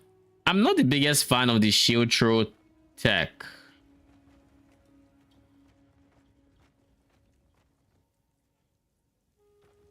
Ignite chance. I do think I kind of don't mind him using this ability. We'll see.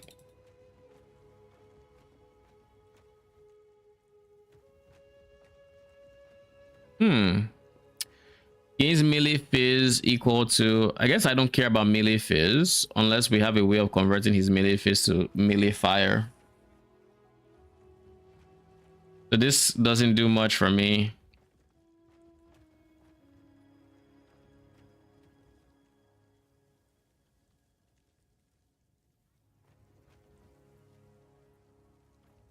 This is also a good investment.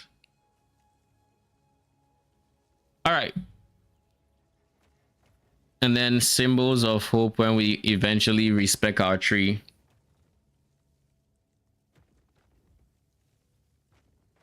Solaron's step boots on the admitted armor is crazy. What does that do? Let me see. Solaron's step. Increase movement speed. Minus fizz res. And then crit multi. Minus fizz res is rough. It's decent movement speed. Actually, maybe not so much.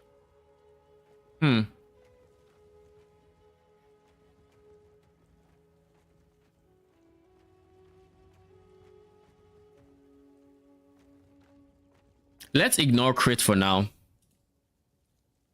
Right now in his tree, I haven't seen anything that gives him crit, and I remember I was scaling crit in the past, but I remember scaling crit in the past, but I don't quite know how good it will be to scale crit right now.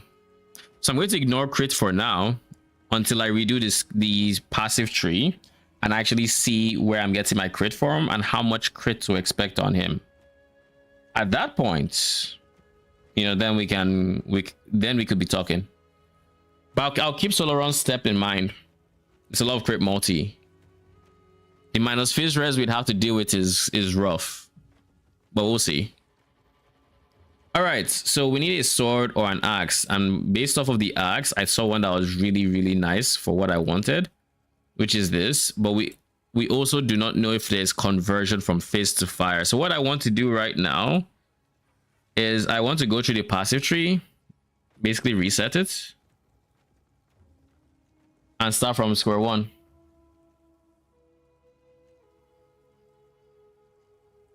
It's all about the weapon if you want to use it.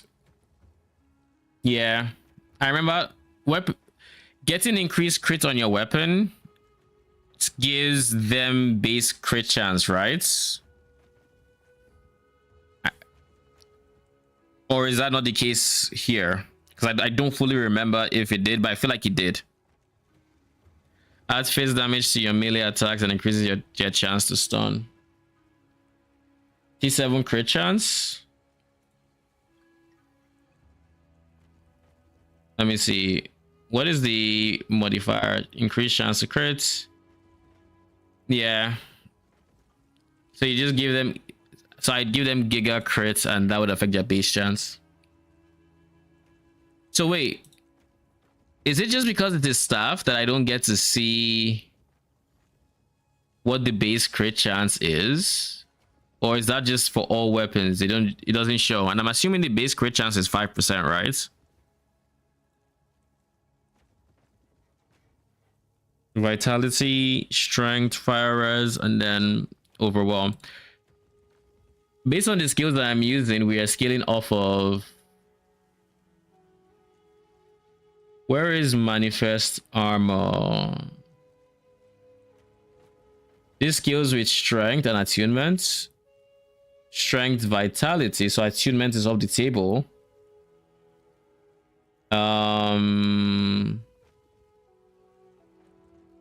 Strength, attunement. Strength, no attunement. So basically strength is king, attunement is like secondary. So let's start off with the mindset that strength is king.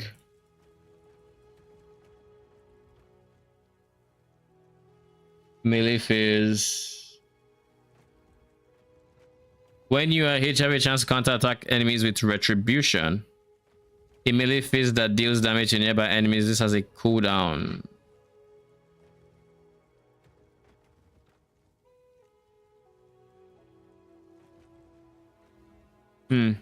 Okay.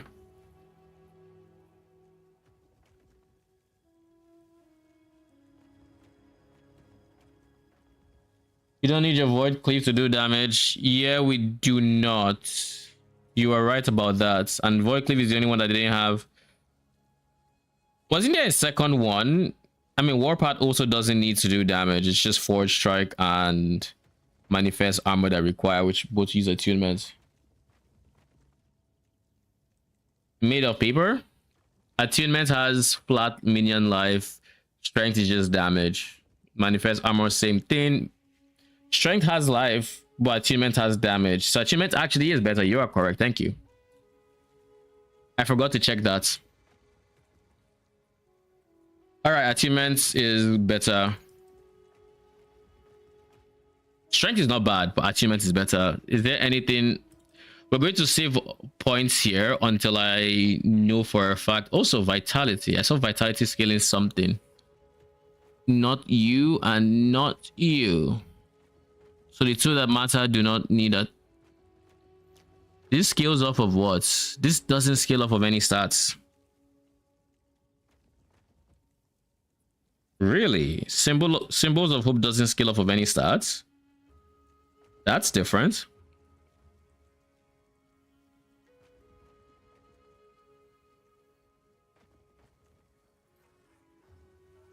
Void Cleave could be considered a movement skill. So 50% increased cooldown recovery rate could be just what we need, especially if we... This gives it 1 second extra cooldown, so it goes from 4 seconds to 5. But then we get 50% cooldown recovery rate, which takes it from 5 seconds to about 3 seconds. So we actually lose cooldown by gaining max distance in this regard. We don't want to take a hit on anything. I think at this point we might just have to go for... We might just have to, if we wanted to take that point, we might just have to go for void cleave levels or something. Because we can't spare points here, we can't spare points here. There's no way that we can spare points. All right. If we're able to spare that point, I will look into putting this there. Stun avoidance is nice, but I don't care about... I don't think I care too much about this. I also do not know if I'm going block or not. So I think block would be nice to have. Genuinely. I'm just not yet sold on it. Because I don't plan on going the new node that was revealed where... What was that new node again? Where you could take a shield with a two-handed weapon, but then you and your minions will have like less damage and less attack speed. I'm not touching that with a 10-foot pole. That's such a bad node. It is very, very bad for basically no reason. So Forge Mass, why? So here's the thing. The way blocking works in this game is you have X amount of chance to block, and by default, unlike PoE, block doesn't just stop all damage. So you are basically taking... Is it here? This looks very different. I think it's this one. So for the price of getting however much damage reduction your block effectiveness allows you to get, you just have a less damage multiplier for your minions and for you. Like, less damage on your minions means no matter what, you're just doing 20% less than you were doing two seconds ago. And then the attack cast speed is also hitting them pretty hard as well, all for an amount of damage reduction that just would require significant investment to even feel good. Like, if you were going for, let's say, Ring of Shields, and you had like some scaling there and you wanted to use a shield that would then scale that Ring of Shields, I can see it. But just going from like Forge Weapon and Manifest Armor, this node is just net negative damage, and the survivability option for it is just not worth it. Not to mention, it also, I'm not talking about like the haste change, which instead of haste giving you attack cast speed, it now, and movement speed, it now gives you block chance.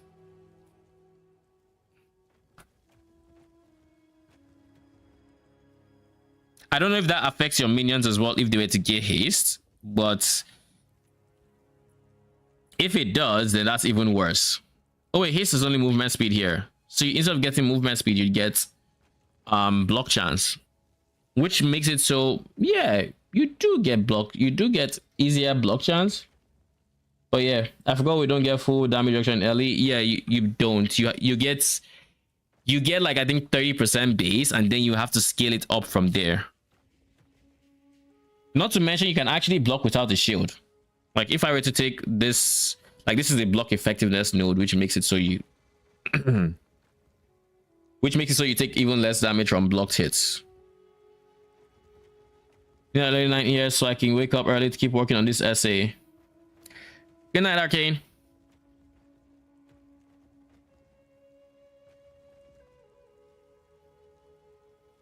You regain mana and a portion of your missing health when you use Rive, Vengeance, Smite, or Multi-Strike. We're not using any of these skills.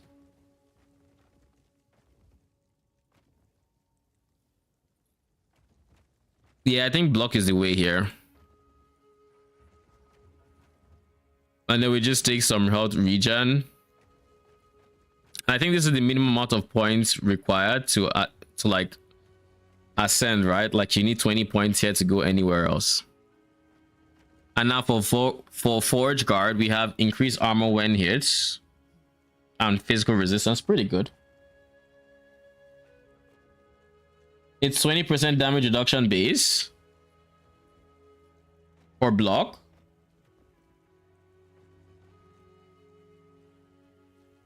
Strength, of course, would be damage increase, but not survivability for our minions.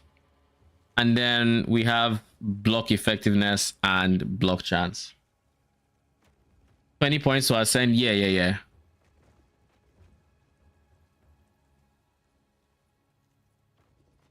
I think the physical resistance just makes sense to go for. Strength, honestly, is something I'm considering if the next nodes are worth it. I don't plan on throwing, so that is useless. No, I don't plan on getting that. You also need 15 for a symbol. That is correct. We also need that. Stun avoidance is always nice. And minion stun immunity is going to be mandatory. Melee phase, melee fire. None of these affect minions, so we're just going to ignore this middle section. That means we have to make the rest of the points using side areas. Now, health is not bad.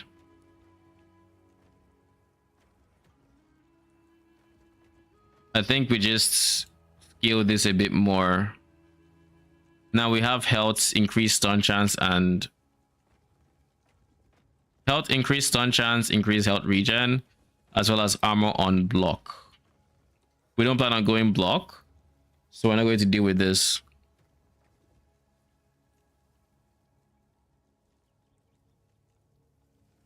Strength is still something I'm considering if I wanted more damage, but for now I think the defensive options from here is just kind of good. Health regen will feel really good to have as well. So we're just going to take some points in there so we have some health regen going. Armor damage taken by attackers when hits. Damage reflected per 1% armor mitigation. 5. Don't need that. You and your minions have increased chance to bleed and ignite on hits. Bonus to double if you're using a 200 melee weapon. There. 10 points. Iron attunement. This should be a no-brainer. A portion of your armor mitigates percent applies to dots for having 5 points here. So no-brainer. Armor shred chance, also a no-brainer. Take as many as we can. After Dark Leads, an ability that costs 20 or more mana, your minions gain increased attack speed for a short duration. Does this apply to channel skills? I assume it does. I assume it does. You have increased mana regen and your melee more damage. Mana regen is nice, but it's not worth the points right now. Dexterity does nothing for me, but dodge rating being converted to armor would be nice. But at the same time, dodge rating is always just nice to have. Having that chance to avoid, especially without block, would be pretty nice. Additional physical damage with your melee attacks. And forged weapons last longer. This is a no-brainer to get +2 swords.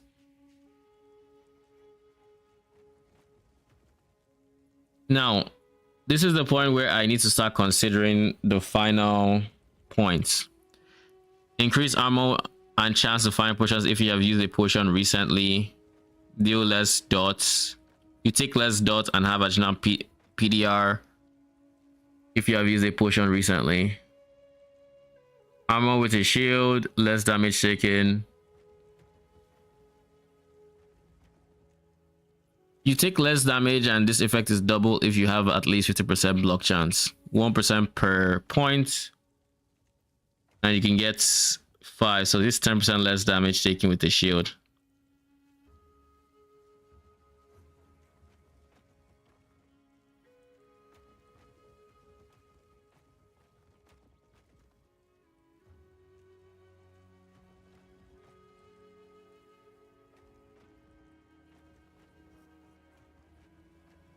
Okay.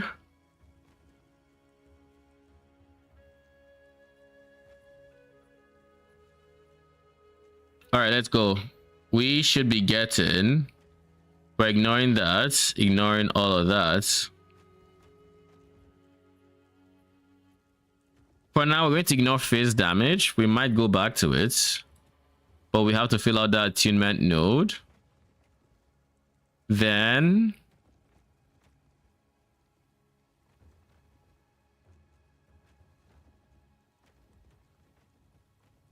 I don't know that I want to convert my dodge rating to armor, but I do want to reduce bonus damage from crits.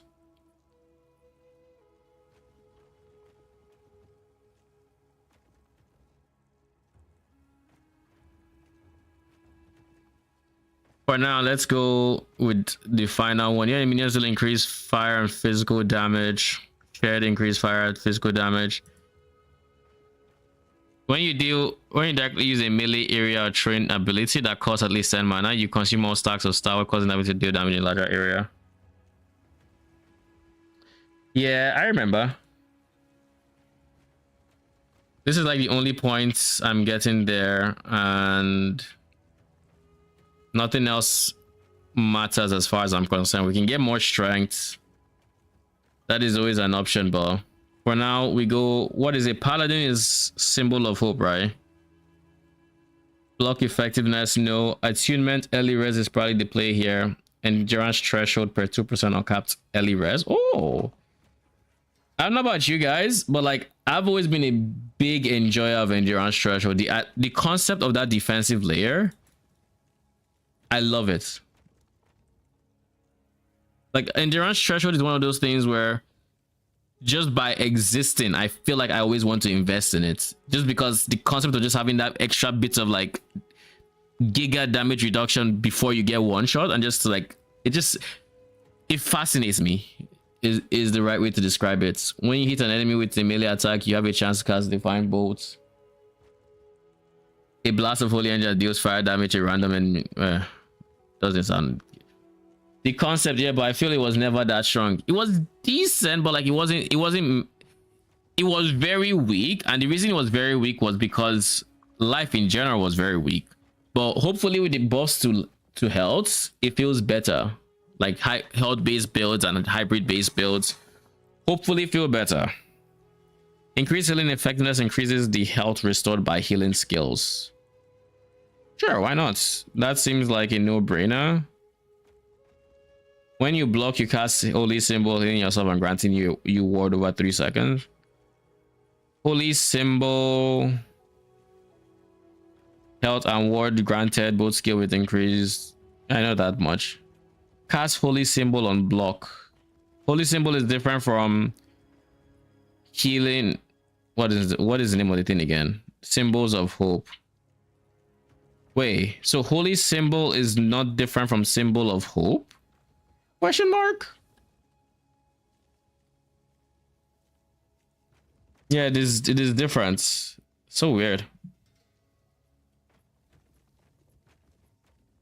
If I was scaling block, I would have gone with it, but alas, I am not.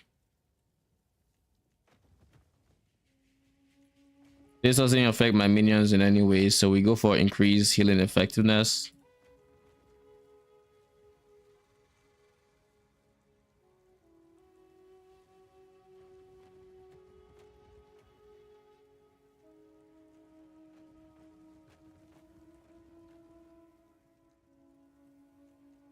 Not the same name. Yeah, it's not the same name. But like it's so close that it's like, why even name this like Holy Symbol and Symbol of Hope? Like why? It's just weird. Blind is cool. I don't think I know what blind does. 100% less critical strike chance? Oh shit.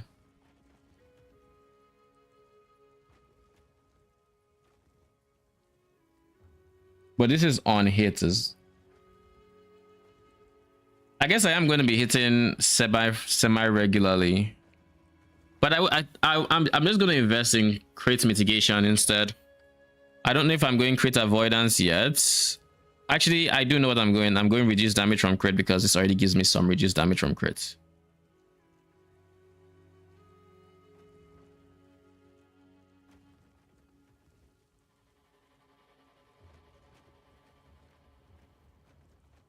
Let's make sure we pick up all the health nodes that will make us feel somewhat tanky at least. How many points do we have left? 14. If I'm going to Giga Stack fire and fire like ignites, Fizz is shaky. I don't know if I'm going mailing yet or if I'm going a reg gloves. Sentinel minion build. Yep, we're going forged weapon manifest armor. Odds are we're going to end up deviating a bit from this planner when we actually get into the game because I know myself. But I wanted to have a guideline that I could just follow pretty much.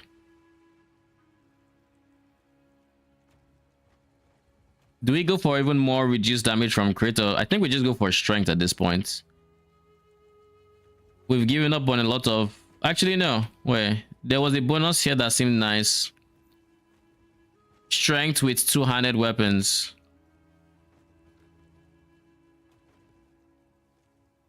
So with this, we're getting 2 strength, 4 strength per point instead of the 1 at the start of that. So now we gain 16 strength because we're using a two-handed weapon. To be fair, we're supposed to be getting that and reduce bonus damage with shields if we also allocated this node, but we're not going to do that. Yeah, we're not doing that. All right, wait a second, it doesn't count as dual wielding if you use a shield, right? Even though, yeah, it doesn't count as dual wielding. So now we just go for strengths here. And we'll rely on everything else for this guy.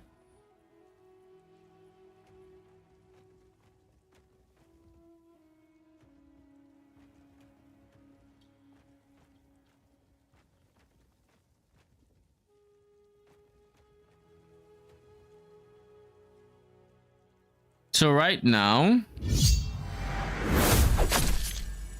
Leo Bracy, thank you for the follow. Appreciate you and welcome. So right now, we still don't have a source of converting phase to fire, but we do have bleed chance and we do have ignite chance. Bleed chance can be converted with the gloves if we so choose to go that route. Haven't decided to do that yet. I'm still kind of deciding if I want to go for the set or if I just want to go for an extra affix.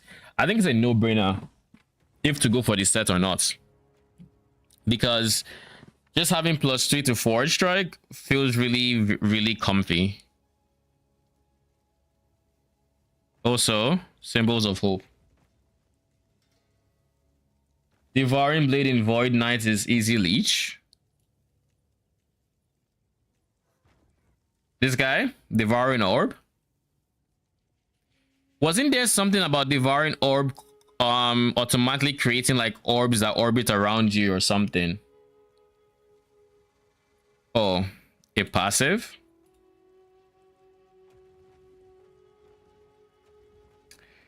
Health Leech, double effect on recent kill. This guy, Devouring Blade. Yeah, this guy.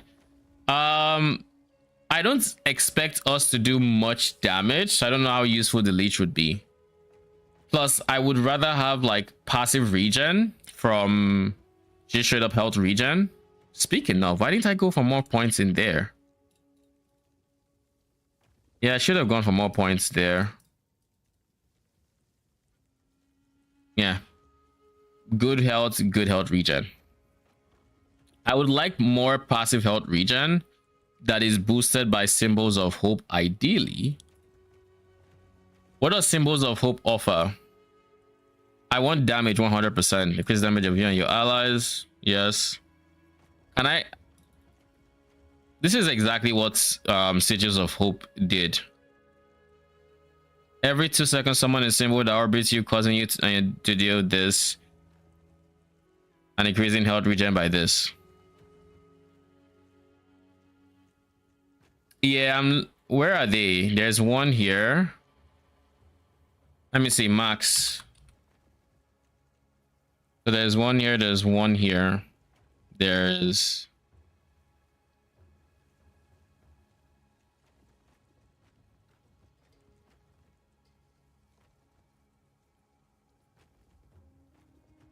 To maximize damage, yeah. This is fire. This is damage per symbol and damage per symbol.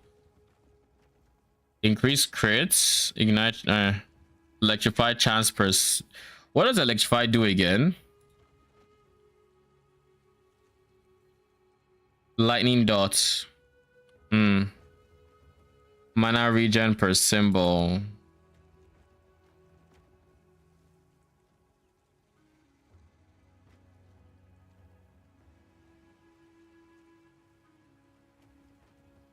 Okay.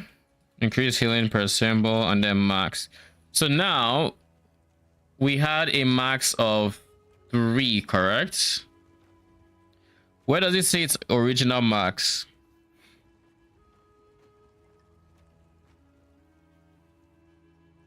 It doesn't say its original maximum. You can have up to 3 there. So this makes it 5. There. Last line. Yeah, I saw it eventually. So now we have 5, and per symbol we have 25% increase, so that means 125% increased damage. And then this also gives us +3 with a base of 3, so that's +6 per symbol times 5. We're looking at 30 flat fire per symbol. Now, is there an area of effect where this is active, or just you and allies? I don't think we're ever going to know the AoE. That said, I do think crit is worth investing in. If I really want to take crit seriously, this would be the no-brainer.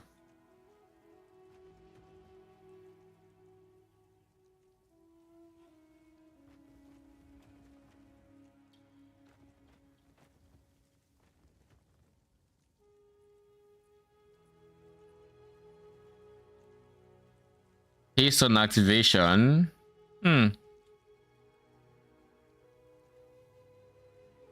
I don't think I need to get Symbols of Hope faster, because odds are I'm just not going to use it because it gives the bonuses.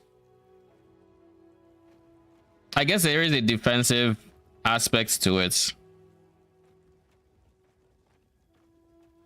If you get 50, 30, 45%, that means you gain them at around like the 2 second, instead of 2 seconds, it's going to be like 1.3 seconds per one. Yeah, exactly. So I don't think I need to gain it. That's my thought process as well. Divine Flare deals fire damage to enemies in there and heals allies for this.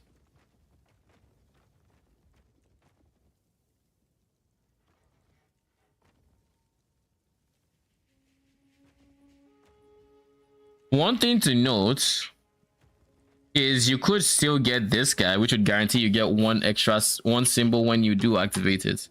That is always an option.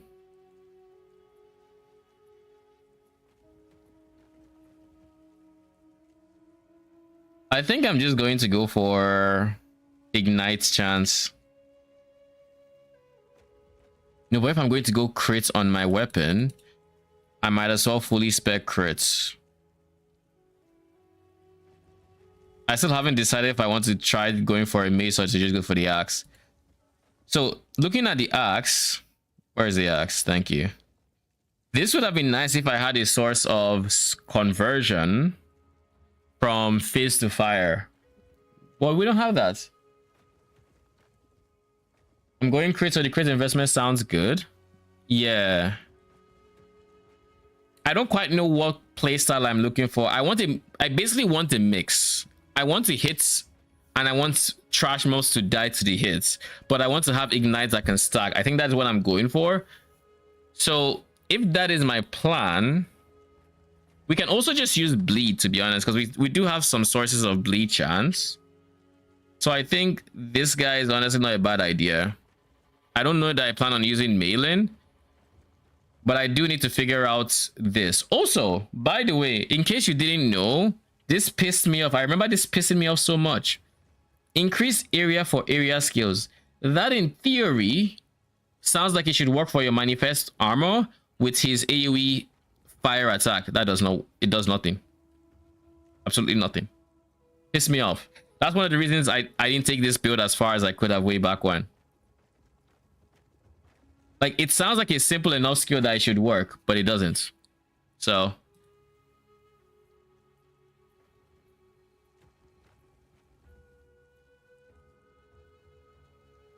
area skills, sadly. I mean, yeah, but like he has skills. Don't forget, like, doesn't he have skills? He has this skill. Manifest armor now also attacks with this spell. It's a spell. And not only that, he also has his retaliate. Because I'm talking about Forge Breath specifically, where he would use his cone wide spell attack. And I think we were reducing the cooldown, so he always spammed it. And when he gets hit, he also uses, I forget the name of the retaliation skill, but he uses the flame AoE attack. But yeah, I learned that the hard way, that it doesn't work, and it pissed me off. So since my minions are getting this and we have crit chance already,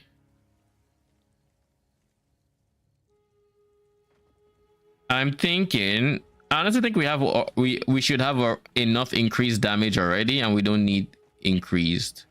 So we either go for attunements, melee attack speed. I think melee attack speed honestly might be giga, or we could also consider the Falcon. Let's check Falcon Fists.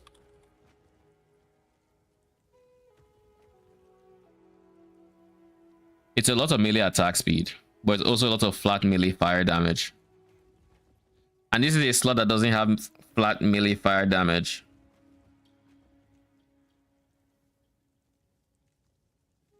Now, if I remember correctly about Ignite specifically, does this have chance for bleed? No, it doesn't. Okay, it doesn't have it.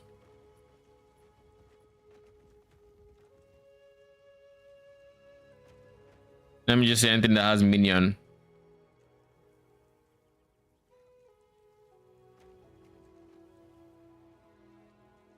Physical pen, bleed chance granted to you. Oh, this is Falcon specifically. Raven's Rise. Minion spell skills, res, less damage while moving, movement speed. This honestly could be something I consider, since movement speed is not a stat that is very common. That's on my items already applied.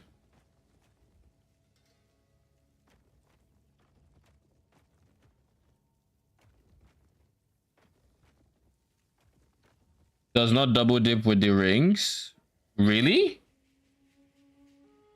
That's surprising, because like baseline, it doesn't affect the minions, so I'd assume it would be like effectively 100% effect, because like baseline the stats don't work. Your minions do not exist. Yes, but it's on you. So because it's on you, the stats on the item are applying to your minions, which is once, right? So like it doesn't double dip in that your minions are not giving it to themselves. Yes, I know that, but it should apply at least once, where I am wearing it. So if I give, let's just say flat fire as an example, they should get the flat fire, and the ring should then give them 100% effect each. So basically it'd be like having 300% effects total. It's kind of where my head is at, not 400%. So this should be like an extra 100%, like an extra ring if you were to go that route. That's the way I see the item anyways. If there was one stat you really wanted, that is how you would use it.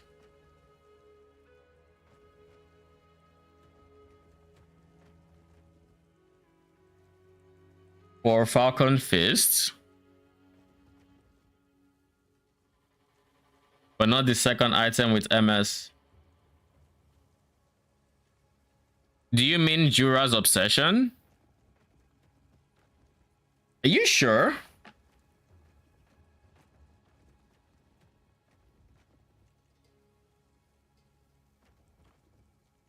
Because think about it. I am wearing this item. Therefore, stats on this item are applied to my minions. Which means... Okay, Jura works. Okay. Okay, then yeah. If it's these guys, then no. These guys... Oh, this guy should work because increase minion movement speed, but they wouldn't double dip. That I know. And then this one is physical pen for your minions, which is, again, good. This is movement speed, good, but like they wouldn't get it as well. They wouldn't benefit from it, I should say.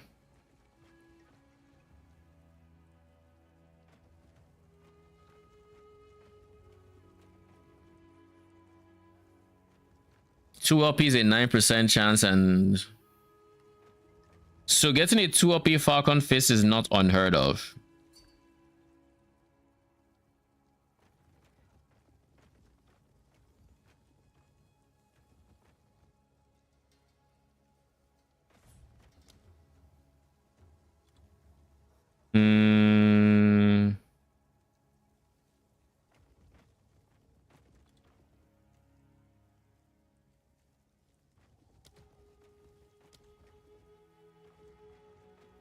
Oh wait, and I should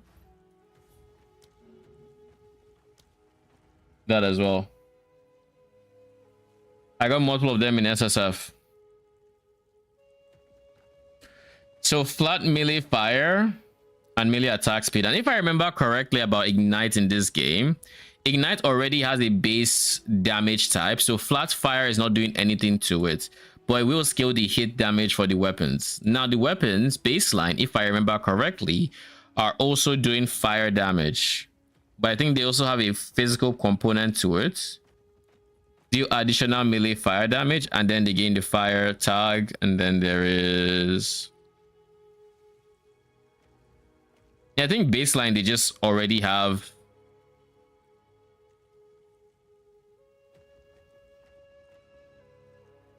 I think baseline they already have fizz, and then they get a lot of flat fire as well. Where are their skills?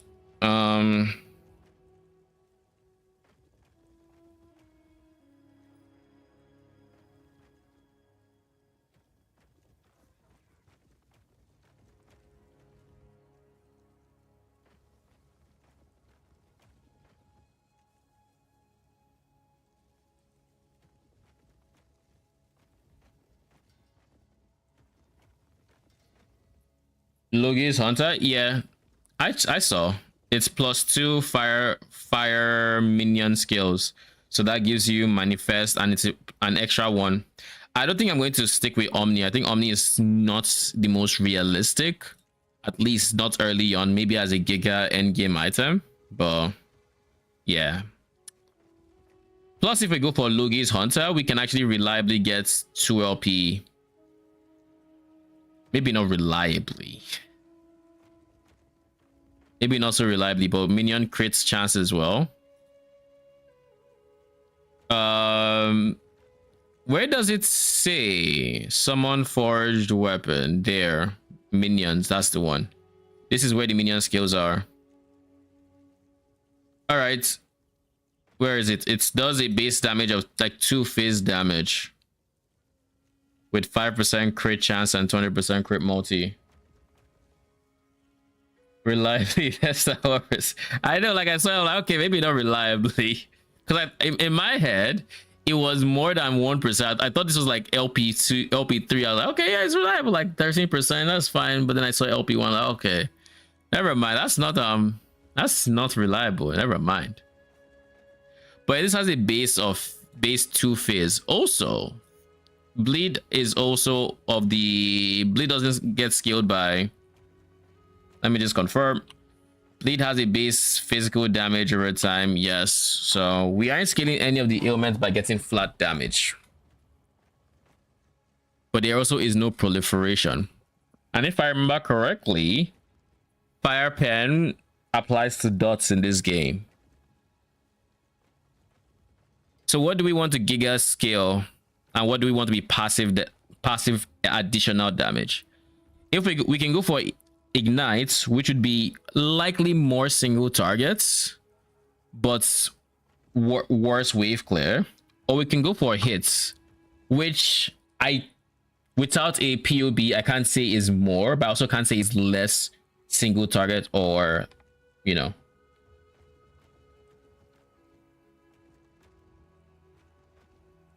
You're going to scale hits.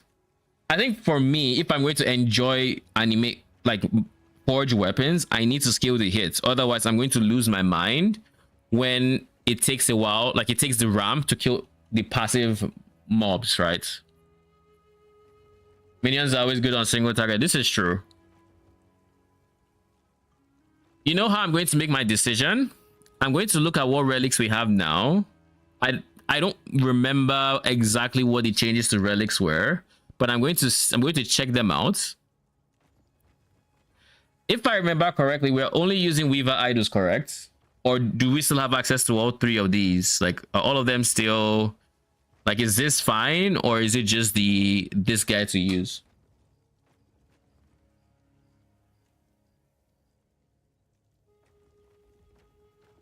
Or are they basically the same thing? What we're going to do is we're going to start off. Fine to use the old. Okay. So basically, it doesn't matter. It's all just the same stats, most likely, right? Oh, they're different stats. Yeah, they're different stats. You just add on top. Okay. What we're going to do is we're going to look at everything here, stat-wise, and see if there's any stat that interests us. Fire damage taken as physical? Now, why would we do that? How many 2x2s can we get? 1, 2, 3, 4. If there's a 20%, we can cover maybe 80%, and then we don't have to use fire res, maybe. But I don't see why you would want to do that.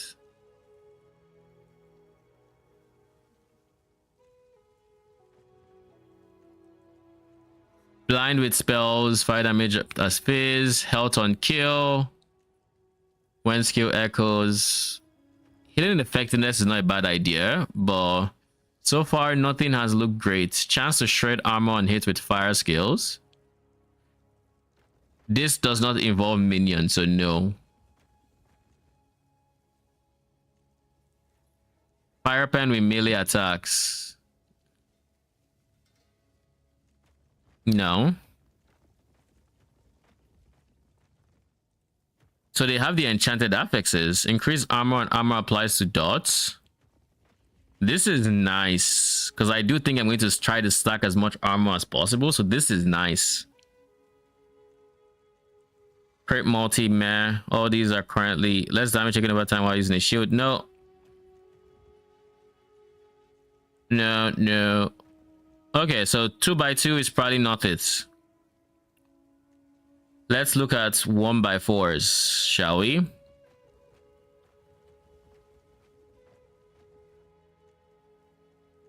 Not consume potion on use. Armor applies to dots. Crit chance and other crit multi. All these things that we don't. Ooh, the PoE brain in me is like, oh, movement speed, but it would probably know. Hey, quick question. Do you have 5 idle slots missing by this end of chapter 7?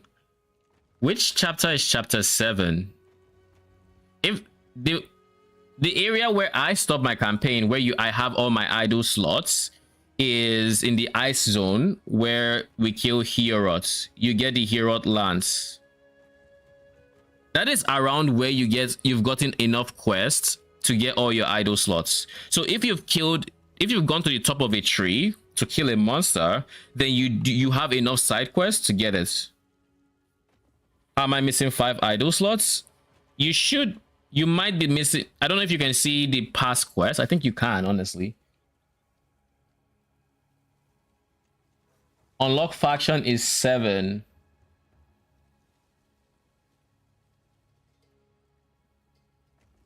What do you mean unlock faction is 7? Like idle slots?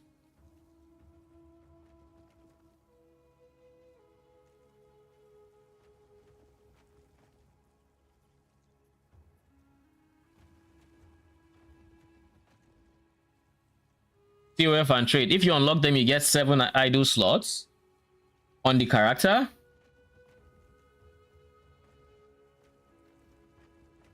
I didn't know this. When was this added? Or is this something I just never knew?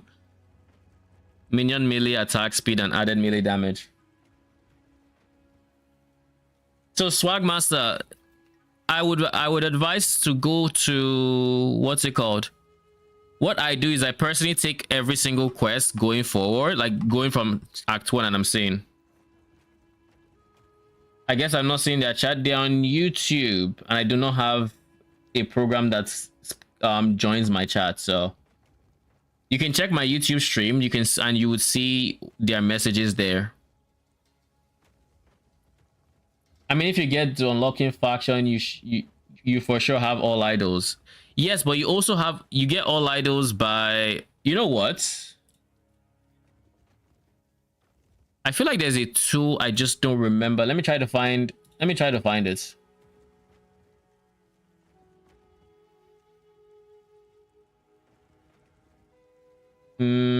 Last epoch. No, it's not here.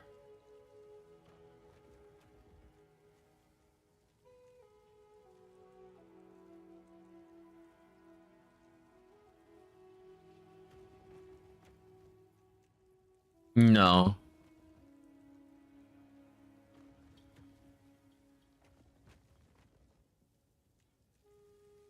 I don't remember who it was.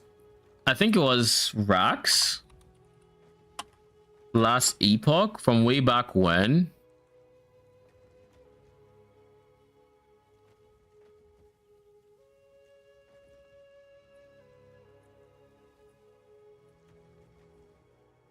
Oh no, it's not this. It's definitely not that.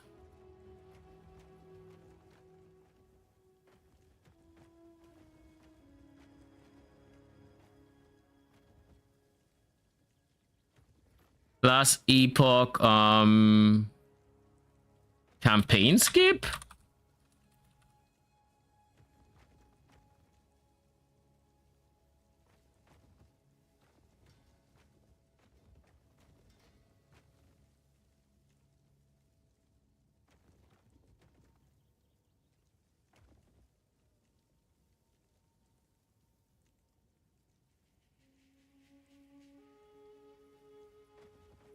Yeah, this is it, I think. Act 7 tree strategy. I think this is it. So the second strategy is I think this is actually it.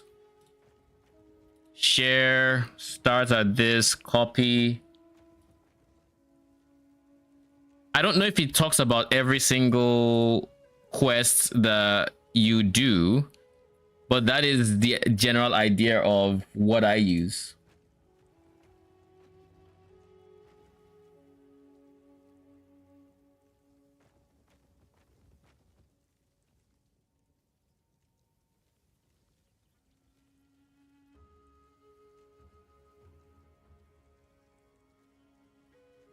Okay.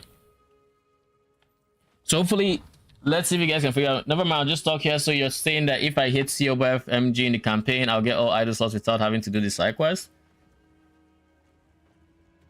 I think you might get enough from the main quest line at that point that you might get the 5 you're missing, but it would also just be quicker to do the side quest you're missing. There is a Last Epoch idle slot quests.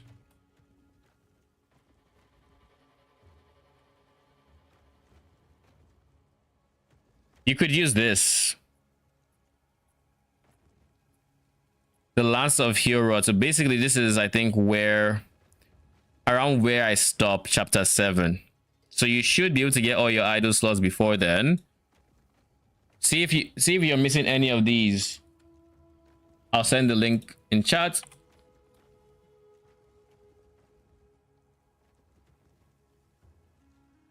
And then of course eventually you want to finish the campaign, because that is what gives you +1 to all attributes for free.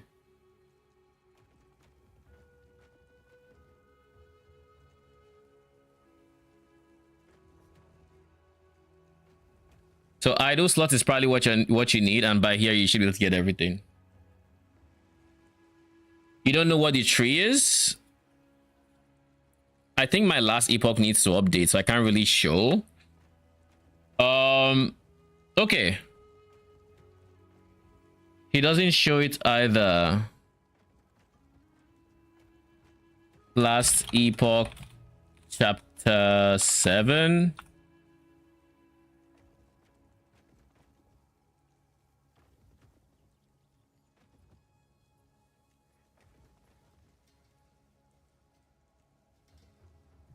Hello.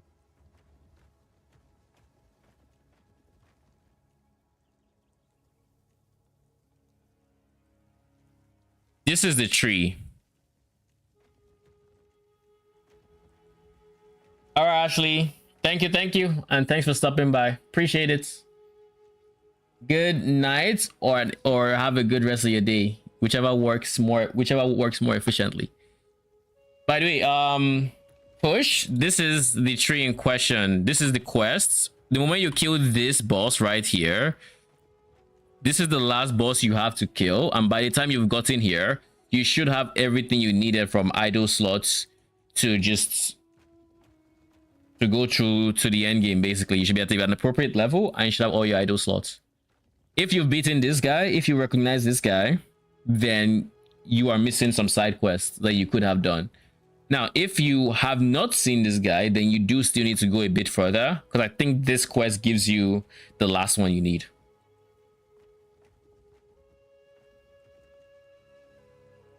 Let me get this. I guess this is already 720p. So yeah, this is the tree guy.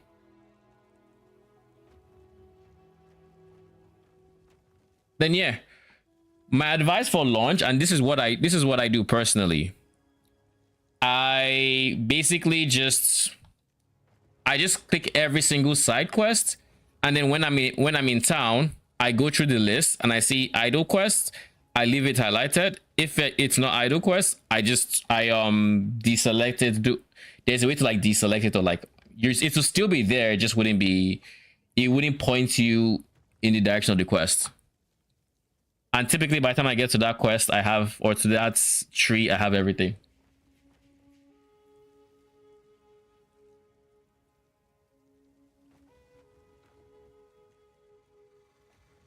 Melee attack speed and added melee damage is big as well.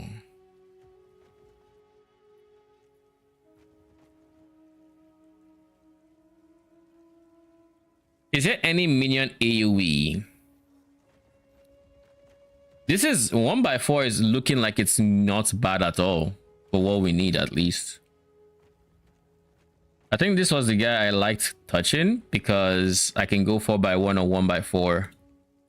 But I think they should have the same modifiers, right? Yeah. Okay, 1x3, 1x3.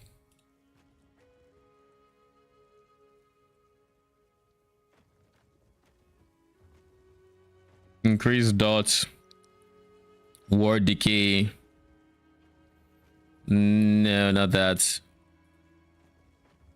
Interesting, but the quest link you gave me has some quests in chapter 8 and 9. Do you not need to do those? No.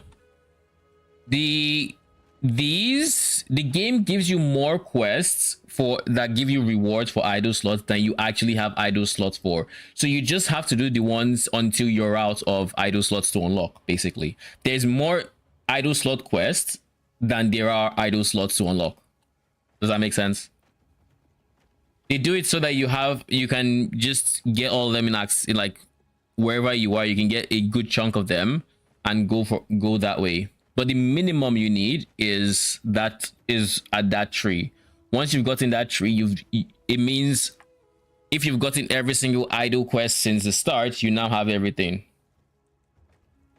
Exactly. So just make sure you go to these chapters and talk to the people. Like here, it looks like you're supposed to get it here in the last refuge outskirts. Then this guy, I don't know that this is a quest I do personally. I could be wrong.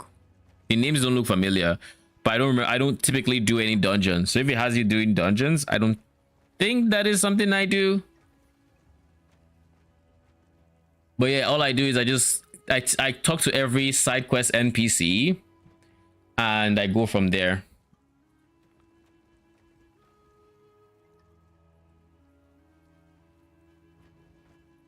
Increase armor. Armor applies to dots. Critical strike chance. No, 1x3s are not what I'm looking for either. Wait, 1x2s do not have enchanted affixes? Ah. Okay. Code res and minion code res. Ellie res, minion Ellie res. You're welcome. Let me know if you have any other questions. Fire res, no. These are all like defensive stats, which is not bad. Thank you for the follow. Appreciate you. Are you going to be playing tomorrow? Fire pen and minion fire pen. This is actually pretty good. But I think there are other like 3x1s and 4x1s that will have the same fire pen. Oh, wait. Is that just how they present their enchanted affixes? Something about Twitch chat? That's fine. Perfectly fine. I can see both chats on the same screen, so either place you talk, it's fine with me.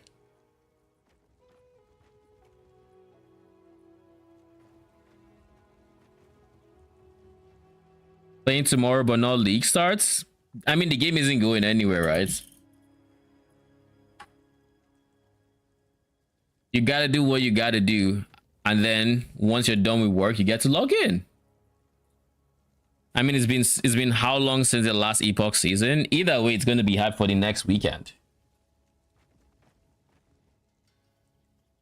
Code pen, minion code pen, lightning pen, fire pen. So basically, these. It's always more fun on league starts. Yeah, but league starts is more or less the entire day. Like, it's what time does this start? I need to know so I can actually go live when it starts. Because I do want to stream. I am going to be streaming on league starts. So let's see. Last Epoch news, 11 a.m. my time. Oh shit. So it needs me to be awake by 11 a.m. to have eaten, to have prepared to go live by 11 a.m. For context, it's right now it's 11 p.m. I have a video to edit once I'm done with stream, and I still have a thumbnail to make and whatnot to get out for PoE2 before I go to bed. I'm in for quite the night. But it's fine. It's cool. We got it. We can do it. All right. So overall, I don't know that I saw any enchanted affix that seemed insane. Movement speed is obviously really nice to have. I think minion attack speed is going to be what I try to get. Get some good rest though. Yeah, I will. It just means I am mentally taking note that I have to end my stream a bit earlier than I typically do.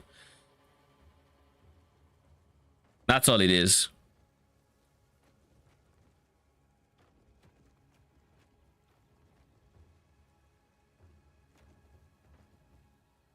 So we go for this, and then here we go shared fire damage.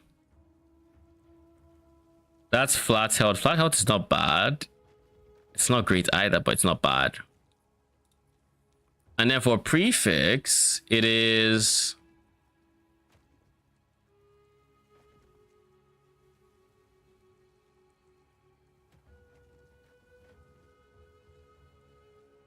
symbol duration and gain rates. Is there really nothing else? Stun avoidance, I guess, is the best in this regard.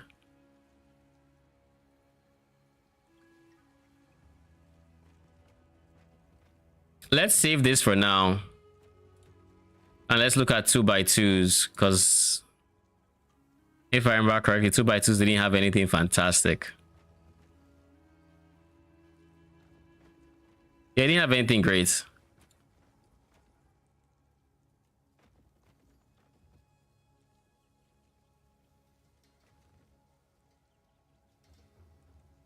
Three by one enchanted affix. Do we have more melee attack speed or flat melee damage?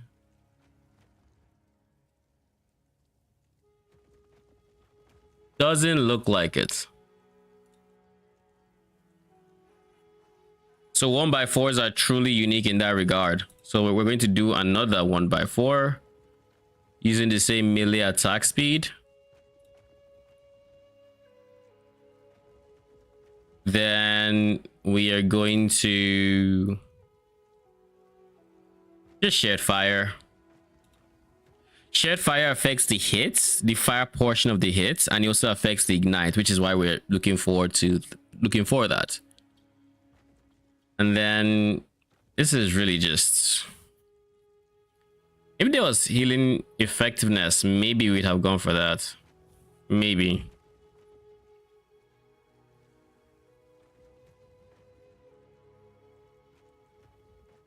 So yeah, we're going for these two, which means we need to use a 1x2, and in the 1x2, ward per second, fire res and minion fire res. shared fire damage, as well as maybe health.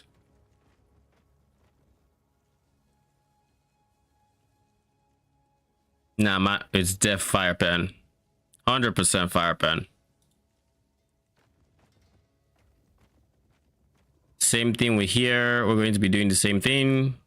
Shared fire.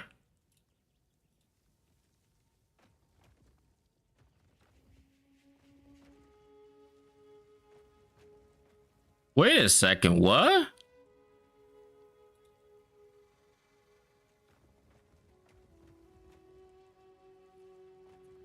Oh, so the base obviously matters. Okay. Shared fire. Because I was like, where's the fire pen? All right, and then 1x3s by chance. Do y'all have anything good for me? I think it's still a nothing situation.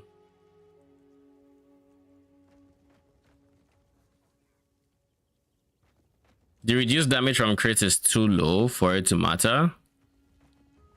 And there are no minion stats. So I think it's a situation where I just go for armor. I think I go armor applies to dots. How much armor mitigation can I have?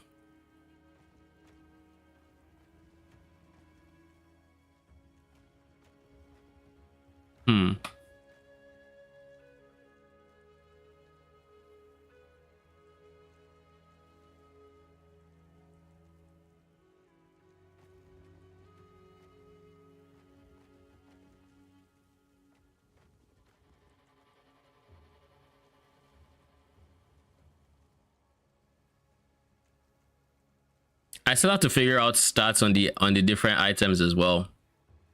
It's probably something we'll figure out on stream tomorrow. But yeah. Two-handed axe. I think I've decided that I am just going to go.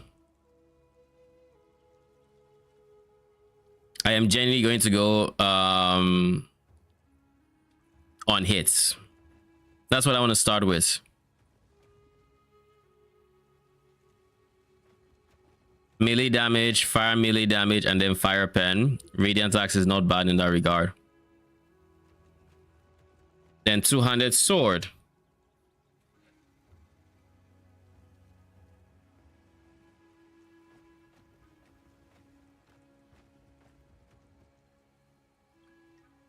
Let's try this.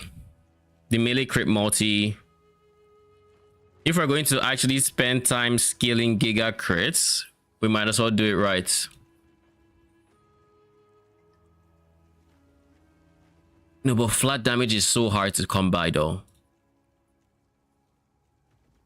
Let me see my sources of flat damage. We have also, I'm now realizing we just lost the points, and I don't exactly know where it took the point from.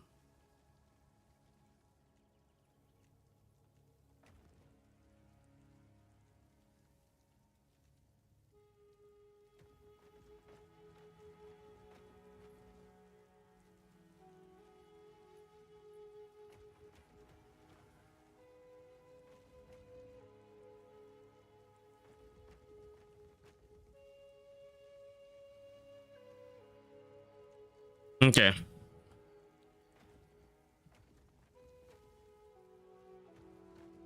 And then you.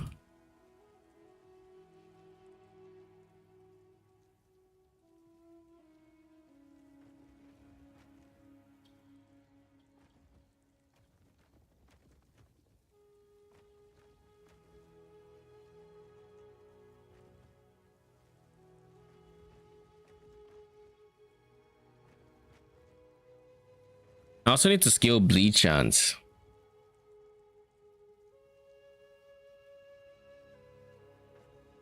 Without whirlwind,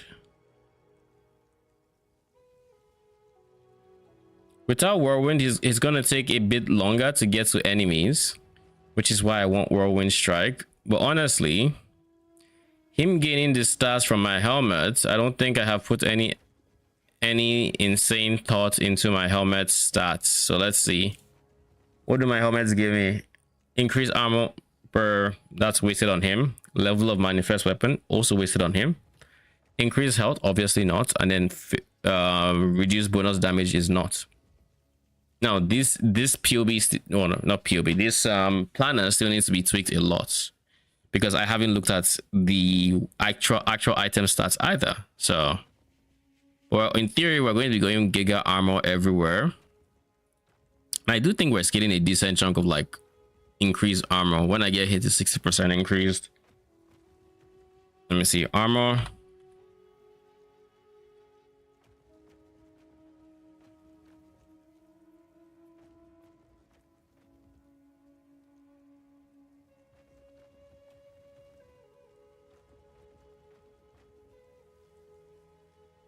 Okay, so not that much from the tree, so we clearly need more armor.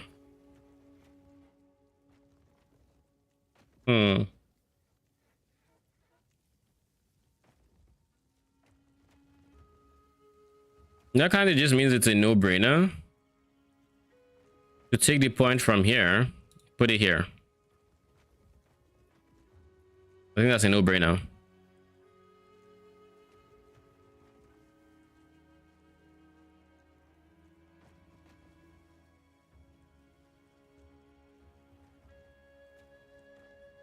All right, what else? We're going to have a decent amount of armor, so I think it's a safe bet to say we can just get this guy. And then for these two, shared fire.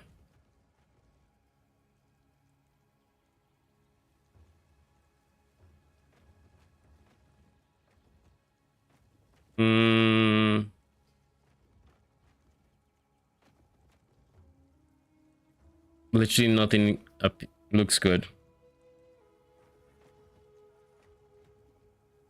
Nothing looks good here. What about 1x2s? How about this? Let's look for a 1x1 that makes sense. 16, 13, 15. Oh god, they have different stats. Well, off rip, this is just not the one for fire. Yeah, this is the one for fire. Shared fire. But let me just make sure everything else.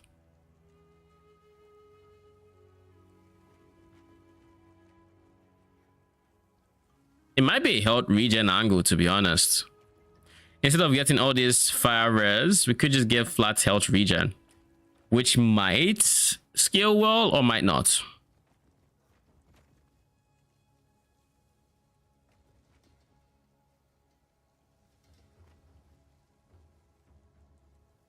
Chance to find potions and health gained on potion use.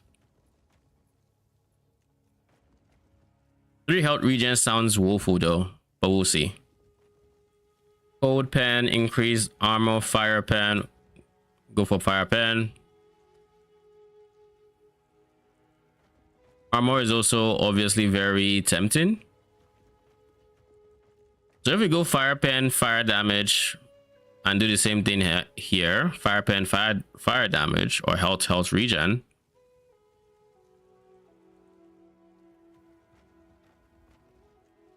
Health regen is 171. 20 base health regen. Blessing is 16. I need to work on blessings as well. 160% increase health regen. Blessing implicit. Oh shit. Since when?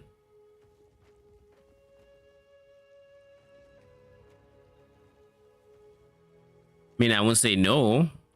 Give me the health regen, I'll take it. Increase armor, shred fizz, block chance. Oh, no.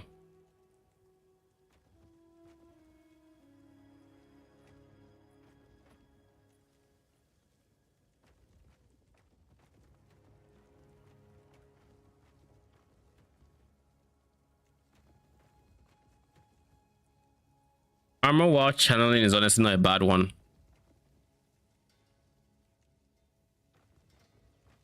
It's really not a bad one. And then just flat health. Health gained on block. Oh, there's now health gained on block? Well, that could be quite strong. Could be.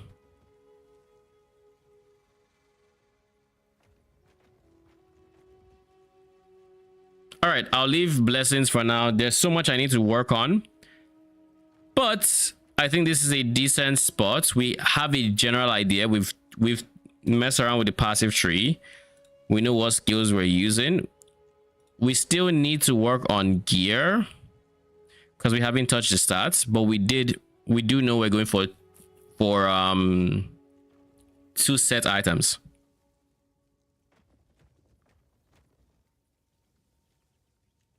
That said,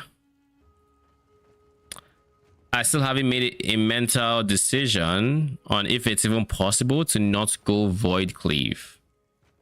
Now with Void Cleave, depending on how big the AoE is, I guess Aaron Action RPG's video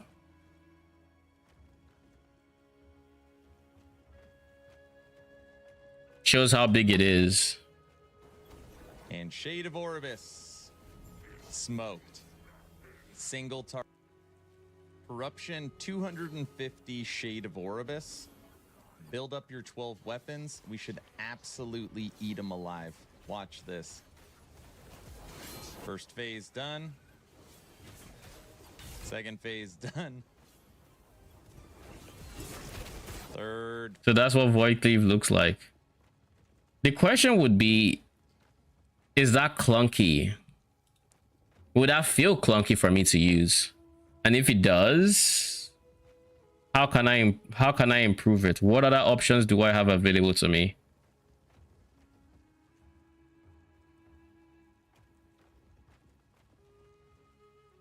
We were using Javelin before because Javelin would increase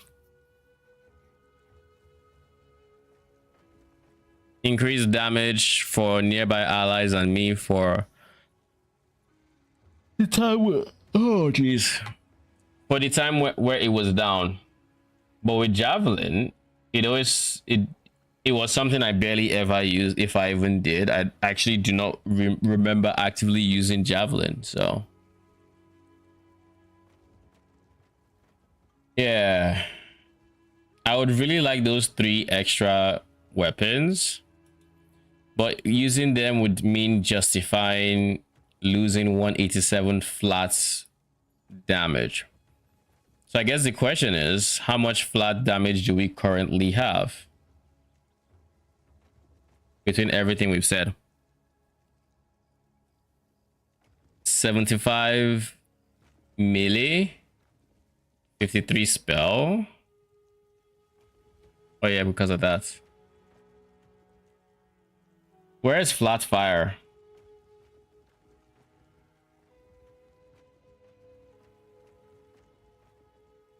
And then we have like 700% increase fire damage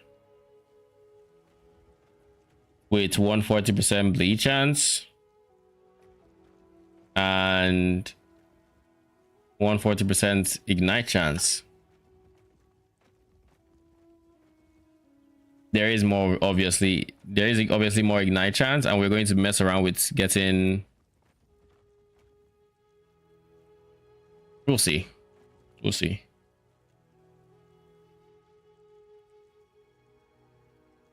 Do we shred firers?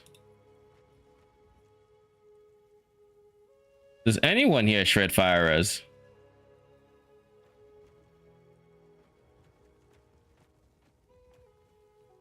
You shred armor? You shred armor? You shred armor?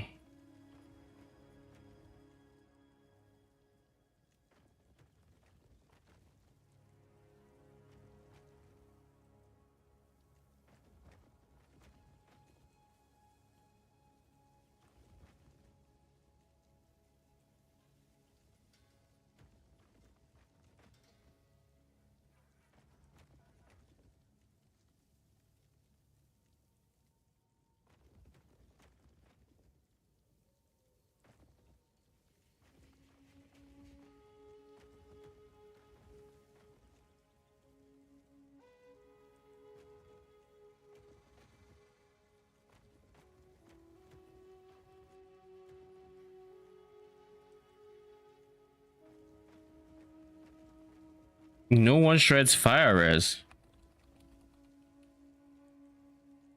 How is it that nobody shreds fire res?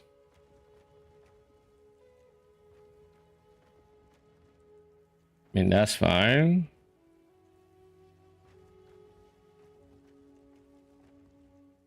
Okay, so we need to find a source of fire res shred. Ideally on minions. Not on me because I wouldn't want to touch that. But on minions, sure.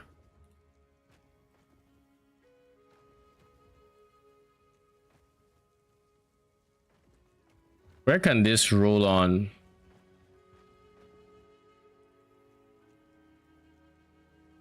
We have a decent amount of pen.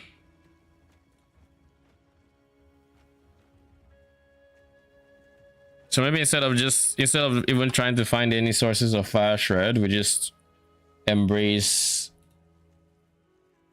the shred, the pen. Make sure there's pen on everything to the best of our abilities.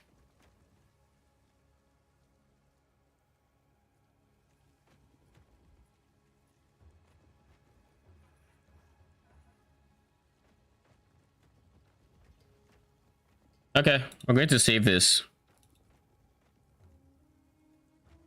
And this is where we're going to end stream today. I still have like editing to do off stream and a whole bunch of stuff to do before I go to bed.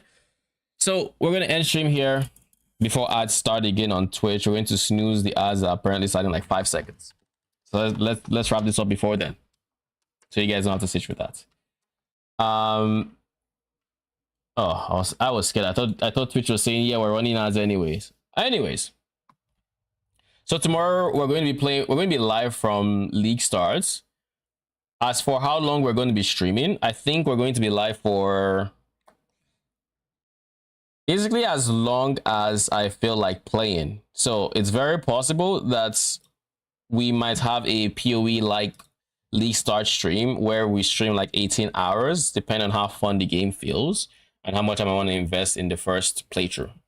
But I am looking at least 12 hours minimum. 12 hours, maybe up to 15, 18. We'll see how it goes. We'll play around with it and see if it feels good. Anyways, thanks for stopping by. Appreciate y'all. I will be back tomorrow morning for me. I'm still shook by how early it is. Because like typically, that is like around the time I wake up. So still have to figure that out myself. But I'll be out Leaguestart. I'll be up Leaguestart and I'll be live. And we're going to be playing last Epoch. But yeah, till then, have a good night.